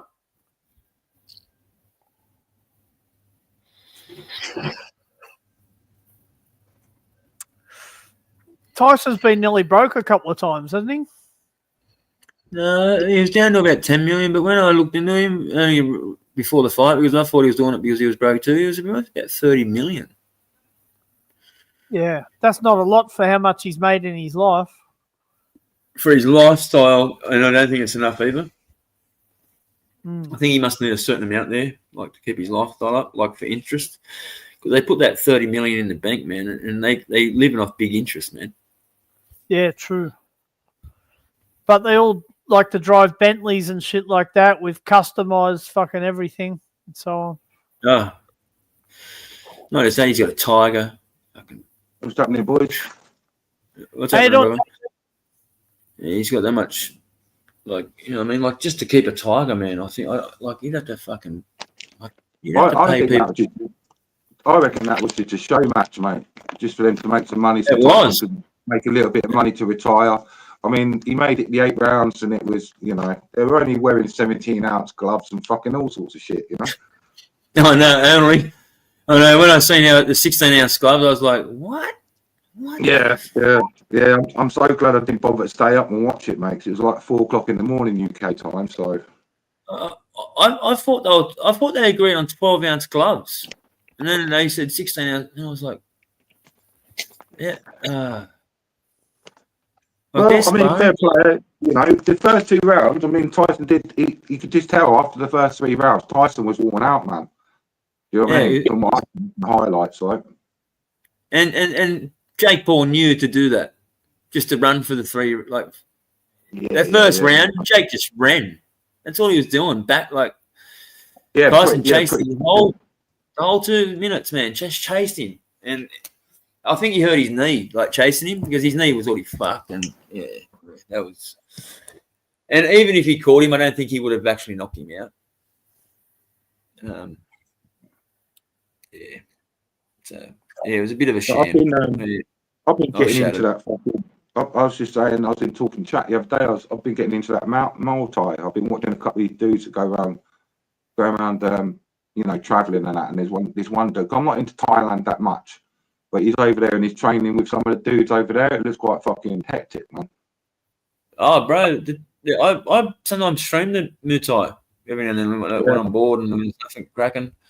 Man, I'm telling you. Because I prefer like UFC fighting or like, you know, legs and feet to just boxing. I'm not really a big boxing fan. I prefer like where they fucking fight all in, like, you know, full contact. If it's everything. boxing, I believe it has to be very high level.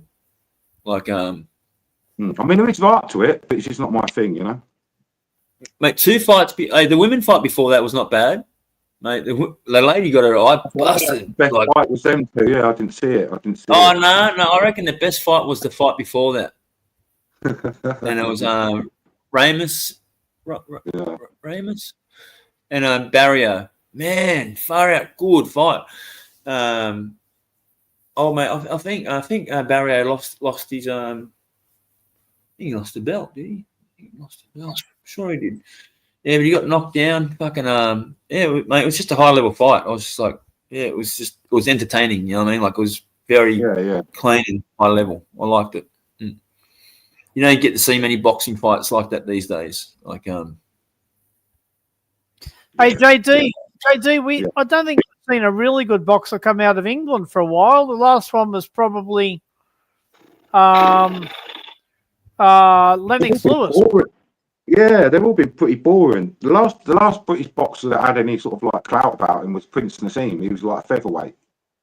And then jump in the ring and all that. But then we had Frank Bruno was boring, Lennox Lewis was boring, Chris Eubank is boring. You know, Lennox Lewis had a crack at Tyson a couple of times, didn't he? I think so. Yeah, if I remember correctly, and then he turned into a DJ in the end. He DJs now around clubs. Didn't Lennox Lewis beat him? No. He was undefeated at the time. Tyson was. He fared pretty well in the early rounds. He come out hard. He wasn't fucking around. Lennox Lewis a little big tall cunt? Yeah, he's pretty big. He fought him after. No, he fought him at the end. He fought Lennox Lewis after he beat fucking Holyfield's ear, man. Could have been after. I'm not sure. Yeah, well, it's been a few. Like you say, it has been a few years. Yeah, definitely has been. He lost to Lennox Lewis. I think if you check it up, Google it, man. I think you'll find he lost to Lennox Lewis. No. Tyson was undefeated. No, he wasn't. He lost to Buster Douglas. Is that right? No, you're wrong. Got better memory than me, mate. You're wrong, brother. Trust me. I could be wrong. You're wrong. I could be wrong. He wasn't undefeated. I know that. But I think he lost it. I'll Google it. Yeah, Google it. Suss it out. Where you from, JD, in the UK? East Anglia, mate. East what? London. East Anglia. Yep. Okay. I don't know what Anglia is, but I know what London is, and I did detect the London accent.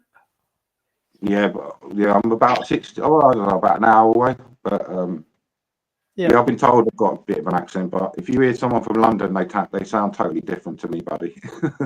Oh man, I've got a pretty big history in Thailand. No, he beat Mike Tyson. He beat Mike Tyson by KO.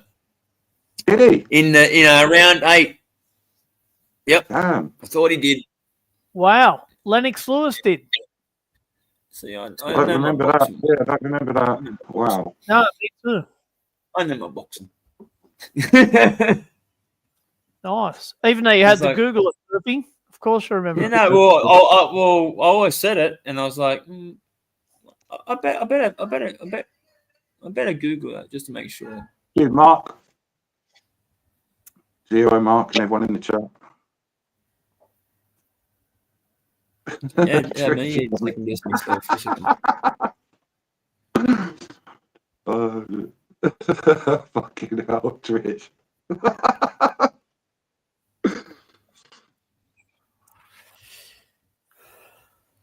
So what's been happening in the world of Terps land then? Not much at all.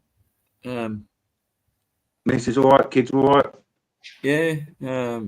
There's been a bit of drama though, like in with the family. Like someone got stabbed, and then a bit of drama with it. But the 6 people got busted. Gang warfare and shit, or what? What street Yeah, sort of. Yeah, sort of. Fair enough.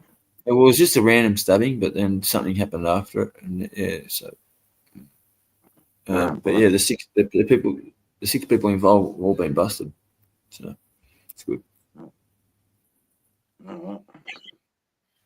Just they killed a random dude on the street, man.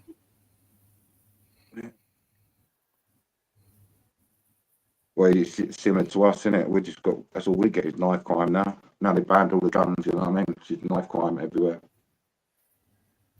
Imagine that. Imagine being out with your mate, like your workmates, having dinner, just having 1 or 2 beers, like you're not drunk. Excuse me. Some drunks come up and like you see them throw something on the ground, and you say, "Don't litter like that," and they full on attack you, bash you, and then like. What was it? I was watching a show with you the other day, and we was talking. Someone was saying about, like if a fucking man and a woman are having an argument and shit like that, better off not getting involved, because sometimes you get involved and the cunt will come and fucking, you'll get stabbed up for shit like that, or just like stick. I've seen it at McDonald's in here, man. Like one of my best mates, right? His son. It's terrible. Before I actually knew him, right?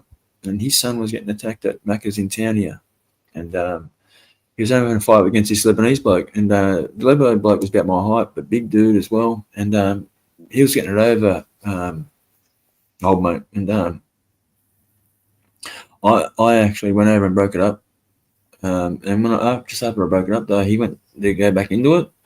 Owen did, and when Owen ran back in, this chick that was with the Lebo guy, she's leaned over and she went whack and stabbed him in the back, got him in the shoulder. Like he was very lucky he didn't end up like the boy the other night, because it almost, it got stabbed here. You know what I mean? It's not far, not far from where old mate got stabbed just the other night and died. So she was like, I watched it. It was right. I was like that. Maybe that far away from me. So she was packing a knife, Terps. Yeah, but she came from the back of the crowd. Like there was a fight happening, right? And I'm in between it, and I'm trying to, and I got in between it, and I was like, "Hey, break!" And then he was, but then the bloke was protecting, sort of thing, like making sure they won't get him again. He came back at the guy because he was getting, the other guy got the better of him. You know what I mean? So he ran back in because he was drunk, and when he ran back in, though, this chick leaned over and stabbed my mate's son in the shoulder. Fucking hell. And I was like, fuck. Yeah. What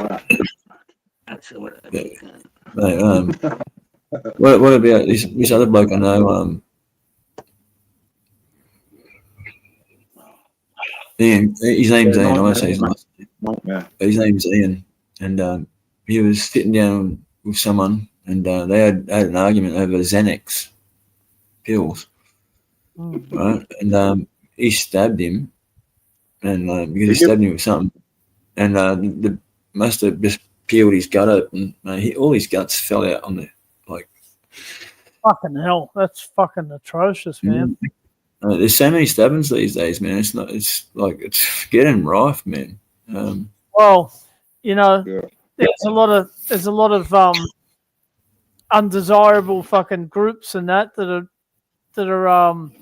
I don't know, it's a social disease, isn't it? They're not working, they're in fucking gangs, and they're drinking and drugs.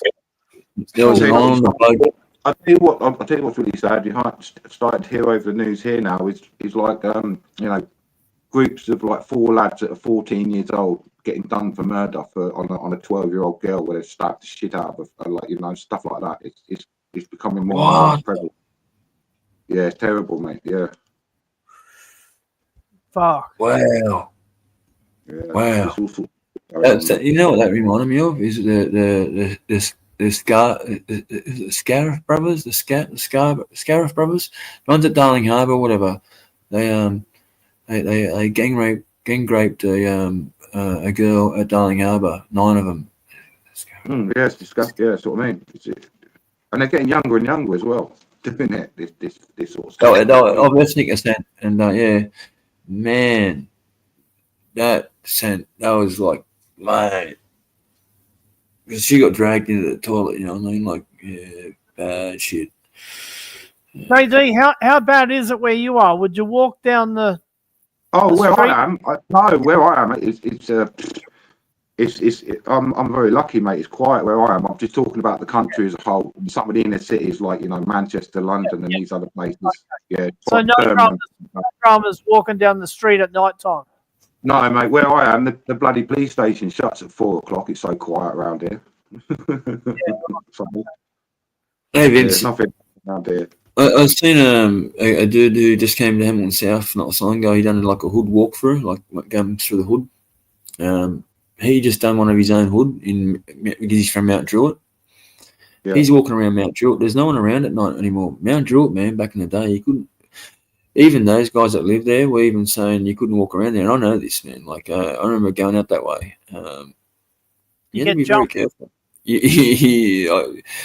I won't say how. Like we used to drive out there, and we'd never go out there any other way. Yeah. I went to Doonside a fair few times, but yeah, Doonside was all right. But man, Mount Druitt, man, that was just another place, mate. That was Blacktown and Mount Druitt, man. Blacktown as well. I'd be walking my dog out if I wanted to at 10 o'clock at night without a fucking care in the world. Oh yeah, now you can. It's mate. They used to have bonfires and be people drinking here. There's no real Koori boys out that way anymore. Like there's no like high density of Kooris out there anymore. No, they kind of split up groups by into different areas. They offer them. They had to areas. Yeah, the brothers housing commission areas, and they sent them out to other areas, and they split everyone up. That's what they did on purpose. Man, Blacktown and Mount Druitt was known for the brothers, man, like the Aboriginals, like mate. You did not stuff around with them, mate. I'm telling you. You go out that. I remember going out Mount Rudy Hill to go to. Yeah, you can find yourself a bit. Yeah. And there was a old dude on the train. I think he was Islander or Korean. He was cutting himself up. He was like just self-mutilating, man. He self-mutilating on the train. I was just like, what the hell? No, that was back in the day in that area. I remember kids tried to they got on the train. They looked and I was with 2 Islander fellas, right? So 2 big Islander fellas. There was me, another little fella, and a bloke from Chile, right? We didn't like we looked like a knockabout group ourselves. Man, older guys got on the train and they got on and tried to roll us, and we were like, "Fuck off, you kids! We're out here doing shit ourselves." But we were being cheeky, but they that's how it was out there, man. You had to watch yourself out there. It was bad, but yeah, you can fucking go to places. Dad, I'd come and pick you up if you was in the shit. Bro, I've seen dudes. I've seen the street and something was going down. It was going down. You had to deal with it, I won't mention these guys' names because it might embarrass them, and I don't want it because they're pretty good guys. Hey Mark, Mark, you'd know one of these guys too, bro. This bloke I'm about to mention now, I've seen him. Like, bro, he was sent home in his undies, man. Like the stories I've heard in Sydney and shit, that was bad. It's just bad. Like I've seen this dude in Balmain sent home in his undies too. But yeah, this happened in the city, man. People used to get rolled for all this shit. They take their shoes, everything off them, just to humiliate them. You know what I mean? Yeah. Yes. Yeah, it was stupid.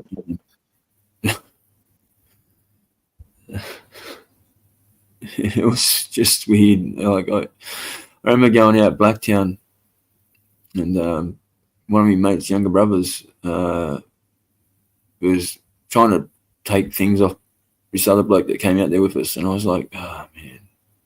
I've made a fucking dude leave a nightclub before because he had the same top on as me. I said, you can get the fuck out of this club, mate, because you're not wearing that hair, mate. And you have to fucking leave, cunt left. Oh, you should be an arsehole, mate. I can't talk. I was a prick, man. You know what I mean? I was a prick. We used to, I was watching this thing today, and he was talking about like house parties. I remember going to this house party with a few they're FUA boys.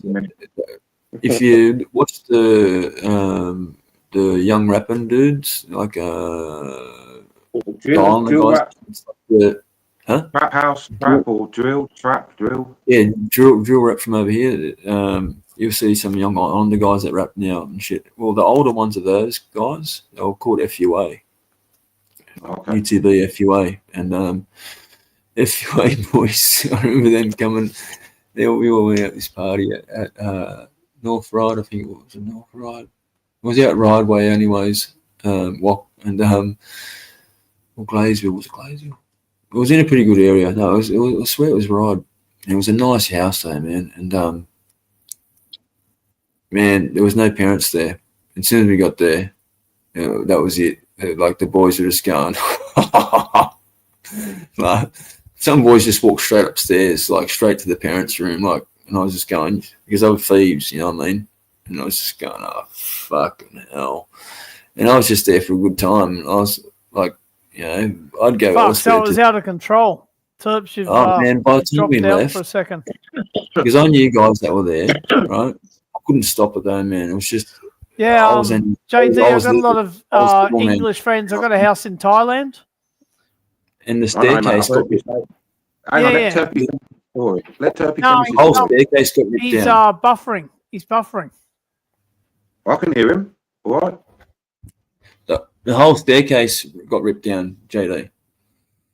Yeah, mate. I tell you what, I was in a similar party and I don't know what happened. And it was like an open lounge and they had one of them big multi-fucking gyms right at the back and the big patio windows. And they just fucking picked the multi-gym up, mate, and just ran it through smashed all the patio windows. And then they must have been ransacking all the upstairs. I think they smashed, like, people were smashing up, kicking in the toilet sink, like smashing the sink, like, fuck. This poor old girl, it was a girl's house as well. And the parents had only gone out for the night. And this party just went mental, mate. And the house got smashed up, mate. We left. We ducked out before fucking, before the police turned up or anything, mate. It was terrible, mate. And that was a every weekend occurrence, man. Like there was another time at Balmain, his house, and this time I was at Chick's house, and we were all partying there. And then the older Balmain boys came, and they came because there was some trouble. There was this kickboxer dude there, and he was starting shit with us younger boys. And one of the boys must have went and got the older boys. And all of a sudden, I seen all the older boys come in. I was like, oh, get fucked.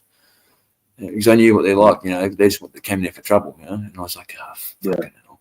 And I was a troublemaker too. Like I ended up taking them out there to him because they said, where is he, Geary? He fixed out there. And he was at the back. And by the time they got there, he was passed out. And so they slapped him around a bit. And I think he was pretending to be passed out or he was passed out.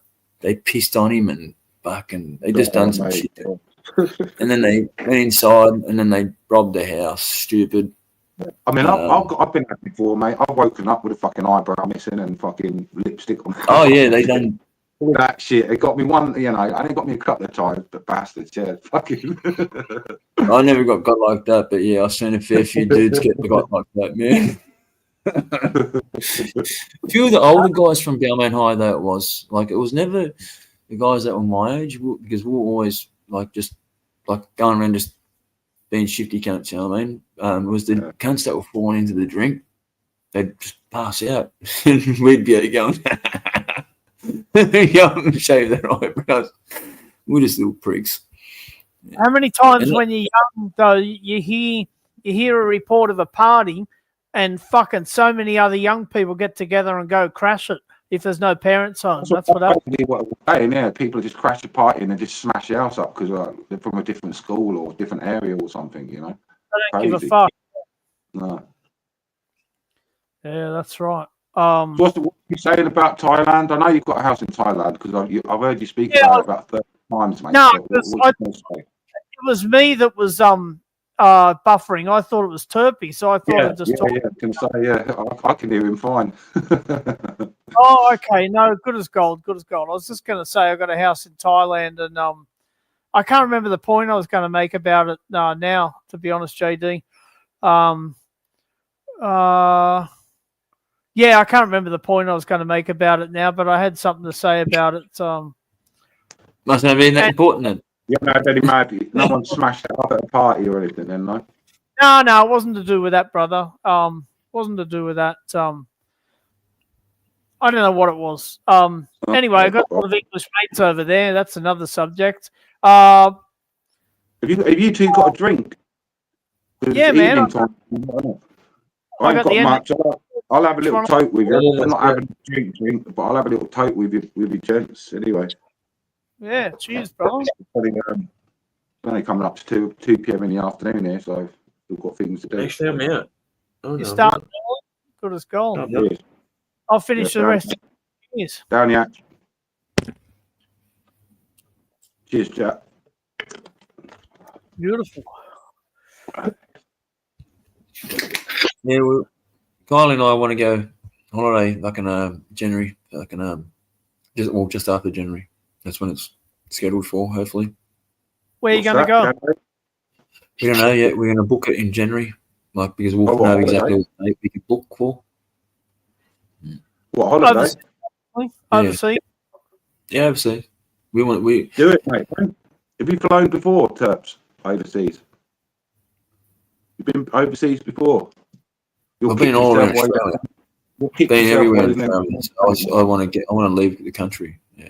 You're so close to Asia, it'd be fucking stupid not to go over there. Like, you know, Well, see some of it. we either want to go to like Bali or something like that, or Fiji. You know, something that's close and cheap. Yeah, the problem is, Bali can be cheap, but if you book it all through well, what I'll tell you as well. I mean, if you book it all through a travel agent, they'll make bank off you. You're better off just getting the flights yourself and then finding accommodation when you get there. So it's a piece of piss to do. And it'll be cheaper to do. You just got to have faith in the process. But yeah, Bali's quite cheap. But yeah, a lot of these places now, because obviously Western money's been pumped into them over the last 20 years. The prices are going up. You know, so. Hey, Terps, Phuket in Thailand's fucking beautiful. I've been on holiday there when my sister. You go there though, like it used to be pretty expensive. I know it is cheaper now. Yep. Have you ever been to Koh Chang Wok? Absolutely, brother. I drove my motorbike down there. Koh Chang looks like an absolute paradise island, man. I'd love to go there. It's sick. Well, it hasn't got the blue water that Phuket's got. You know, Phuket and a place called Koh Samui. Koh Samui. Yeah. Absolute white beaches and the lightest, the clearest water you've ever seen. You know, there's a bloke who I watch who does vlogging, and he's from England, and he's actually on Koh Samui, or he's at Koh Samui now, and he was at Koh Chang. That's how I've seen it all, because like obviously, you know, he's going around filming it all. It looks beautiful, mate. Yeah, beautiful. Yeah. If I went over there, I wouldn't be into the whole Pattaya scene and all that bar girl rubbish and all that crap. I actually want to go to like the quiet little place. You know what I mean? Yeah. Quiet places. The paradise places. Yeah, Mate, exactly. No matter where you go there, there's always, it's called the land of the smiles, JD and Turks. I know, mate. Yeah, I know. Yeah.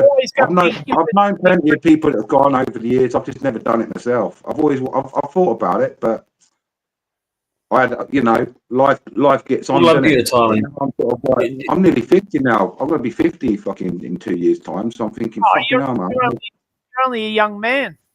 Yeah, so I'm going to sit away wasting my fucking ass around. Because Europe's getting a bit boring. I've travelled Europe, boring. Yeah, it's a certain kind of holiday, Europe, isn't it? I mean, if you like going to the old places. Europe's a foodies trip, man. Yeah. if it's not a place that you go for like to be like, oh, look at this, is beautiful. It's more of a place to go like to try food, because there's some of the places you got over there got some of the best food you ever try. And it's so many different. Yeah, and you've got history in Europe as well, a certain amount, which obviously the history is good, but that's expensive, man. Like to go to like Rome or when I went to, I was in, because I went to Hungary a couple of months back tonight because I had all my teeth done. When I was in Hungary, it's fucking dirt cheap over there, bro. It's really cheap for food, drink, tobacco, everything. It was really, really cheap. Surprisingly. Yeah, I've done a pretty big trip 2 times actually. We won the Australian 8-ball team. I'm an 8-ball player, JD and Terps. Yeah, I know. Terps. Yeah. Anyway, what we decided to do was go Las Vegas, play in the World Pool Teams Championships, straight to Amsterdam. We went straight to Amsterdam, thrown into the deep end. But I found Amsterdam a bit disgusting. First, I seen one guy beaten on his fucking girlfriend in the street, and it took all of our power not to retaliate with him, because we're Aussie guys don't put up with that shit. Yeah. So we were going to jump him, but the one of the guys in the pool team is a police sergeant, and he said, "Nah, boys, just stay out of it," So we stayed. Yeah, you gotta be careful doing that in different countries, mate. I'm telling you. Yeah, that's right. You don't know what's. So we because we were pretty young at the time, I guess, and he was 55 or something like that, and had a better head on his shoulders. So he said, "No, stay the fuck away from that." Anyway, we went on the first trip. This is 2002 and 2004. So we went to Thailand after that for the first time, and our heads were just spinning around in Thailand, going, "Wow, this place is just unbelievable." You must have been suffering some jet lag if you flew from Australia to the States. And how long was you in the States for? How long was you in Vegas for? I think it was 9 days. And then we flew straight over to Amsterdam, and then done another 24-hour flight out to fucking Thailand. Yeah, we were in Amsterdam for about. You know what? We were supposed to be there for. I'll tell you the truth. We were supposed to be there for about 4 or 5 days, and we're supposed to be there for 4 or 5 days. After seeing this girl getting bashed in the street and had a good look around, and everyone smoking marijuana and that's not our thing anyway. We decided to call our the flight agent, and say, "Hey man, we're going to Thailand fucking early." So we stayed in Amsterdam. Fucked off. Oh mate. Yeah, that's so Amsterdam was interesting. I used to play pool as a kid, because basically my mum was in a band, right, when I was a child. So I used to get dragged around all the pubs and the social clubs, and of course, as a child, all you can do is eat, quiz, and play pool. So I learned how to play pool at an early age. So I've been playing pool most of my life, mate. To be honest, yeah. Beautiful. As well. And then I started playing snooker to improve my pool game, because if you play a couple of frames of snooker and then you get on a pool table, it just I know all about it. Everywhere, can't you? I know all about it, brother. I know all about it. I had the same passage as you, JD. I used to go to my parents were never pub people, but in the local pub they had a junior pool comp. They had a kids pool comp on a Sunday. So I latched onto a friend of mine. Whose parents went there every Sunday for lunch and everything and beers. So I latched onto a friend of mine, and I would go with them and play in a junior pool comp. So I started playing pool at 8 years old. But here's the big kicker off that. I bought a snooker and pool room when I was about 23 years old in Sydney. And that's how Don't tell me. I bet you it was at Beverly Hills. It was Beverly Hills, brother. I know that. Do you know what? I know that club. Nah, you've heard me say it before, I know. I nearly had you. Wait. I am I am renowned for telling the same story online a couple of times. But you know what, JD? You forget who you've been speaking to about shit, don't you? So in my defense, I lurk in the chat as well. I don't come up on panels much, do I? I'm lurking in chat, and I hear all sorts of shit, mate. exactly, yeah. That's right. That was me. I have seen you on chat before because I remember your background picture. Yeah, well, you've been on my panel before as well. You was on my show once, on my channel once, with fucking 007, that mad crazy cunt who we haven't seen around for a while. I remember going over. Oh, where is he? Where is he? I haven't seen him for ages. You know the old Irish dude with glasses? Yeah. Yeah, I haven't seen him for ages. Maybe he's all right. Yeah.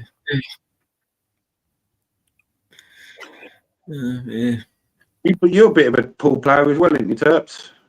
Huh? You know which end of the pool stick to use, don't you? Yeah. I play pool, but I haven't played for years. I played a few months back, and fucking hell. Yeah, I haven't played for a while, to be honest with you, mate. Yeah, I was just like, oh, well. And I was rushed, you know. I wasn't trying to play, really, you know what I mean? I was more worried about what was going on in the live. I was more... Fair enough. Yeah, for some reason, there's a lot of the pubs around here, they don't have pool tables. They've got rid of them. Oh, well, and not just that, they get shit queues in, man. Yeah, true, very true. It's the tips they get, man. The tips, like, if they just spent a couple, like, $20 on good tips, you know, instead of getting these cheap $5 tips, you know, plastic tips, you know, the little plastic push-on things, like, they're never straight. Like, they got to get the no, she's never straight, no. Not weighted properly or fucking whatever it is. Yeah, they're just shit. It's like, why? Like, they're basically it's just shooting luck. If you're going to be, well, if it's something you're going to do on a regular, the best thing to do is just invest in a decent queue for yourself, mate. Isn't it? Yes, yeah. It's 100%. I mean, I used to be one of them idiots that used to walk around with a fucking great case because I had a one-piece fucking pool cue that didn't break down. Do you know what I mean? I fucking had to take this fucking great big long case everywhere you went. I had the same, yeah. The best cues are one-piece cues, man. Yeah, you're right. Yeah. You're exactly right. Yeah. One-piece cues are the best cues. And I had a quick release 3-set piece that I used to use on snooker. You know, so if you've got to use the extension, you just turn it once and then click out, and you can put the extension on. Like, yeah. Quick release, yeah. Yeah, I did all that stuff back in the day.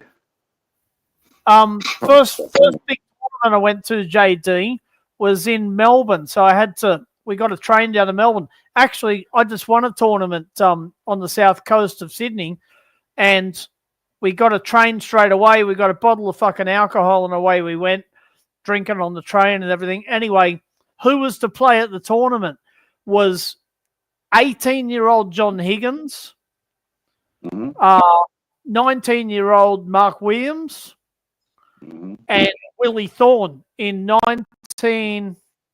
That must be it must be in the early 90s. Say 94, yeah. I think Willie Thorne used to own the club that I played at growing up, WT Snooker Club. He opened it up with Gary Lineker. Gary Lineker helped him back it because you know Gary Lineker's got a load of bars over in Spain and stuff like that, and a load of sort of like clubs over in Spain.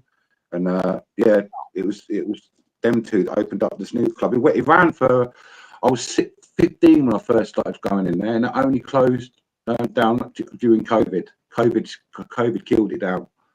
Yep. It was going for years. Yeah, I met him a couple of times. He used to come in there with his wife, and a lot of the professional referees and all that used to come in there and frequent the place and stuff. So yeah. Was that in your town? I went to go visit one of my favourite food shops, right, since the virus, and I just never thought that it wouldn't be there, you know. Yeah. No, it killed it. Sorry, I shouldn't have said the word because of YouTube, but you know what I mean. No, that's right. And now there's just, mate. It was good. No, I'm glad you said that because there is so many things that are missing. All the places used to be, you know, you'd see them growing up as a kid, and you saw them as an adult, and then you know within 2 years they're just gone. Things that have lasted. The local Jim's Milk Bar, man, has been here since I was a fucking little kid, man. Like, I remember, like when I was fucking little kid, like 3-4-year-old, going there with my father. It closed down. Yeah, it's a shame, innit? It is a shame, mate. This is only just a few weeks back. Like that's fucked. Like Yeah, I know what you mean, Terps. It fucking happens, doesn't it? I went down to my local milk bar and it's disappeared.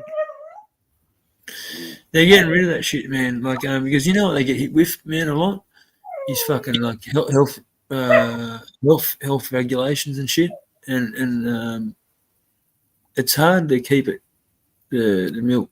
Yeah, because it's they have to always. It's all stainless steel, but it's all clean. But it's still it's the cordial. It's the flavors and shit. They've got to keep like clean, and they're in there all the time. You know what I mean? Like no, but the other thing is that they get fines, and if they come in there and there's it's out of whack, man, they get fines, and that's what was fucking them. They've got to contend with that, but also I think it's McDonald's are smashing them. You know.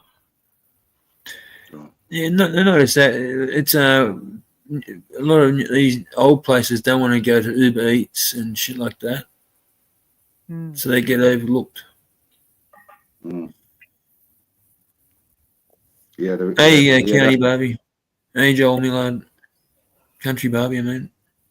Yeah, but I don't care what anyone says, Terps. You can't beat a good well, I'll say it. What I call a good wog shop hamburger. Man, the best hamburgers. I'd rather go there than go to fucking McDonald's. I'd rather get some greasy burger. There's a few truck stops on the way to West Wyong. Where, like, my mother and father and I, we're going soon there before, I think, around Christmas time. So I'll actually stream that, man. When we go to Dubbo, we'll be pulling in for a burger, 100%. Yeah. Make a good short out of it as well. That's good views for your channel, mate. And there'll be. I'll get a steak sandwich. There's a few like places where they've got abattoirs there and shit. And man, like you get.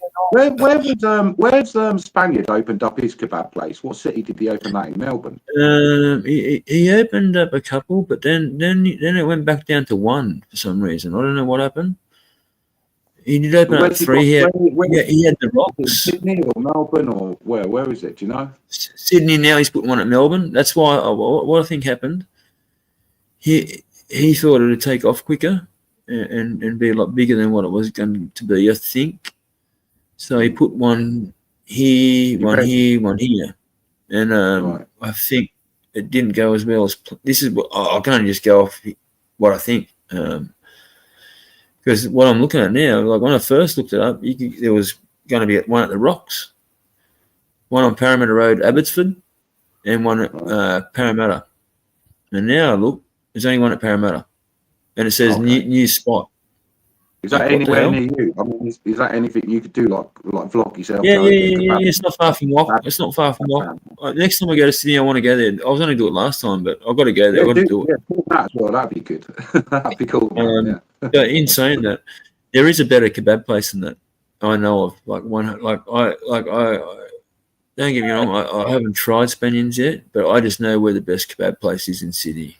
Like I like it. The kebab should be done in the right way. The only thing I've noticed different is you lot use thicker bread, where in England we literally use a pita bread. That's it. We'll put stuff it. JD, Spaniard uses thick bread, but normal kebab shops we call Lebanese people Lebanese shops doner kebab. They're thin. Yeah. It's a thin Lebanese bread. Yeah. But you got the gyros as well, the Greek gyros, which is like a kebab as well, right? And there's a kebab shop where I know in Macquarie, which is near Top Ryde Walk, and man, they have got the best kebabs. They do like a thick pita bread. It's like a naan, but it's very. I can do that. No, I've got to have thin bread.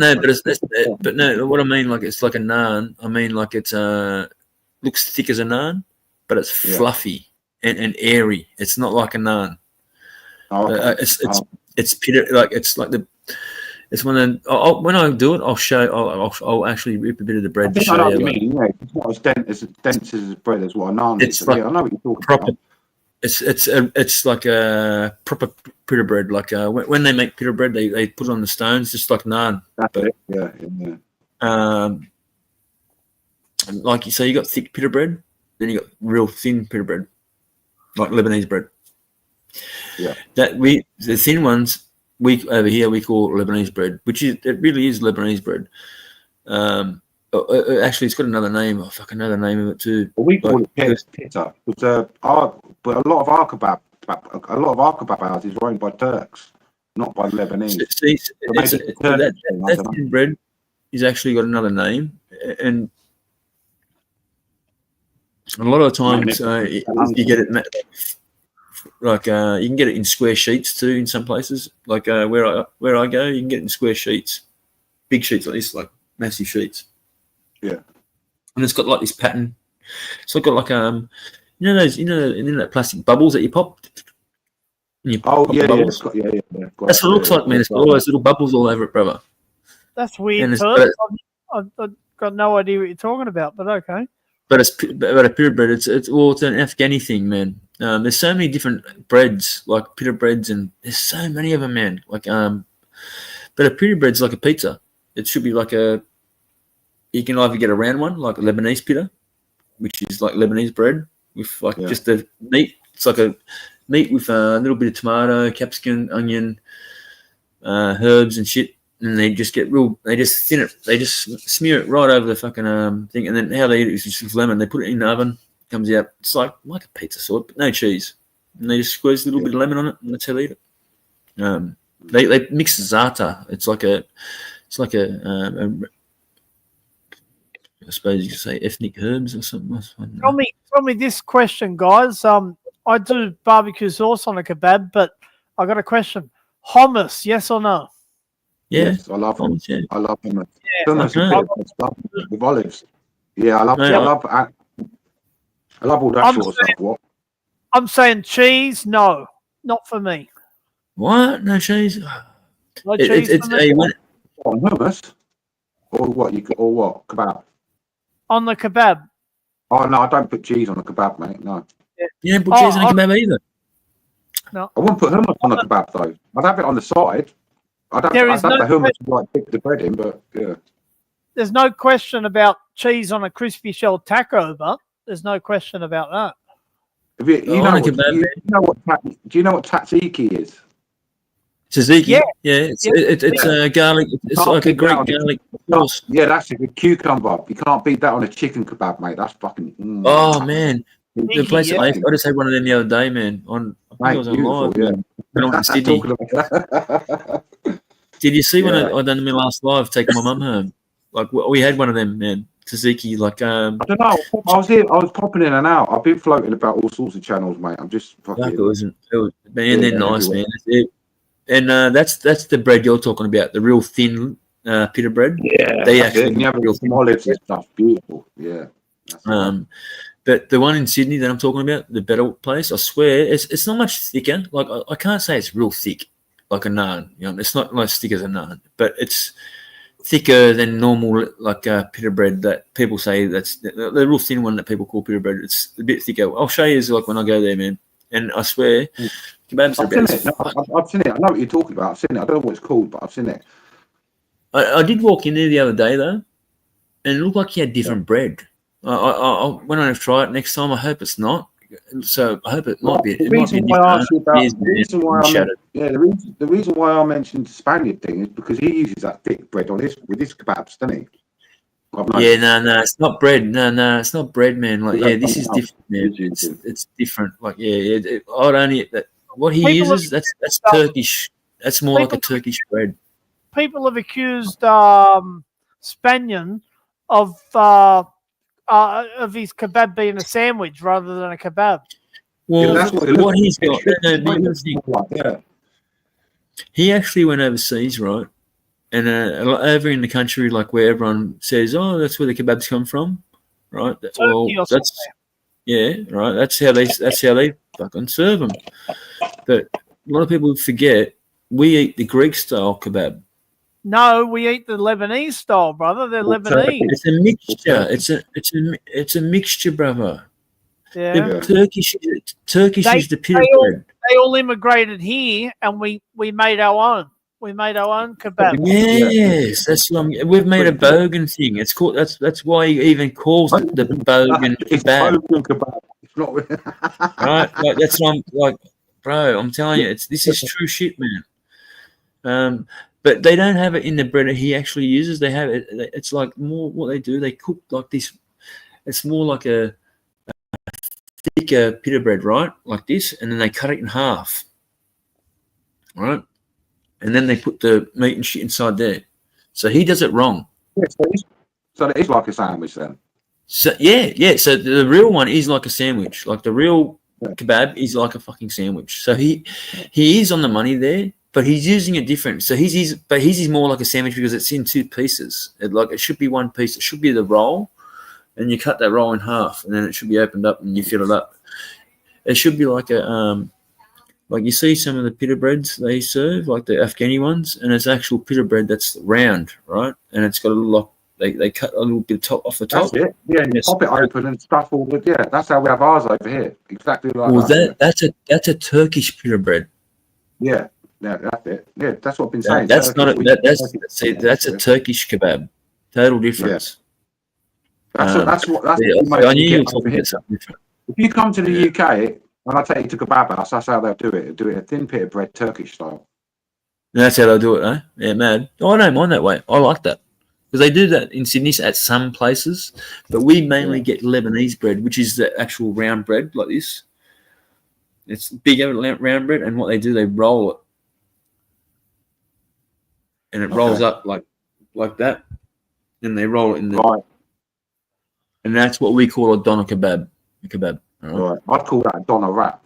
I'd call that a wrap. Yeah, see, you know, that's why I said to everyone, it's called different thing all over the world. See, Spanian just going, like, I'm not bagging him or anything. Like, but I will give him this. He has been to fucking Greece and shit. So he has been to the best food places in the world, man. Like, he went to the fucking Greek islands, man. Like, those places, I've Googled them places he went to, those restaurants and shit. Like, they're like for me, dirt cheap to go to Greece. I could probably fly there for about 50 quid one way. What? Dirt cheap to come in. Yeah. Greece is it's I'm on because it's on my you're getting you're kicked. Well, you've got fucking Fiji and Bali on your doorstep. What you want about? Arsehole. Yeah, I could drive. I could drive from here to Greece if I wanted to. That's awesome, brother. It's all landmass. Yeah, it's all landmass. Bro, I swear, people in Australia love that shit because over here, you know how much that costs for us to go there. Like that's like a $7,000. That's like $7,000. Yeah, it's a lot of money, man. Hey, JD, that's per person. You know what I'd like. You know what I'd like to see, JD. You guys pride yourselves on the best fish and chips, right? Oh, I reckon we got the English always say cotton chips, right, JD? Cotton chips. Yeah, but cod's getting expensive, so really you could just ask for fish and chips. You could be getting anything nowadays. Yeah. Any type of fish. It's not the best. It's cod, isn't it? Usually, yeah. Battered cod with chips, yeah. Oh yeah. I know a lot of fish and chip shops, right? Say they use cod and shit, but a lot of them use mullet, right? Just to see the fried fish. White fish. Yeah. Right. If they do it good and it's fresh, I don't eat fish, but mullet. So Australia use mullet. Huh? Australia don't use mullet. What? What do you use anyway? What do you use? White bait. What do you use as white fish for your fish and chips? Usually, believe it or not, sometimes shark. Oh, okay. Fair enough. That's in the shanties and shit, bro. Yeah, a lot of it's mullet, man. You're kidding. I don't believe that term. Mullet or white bait, yeah, or white bait or whatever it is. No, I'm just being honest. I'm just being honest with you, brother. It's fresh mullet, man. No way, Terps. Come on. You'd have to convince me of that, man. You'd have to show me some fucking... It's expensive, man. Like, I tell you what, though, the old saying of cheapest chips has gone down the pan now. It costs it's bloody expensive if you want a large bit of fish and chips now. Yeah, what's it cost you about? I tell you what, it'd probably be about 20 Australian dollars. It's about 10 UK pounds now for a bit of fish and chips. Wow. 20 yeah. Because the Australian dollar is about half the pound at the minute. Wow. Yeah, so it's bloody expensive, bro. £20 for fish and chips. Yeah. You won't get much change, mate. I mean, where I am now, it's $14 for a pint of beer. If you want to go out to a pub. We're kind of lucky like that in Australia. £14. No, $14. £7 for me to go and have a pint. Oh, about $14 for me. Oh, fuck, Really? Yeah. I'll tell you what's going on.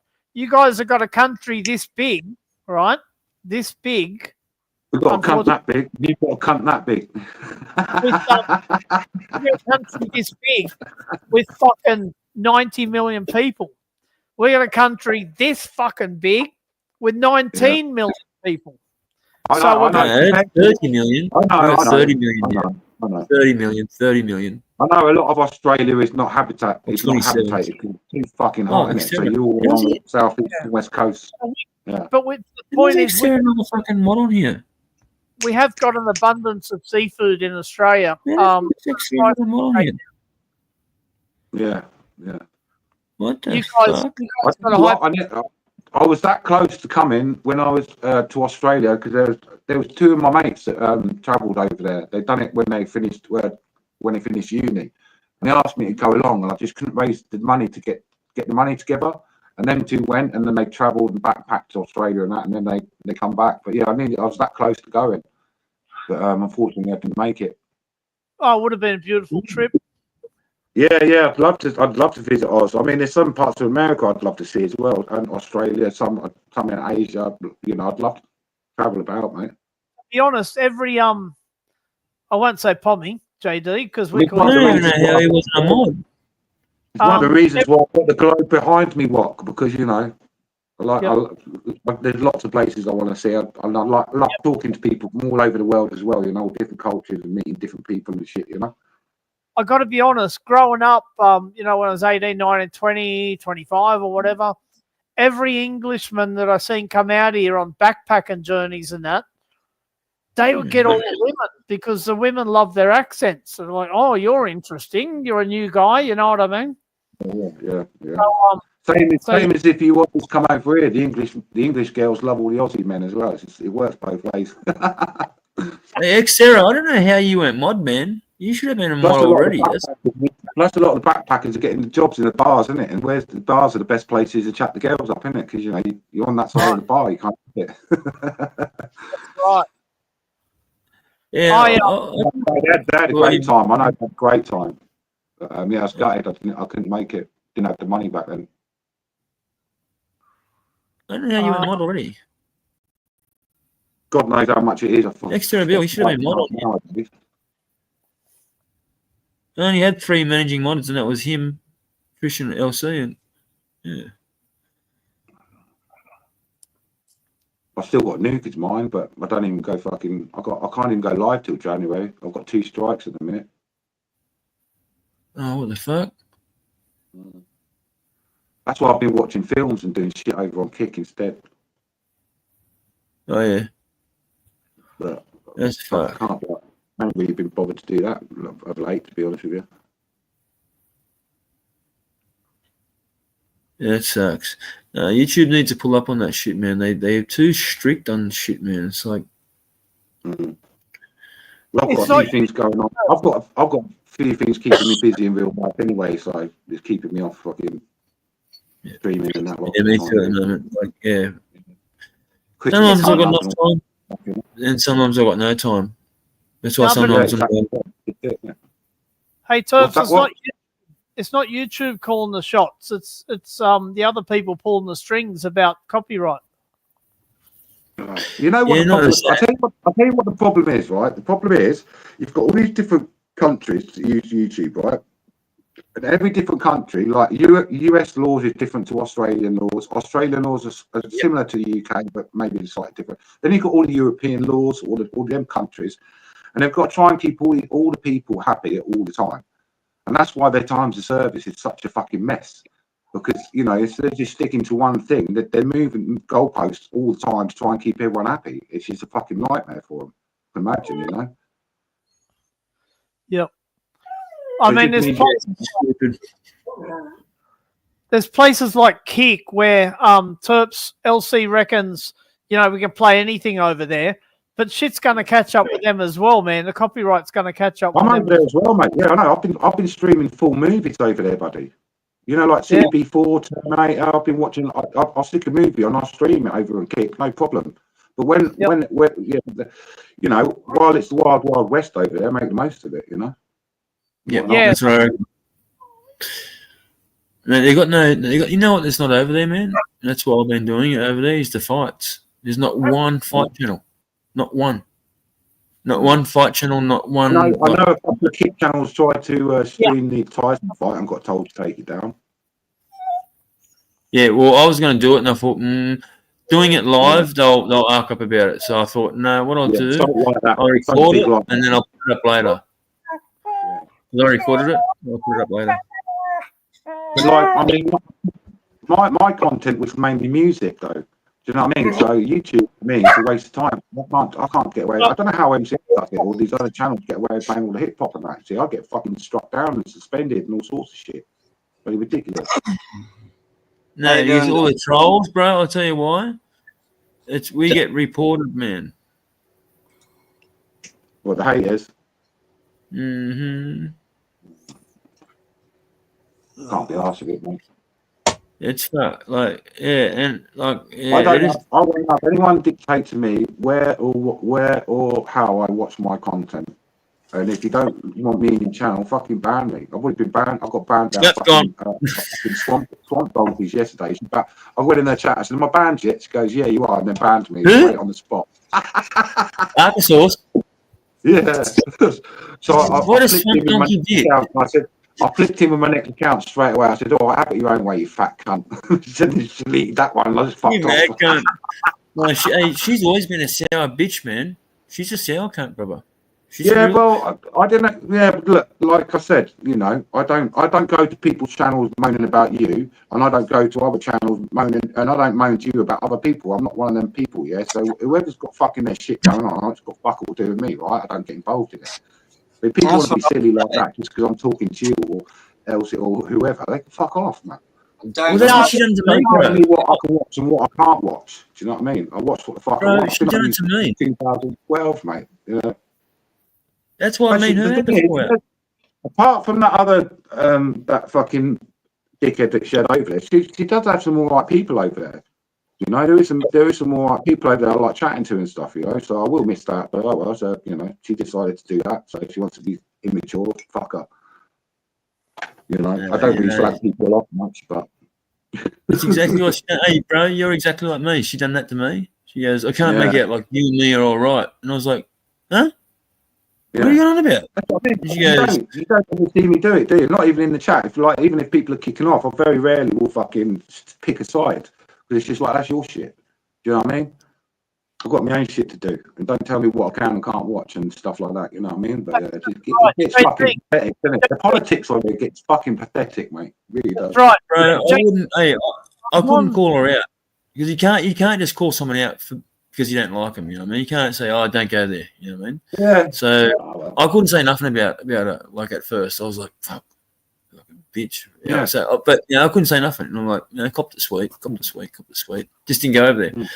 And then as soon as she had that Quentin James over there, I was like, Well, I actually messaged her over that behind the scenes and said, "Look, as long as you've got him in the chat, you won't see me over there." And then I sort of kept an eye on it, and I don't know. I don't know if he's coming in there under a different name or what, but I haven't. Yeah, no, he changed his name. I've got no idea. But he did. So I sort of like was slowly going. I didn't go up on the panels, but I was in the chat, you know, and I'd say hello to Stiffy or whoever else is in the fucking chat or whatever.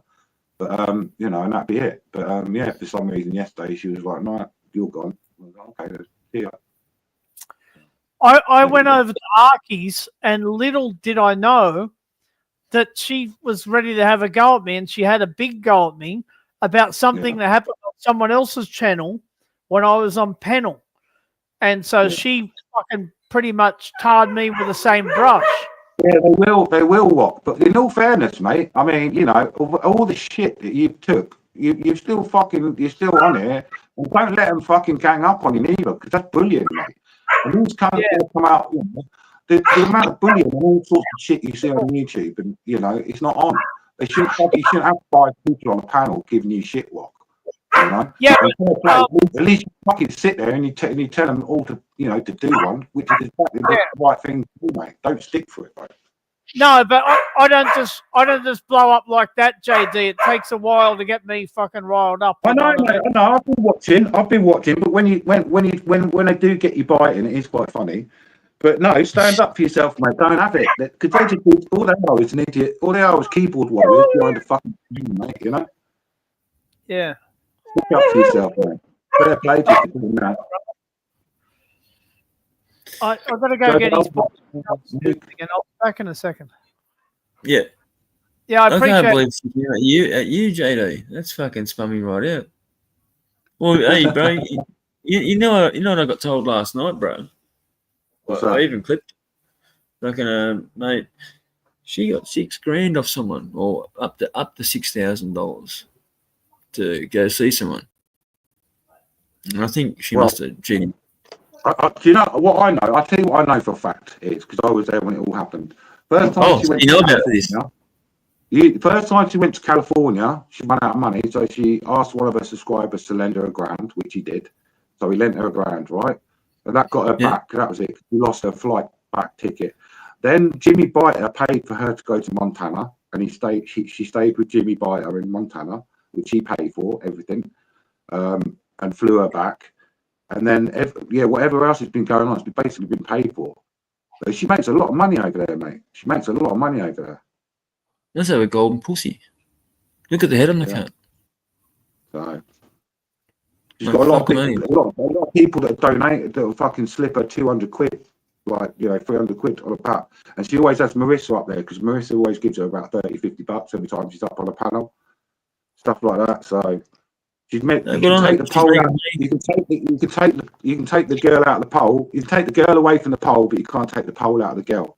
She's been a pole dancer, didn't she? So she knows how to get the money, mate. How to grind it. Yeah, it's just weird. She's surrounded herself with a load of people now that are all gifters. They're all fucking big gifters and that lot. So she's doing all right. That's why she can. How are they gifting that? How are they gifting that through PayPal? Cash App. Well, Cash App in America, aren't they? Yeah, so it's all done behind the scenes, mate. So if you're watching, you fat cunt, up yours. So yeah, someone I don't believe. I know she does it. It's all been paid for everywhere she's travelling. Crazy. Yeah. Can you this is why I was calling them out. I was like, how desperate are these cunts? Are they really that desperate? Can you unban Topi? Can you unban Naquilla for us, please? Who? Naquilla. Who the fuck's that? Would have been Trish. Nuclear. Trish, you do it. Nuclear. Yeah, whatever their name.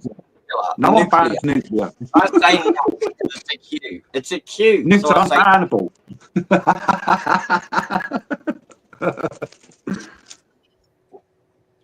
Thank you. Is she banned? Is she banned? You guys came back to it. Nut can pick a scratchy for his inconvenience. Pick a scratchy. No, it comes to my streams when we do scratchies. I'm just going to do one because he's here while you guys are chatting. I thought Nuclear was a chick. I'll take the middle one. It's not your turn yet. It's not your turn yet. What? Nuts first. Then you guys can be next. Oh, everyone pick first. No, told you, yeah. Middle scratchy. We're doing a Santa. All right. I'll shut up and go on mute. I'll let you know if I win. He's big on scratchies, isn't he? Puck Elf. Yeah. Hey, one of my mates, he won 100 grand twice. Never been into a mate scratch cards. I wouldn't even know how to put a bet. I've never been gambling. Fortnight.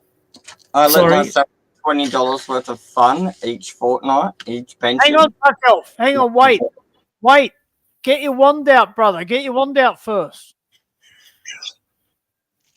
Boy, this is a family channel. What? Easy now. Oh, that one. Oh, yeah, got you. Yeah. All right. Now he's put a spell on it. Now he's going to go all right. Okay. Have you got a map? Have you got like a lucky coin or something that you use to scratch it?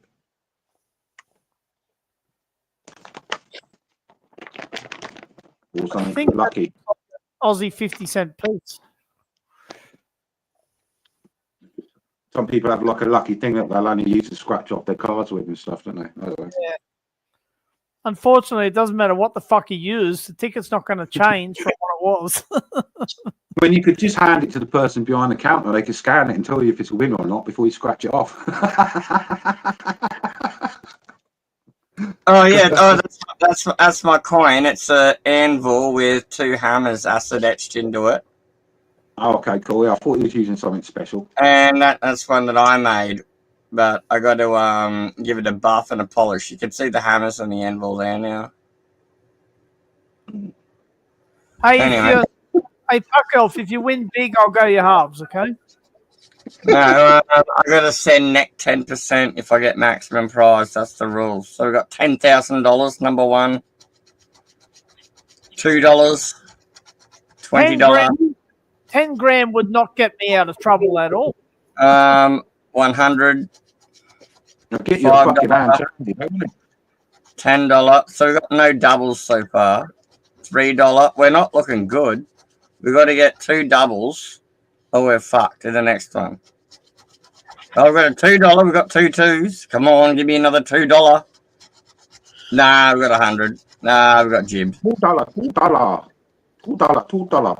Ah, $2 wampum. You want to buy my wampum? They're not worth buying for me because if I win 10 grand, the mafia will still be knocking on the fucking door. Well, it's like $20 a fortnight, and it gives me an hour of fun to do on my own live streams when I'm doing nothing. And that's why I don't do them all at once. They last me a fortnight, and we just do a few scratchies and fuck with some Legos and talk some shit and have some beers, and the chat gets to pick. Channels are quite big though, aren't they? Well, it's just the fact that the chat gets to pick. It's interactive. I don't pick my scratchies. I just get them from the store and I let chat pick. The only luck Puck Elf I've ever had was I met an Indian girl at the casino and I took her home. And in the morning, I noticed she's got a red dot on her forehead, so I scratched it off and won a car. I was about to say, we need fucking Zero here. Zero always picks the winning scratchy and the best. Not a bad one. Not a bad one. I like that one. Yeah, we need Zero here. Well, Zero you got to have a joke every now and then, don't you? You got to throw a joke in here and there. Yeah, brother. Yeah. If your dad jokes aren't terrible and don't make people I've got a good joke for you. I've got a good joke for you. Do you want to listen to it? Go ahead, brother. Yeah, absolutely. Right. There's an Englishman, a Scotsman, and a Wok walking through the desert, right? And Wok? Wok trips over this fucking little lamp, right? And he goes, "Oi, boys, I know how to do this." And he rubs it. This little fucking genie pops out. Genie goes, "Right, lads." He goes, "You freed me from my prison. I'll give you one wish." Now, we all looked at each other and said, "Hang on a minute. I thought we usually get 3. He goes, "No, you're only getting one wish. One wish." So the Scotsman goes, "Do you know what? I want to be back in my castle, sipping my whiskey in front of the fire on the glens." Poof, off he went. So the Irishman goes, "Yeah." He goes, I want to be sat at home with a never-ending supply of whiskey, Irish whiskey. Poof, off he goes. He looks at Wok. Wok's thinking. He looks down. He looks at the genie and he goes, "Do you know what? It's fucking quiet here. Can you bring them 2 cunts back?" That's going on the list, actually. That's going on the list. That's going on the Turby didn't find that one funny. my desktop. And yeah, I'll pull up my desktop notepad of some dad jokes. I got a few. I got one for you along those lines. There's a genie involved, JD. So this guy, oh, you take forever to tell a basic joke, though, dude. I do, but I'll be quick. So there's a guy gone through the Sahara Desert. Sit down, everyone. Make sure you sat down for this. There's a guy going through the Sahara Desert on a camel, and it gets really fucking hot. So he strips all his clothes off and he gets naked. Anyway, he's going along, and he gets really horny and gets a fucking hard on. So he decides to get off the camel and try and fuck the camel. He's in the middle of nowhere, so he says, "Oh, fuck this camel." Anyway, a camel turns around and bites him, so he gets a softie, and he gets back on the camel. Then the same thing sort of happens again. He gets back on the camel. He's driving along on the camel. He's lost in the middle of the Sahara Desert. He gets a hard on and tries to fuck the camel again. The camel bites him, and then he gets a soft on, so he gets back on the camel. Anyway, he comes across this fucking lantern, and he goes, "Oh, what's going on? This is a genie lantern." So he rubs it, and the genie comes out, and he says, "I'll grant you one wish." He said, "Okay, can you hold the camel's head while I fuck it?" That was a bit convoluted, but yeah, there we go. The payoff was there.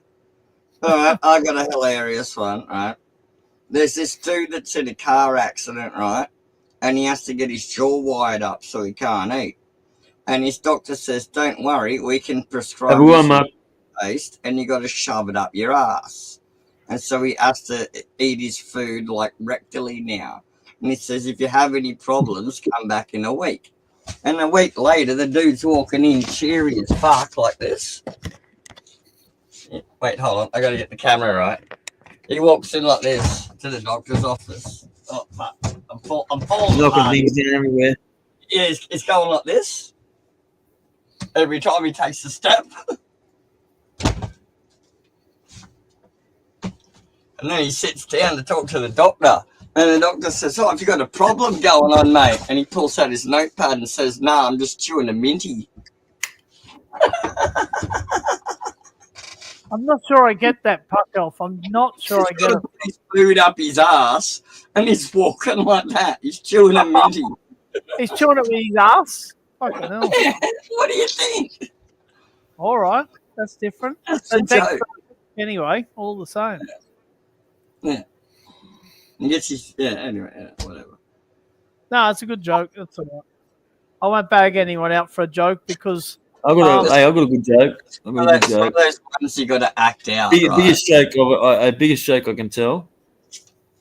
You ready for it? Yeah, go ahead. Arkansas. All right. One word. Oh wait, that's that girl, right? I never met her before. I had no idea what was going on.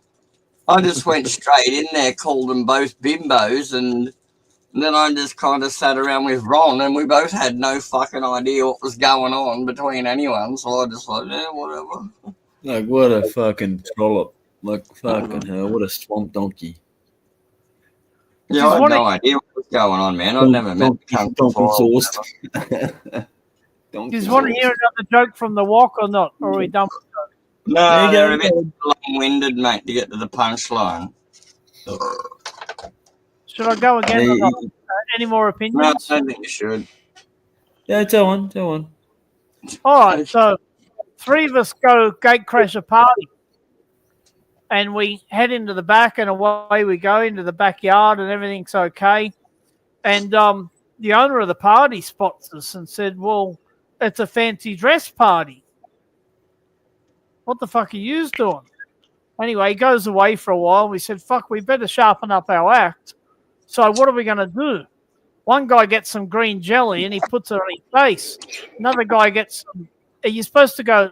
I missed the point. You're supposed to go dressed as an emotion. As an emotion, right? Right, you fucked the joke up already. You fucked the joke up already. I can rectify it, JD. I can rectify it. Hurry So up! You said you'd be quick. hang on, I'll be quick. So you're supposed to go test as an emotion. So my mate put green jelly on his face. The other mate put red jelly on his face. And I picked up a bowl of custard, right? And she come back and she said, so what are yous? One mate said, well, we're dressed as emotions. I'm red with envy. Red with anger. Red with anger. And the other mate said, I'm green with envy. And I pulled my cock out, put it in the custard, and I said, I'm fucking disgusted. Is it any good? We got there in the end, thank God. Yeah. All Was right. it any good? It had something about it. I'm fucking. It would have been good if your delivery was better. Yeah, I haven't told that one in a while. I've heard you tell that joke before. That's what I mean. It's a delivery, mate. It's Yeah, a I've got delivery. a Aussie one that's got a bunch of punchlines all the way through it, right? That gets one of them claps. It's one of them where the hands don't quite. They're not quite. Yeah, it's a seal clap. A retarded seal clap. Yeah, okay. So there's three cunts and they're leaving the pub, right? There's the dude driving, and there's his mate and his mate's girlfriend in the back, and they're fucking getting it on. And his mate in the back says, "Oh, you got to pull over. I'm got to go, man." And he's like, "Yeah, we're going home." He's like, "No, I got a piss, cunt." And he's like, "Oh yeah, fair enough." And so they pull over in the middle of farming country, and they got fences on either side of the road, and they all walk, and everyone needs to take a piss now that someone said it. We're stopped. And so, like, the two dudes are off on their side, the chick's off on her side, and one of them hears the other guy yell out, "Oh, holy shit!" And, like, fucking, he's pissing on his fucking dick and shit. Oh, yeah, fuck it off. Fuck it off. What? Someone's making content about you, brother. I don't care. So he runs over there, and fucking his mate's like, fucking No, not in chat. Yeah, no, who's doing it? Is it fucking Ken or is it Only mids. What? Mids? Only mids. No, he's fine. Mids is fine. Okay. I like Mids. He's okay.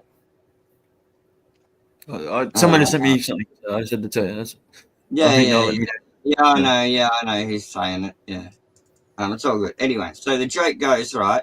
Everyone's running over there, and the chick's like fucking squatting, pissing on herself. They're going to go see what's going on with this guy yelling out, fucking freaking out. They think he's getting attacked by a fucking bull or something. And there's this huge fucking hole in the ground, like fucking that proverbial Mel's hole from the fucking sci-fi shit, right? And he says, I was pissing in there. I couldn't hear me piss at the bottom. And I'm like, what the fuck's going on? And the chick's like, oh, you're a bunch of fucking losers. And she picks up a rock and throws it down there, and you just hear this. Oh, you hear it hit? Nothing. Just nothing. There's just no bottom to it. You just hear a couple of donks, and it just disappears. And they're like, oh, fuck, eh? And so the two dudes, like, they go around, they grab this big fucking stone, and they hoik that down there, and they hear this donk, donk, donk. Nothing.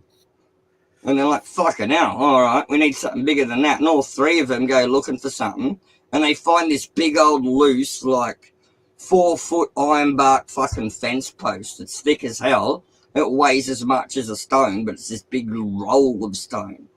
And it's got wire and shit dragging off it, some old thing off the fence. And they lob that down the hole, and they hear conk, conk, conk. Moo! And this goat comes charging through the fucking woods at him, mowing down the trees with its skull, disintegrates a fucking gum tree, looks them dead in the eye for a moment, and jumps down the fucking hole to the gate of hell. And they're freaking out, what have we unleashed here? And the old farmer up the top thinks, what the fuck's going on down here? And so he fucking drives down in his tractor and he turns on the floodlights and he says, oi, you drunk cunts, get away from me hole. There's no bottom to that. And they're like, yeah, no shit, cunt. We just threw a rock down there and then we threw this giant stone. And you should have seen what fucking happened next. This goat started running through the bush and it just ploughed this huge strip and it almost fucking took us to hell with it. And the farmer's thinking, Jesus Christ, mate, I'm glad that wasn't my goat. I had mine tied to a fence post down there. I got it. I get it, Puck Elf. I get it. I find it funny. JD, tell us a Chubby Brown joke. What do you got? Yeah, well, the fence post they threw down the hole before the goat came, and that's where the farmer tied his goat. There you go. You know, mate. There's loads of Chubby Brown That's jokes. the moral of the story. Yeah, they're all one-liners, aren't they? Fucking, he was classic Chubby Brown. I loved his stuff, but it's how he delivered it as well, and his persona. Yeah, and songs he sings and that as well. That like the crazy outfit. Do you know what? It's actually been. Do you know what? You know they've got this fucking freedom of speech. Not freedom. Yeah, freedom of speech issues. He's actually getting banned now from playing at certain. The councils don't want him there because they find him too disgusting. They're not. So he's actually getting cancelled. Yeah, he's actually getting cancelled, mate. They're coming after our comedians now. You know, it's bloody ridiculous, bro. Fucking lefties. But yeah, he's still doing. You can still go and see him live. He still does shows. Have you seen him live or not? No, I've only seen him on videos and stuff like. I've never actually seen him live. Yeah, I've heard a lot of these one-liners through my good mates in Thailand that I drunk with, and I heard a lot of good Chubby Brown Jethro stuff. Tull as well. You've got Jethro Tull. He used to be sort of like similar sort of comedy, but he didn't do stage, so he was more of a stand-up comedian. Jethro Tull. Have you heard of him? I haven't. No, I haven't. No. Yeah, so similar humour. Very similar humour. Here's an easy one for you. Why do men think too much and women talk too much? They've got two pairs of lips and we've got two heads. There you go. Why did God give women their pussy and their arsehole so close together? So men could hold them like six packs. So you can pick them up like a six pack. I haven't heard that one since I was a little kid, actually, at a party with drunk fucking dudes around it. Yeah. What do you call a one-legged prostitute? Eileen. Cheap. Yeah, that's right. Cheap. Yeah. Yeah. I'll remember all these. I'd call her Eileen, but yeah, that's a better one. What's the time where you at, man? 1:45. Yeah, I'm gonna have to head off to bed, mate. I've got to hit the hay. I forget how many hours you're ahead of me, man. Yeah, I must hit the hay. I'm gonna see what this guy. Oh, I gave me up. I'm gonna have this because it's 1:45 a.m. here in the morning. I'm gonna have this, then 2 more, 3 more, then 3 more. And then you're gonna piss out. I'm gonna get a cigarette, then I'm going to bed. I'm gonna get a cigarette and then I'll go to bed. All right, brother. That's exactly right. You do well. Me dog's yelling at me to fucking get to bed. He's ready to go to bed. Hey, Bucko, the video they want me to play, right? It's a wrestling match. It's got LC taking on someone. And it's got you taking on someone. You look like Axl Rose, sort of. It's fucking funny. Eh? I had a little look at it. What style is it done? Is it actual proper cartoon? Yeah, it's like cartoon type, or yeah, awesome. It's funny, man.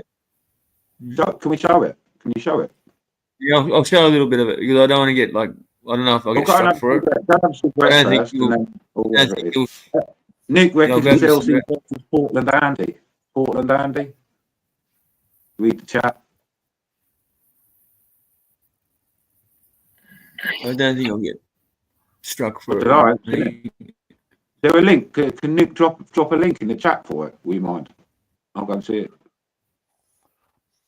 I got one more quick joke for you. I'll play something, but I'll drop the link as well. I got one more quick joke for you before that. I once went to America. You know the only thing I don't like about sleeping with the blacks? Well, is they got fucking large cocks. Yeah. Allegedly. Hey, it takes a confident guy, confident heterosexual guy to say a joke like that. Mm-hmm.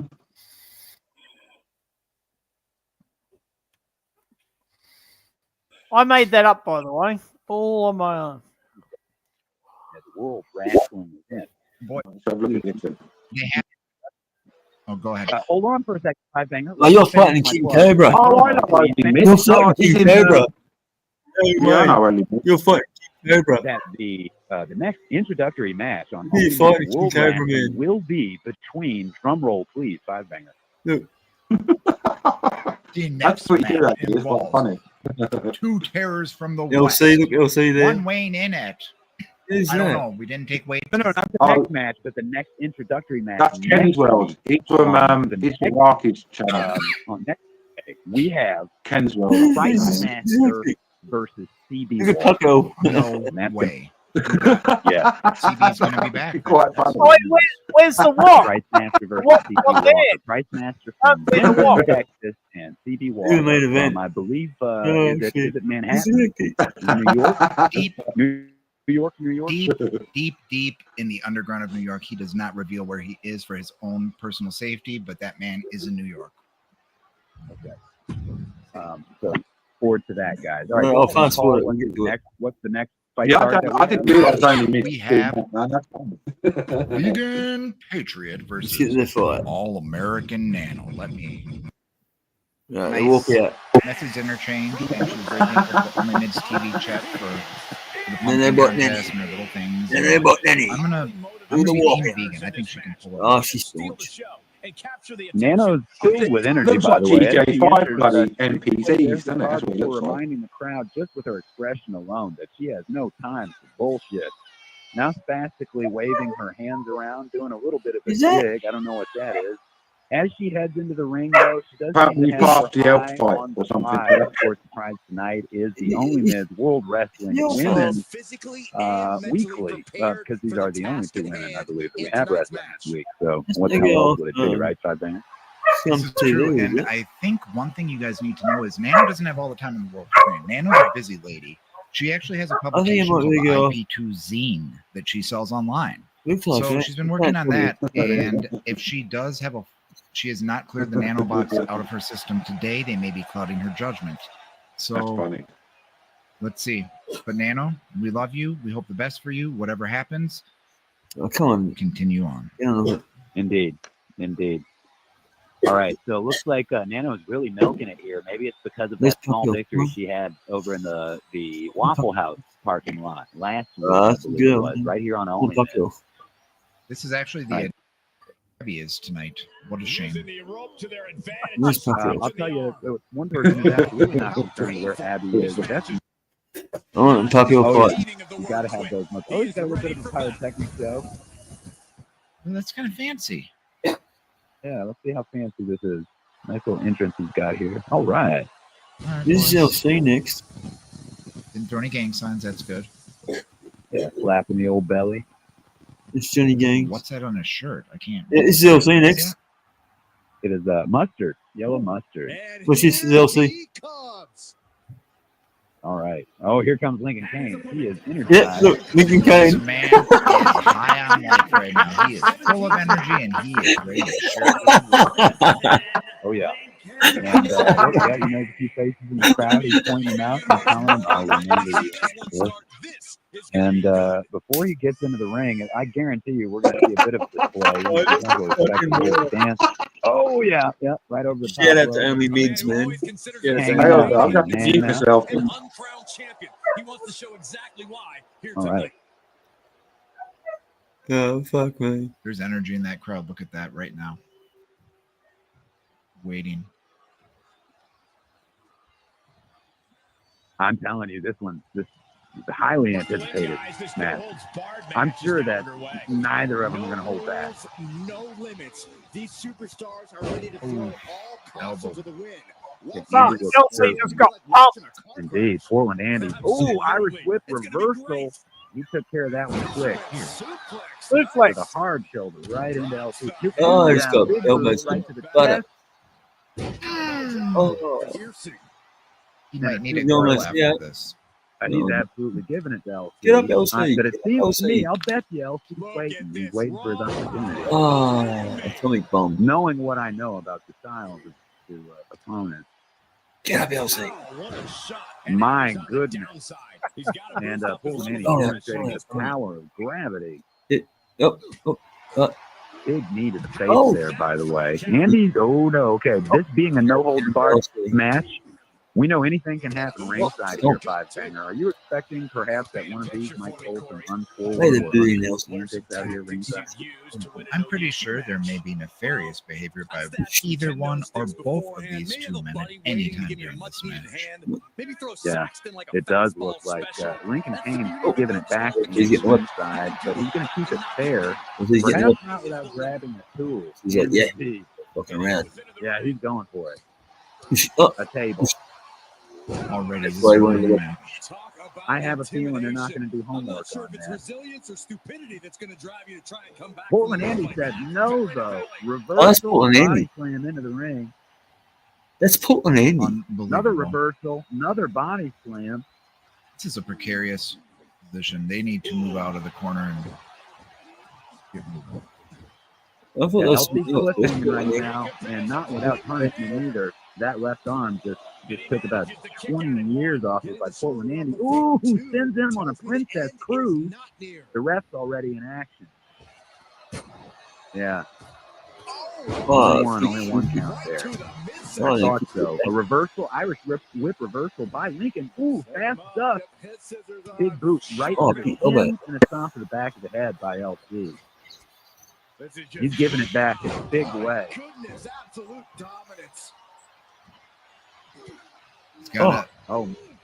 He's setting the record straight. He goes he's here for the long run. Yeah. And so is Andy. Oh no, karate chop. Reversal right out of that Irish whip. He said no. This is funny, man. And his double act. I want to see Pacquiao. Double act now said yes.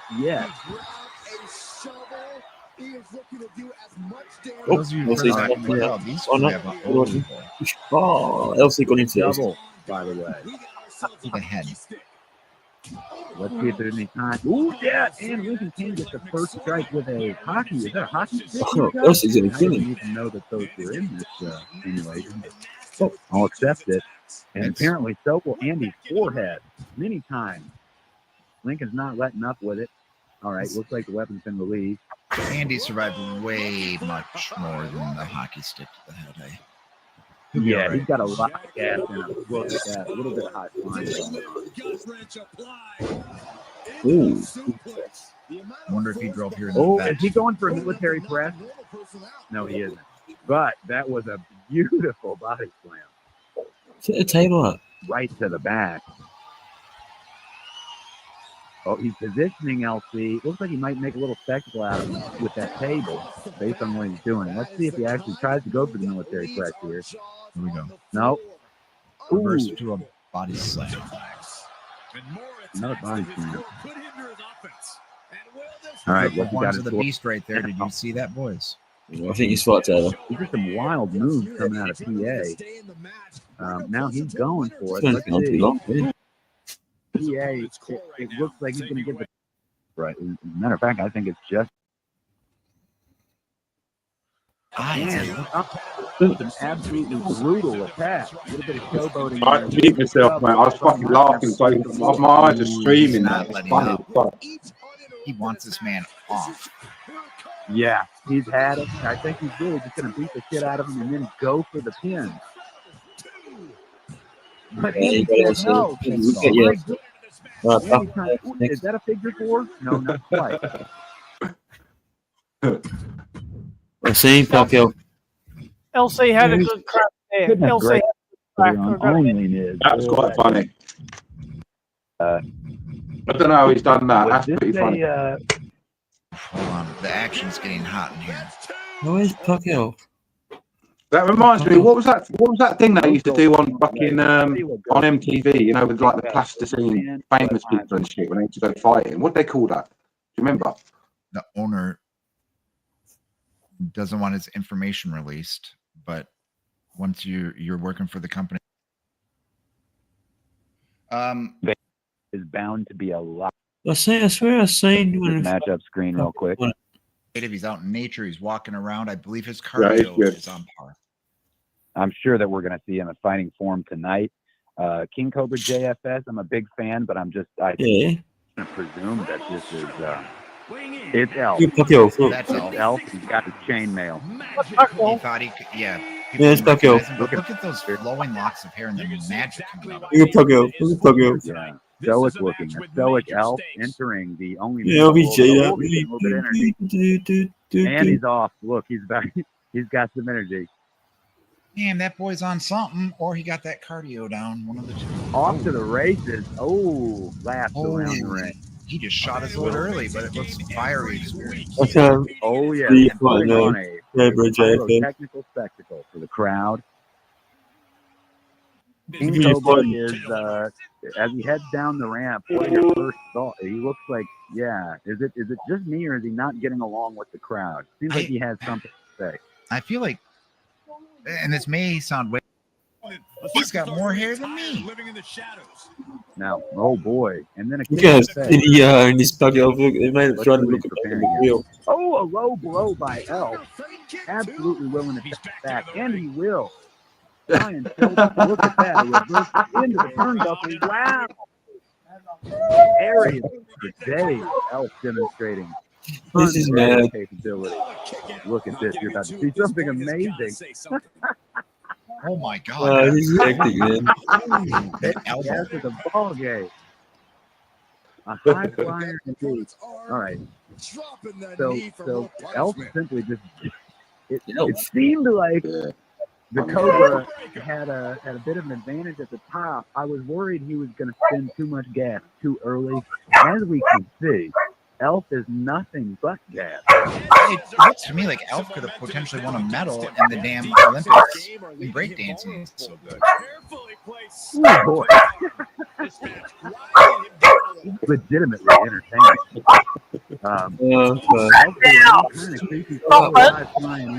Looks like he's having a little bit of trouble. Yeah. Right, now, Pacquiao Boy, he's gets. taking a break there. Yeah, This league has gold That's funny. eight Okay, singular carrot look. gold-plated steps. Nobody else has that in their league. Nobody. King Cobra's looking a little bit inebriated here. Yeah. Okay. So the Delirium Tenant just caught up with Cobra, but he's back in the game. I predicted that Pacquiao gets Of snatched course he again. does. He wants Yeah, to no keep energy things left, yeah. nice and clean. Did he just try to Come on, do Elf. magic? He went. I missed that. I didn't see it. Okay, so we have a submission That here. was funny. That was funny. That If was you want the funny. link to that, here's the link. Yours? I don't need to now. I've seen it, but yeah, that's funny. That's actually quite good. Yeah, I like that. That was pretty good. Well, you did just make one about the walk. What's going on? But you're not famous enough yet, mate. No, I'm not. I feel left out though. You're not nobody until you won one of only Mitch Set fighting. on me for the win. Set on me for the win, so true. Next week, Yeah, walk. that, like, go on. No, I was just I was gonna- repeating that. Someone said maybe next week walk. Next week I'll be They on next week. reminded me- Yeah, they reminded me of like GTA 5 characters. Someone's like took fucking GTA 5 characters or something and just fucking. I don't know how Remember when it's they- putting on it. It's fucking hilarious. Remember when they used to have that celebrity boxing? And it was like a cartoon, they'd have people fighting each other, but it was like cartoon version. You see it on TV? Fucking, that's what that reminded me of. It was funny. Yeah, you know what was that fucking thing they used to celebrity death match? Do you remember on MTV? That's what Yes. that reminds me. Yes. But like in like GTA 5 style. That's what I was brilliant. getting the vibe, same vibe. I was getting the same vibe. Exact same Yeah, I fucking didn't vibe. realise only Mitch was doing that. I haven't been. I've subbed to him, but I ain't watched him for fucking ages. To be fair, yeah, that was funny. Yeah, a cult knows. That's funny. One sec, I'll grab you a cigarette. Need to watch that now. If someone I'll does see you it. what, they're gonna have to like fucking get it. So you're beating someone over the head with like a rock, like a frying pan or so. That'd be funny. Yeah, that'd be the way to go. I've always got my JD. I've always got my wok handy. You know that my wok's right there. I Next have to it me. ready, mate. You've got to have it to repel all the, all the bad juju, mate. Plus, if you stick it on your head, you probably get better Wi-Fi. You know that.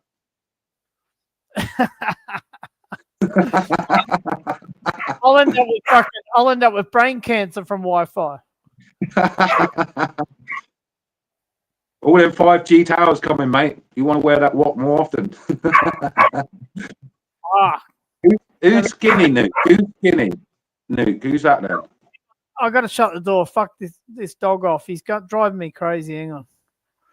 What's the matter, Alfie? He's only that was quite that was funny, dude. No one who's been threatening you. Get out. I'm shutting the door now. You're muted as well, mate. Oh, he's on the phone probably. I don't know. I thought that was fucking hilarious. If someone done that of me, I'd fucking piss myself laughing. It wouldn't bother me at all. That's hilarious. Jimmy White, I've got no idea who that is. I've never even heard of the name before. So. Who JD you haven't heard of? Tucker, if you're famous now. The person that was behind the all of that animation stuff, apparently. They're the one that put it together. Oh, I thought you said Jimmy White. I thought you said Jimmy White. I was going to say, hang on. No. We was talking about we was talking about like the cartoon thing that we was just watching. I wondered who made it. Skinny White. Okay, got you. Yeah. It is probably an anagram of Jimmy White. You never know. Yeah, there's a very good chance you've heard of Jimmy White. I'm thinking, yeah. More than a very good chance, actually. I'm not sure what he uses to make that program. It might be just the new WWF or WWE program, like game. You know what I mean? Yeah, that's it. Yeah, someone might have someone's hacked that or something on a PC. Yeah. Well, that is good. That is good. There's certain cracks and shit for that where you can make your own, like because you can make your own. There's some clever kiddies out there, man. Well, the new ones, I'm pretty sure you can put your actual face on there. Like UFC, you can put your face on there now, just on UFC games. Okay. So I think that's what they've done. They've just, he's just made it up on a game and just played the game out. Yeah, which is pretty clever, you know. Yeah, it's funny. I always said back in the early 90s, all the sports, they started to become a scam through betting scams and all that. And what I worked out on my own was the only fair income, that's an Aussie word, the only genuine sport left was WWF. Genuine sport, if you want to watch genuine sport and you're in it for genuine sport, the Olympics is pretty fucking damn good. The what? The Olympics. Yeah. It's not like people aren't throwing the game there. But the problem is the amount of people that make the money off of the Olympics, but the athletes don't make any money. They're meant to do it just for the fun of it. Yeah, I know. That's why a lot of people are boycotting it. You know? Yeah. Sadly. It's everyone. We're all kind of stuck in a catch-22, man. Like in that shit, it's fucked. It's like when they have the Olympics. The Olympics, it just went. I don't even know where it was. I didn't watch it. I had no idea. Didn't take any of it. Oh, did I? Once Olympians, I only knew it was on because there were some people in the chat going, "Oh, I'm going off to watch the such and such," and I'm like, "Oh, right, okay." Once the Olympics are over and the athletes return home, I can't see they do fuck all after that. All they can do is a couple of promotional ads and shit like that. They end up on I'm a Celebrity, Get Me Out of Here, or some fucking talk show or some shit, and that's about it, isn't it? Yeah, they're a semi-celebrity, you know. And yeah, they get TV gigs and all that lot over here now. They'll, especially if they get gold. Yeah, true. Yeah, they'll endorse a fucking milkshake or something like that, like a healthy milkshake. Yeah, pretty much. Mm. But then some of them stay in the sport and teach, and they decide to stay in it and stuff. But yeah, Yeah, that's about the best they've got, which is a normal job, really. I think the Power Olympics is funnier to watch. I've just got a sick sense of humour. I'd rather watch the Power Olympics than the normal one. Well, does a one-legged duck swim in circles? Well, that's it, mate. That's an old English joke, isn't it, JD? Yeah, something like that.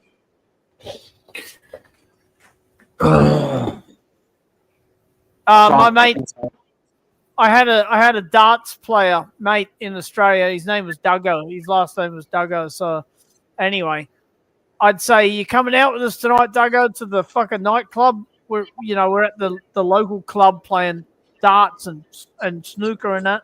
I say, Duggo, you coming out with us? He'd say, does a one-legged duck swim in circles? It's like, yes. Or bear sit in the woods. Yeah. Pretty much. I didn't come here to pluck spiders, cunt. I'm going to end it up. Thanks for joining, JD.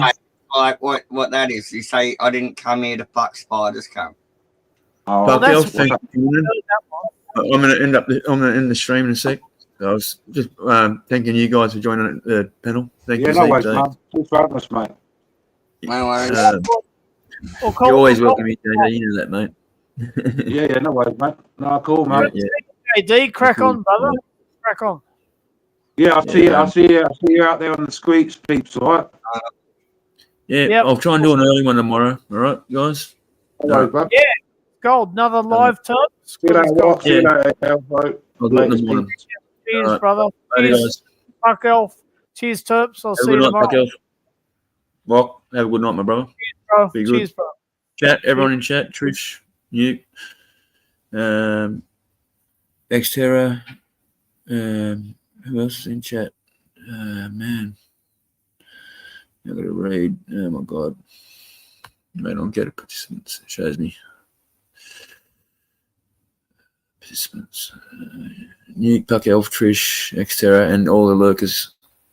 Right, night, guys. Night. Have a good one. Do something good for your family or someone you love. All right. Good night.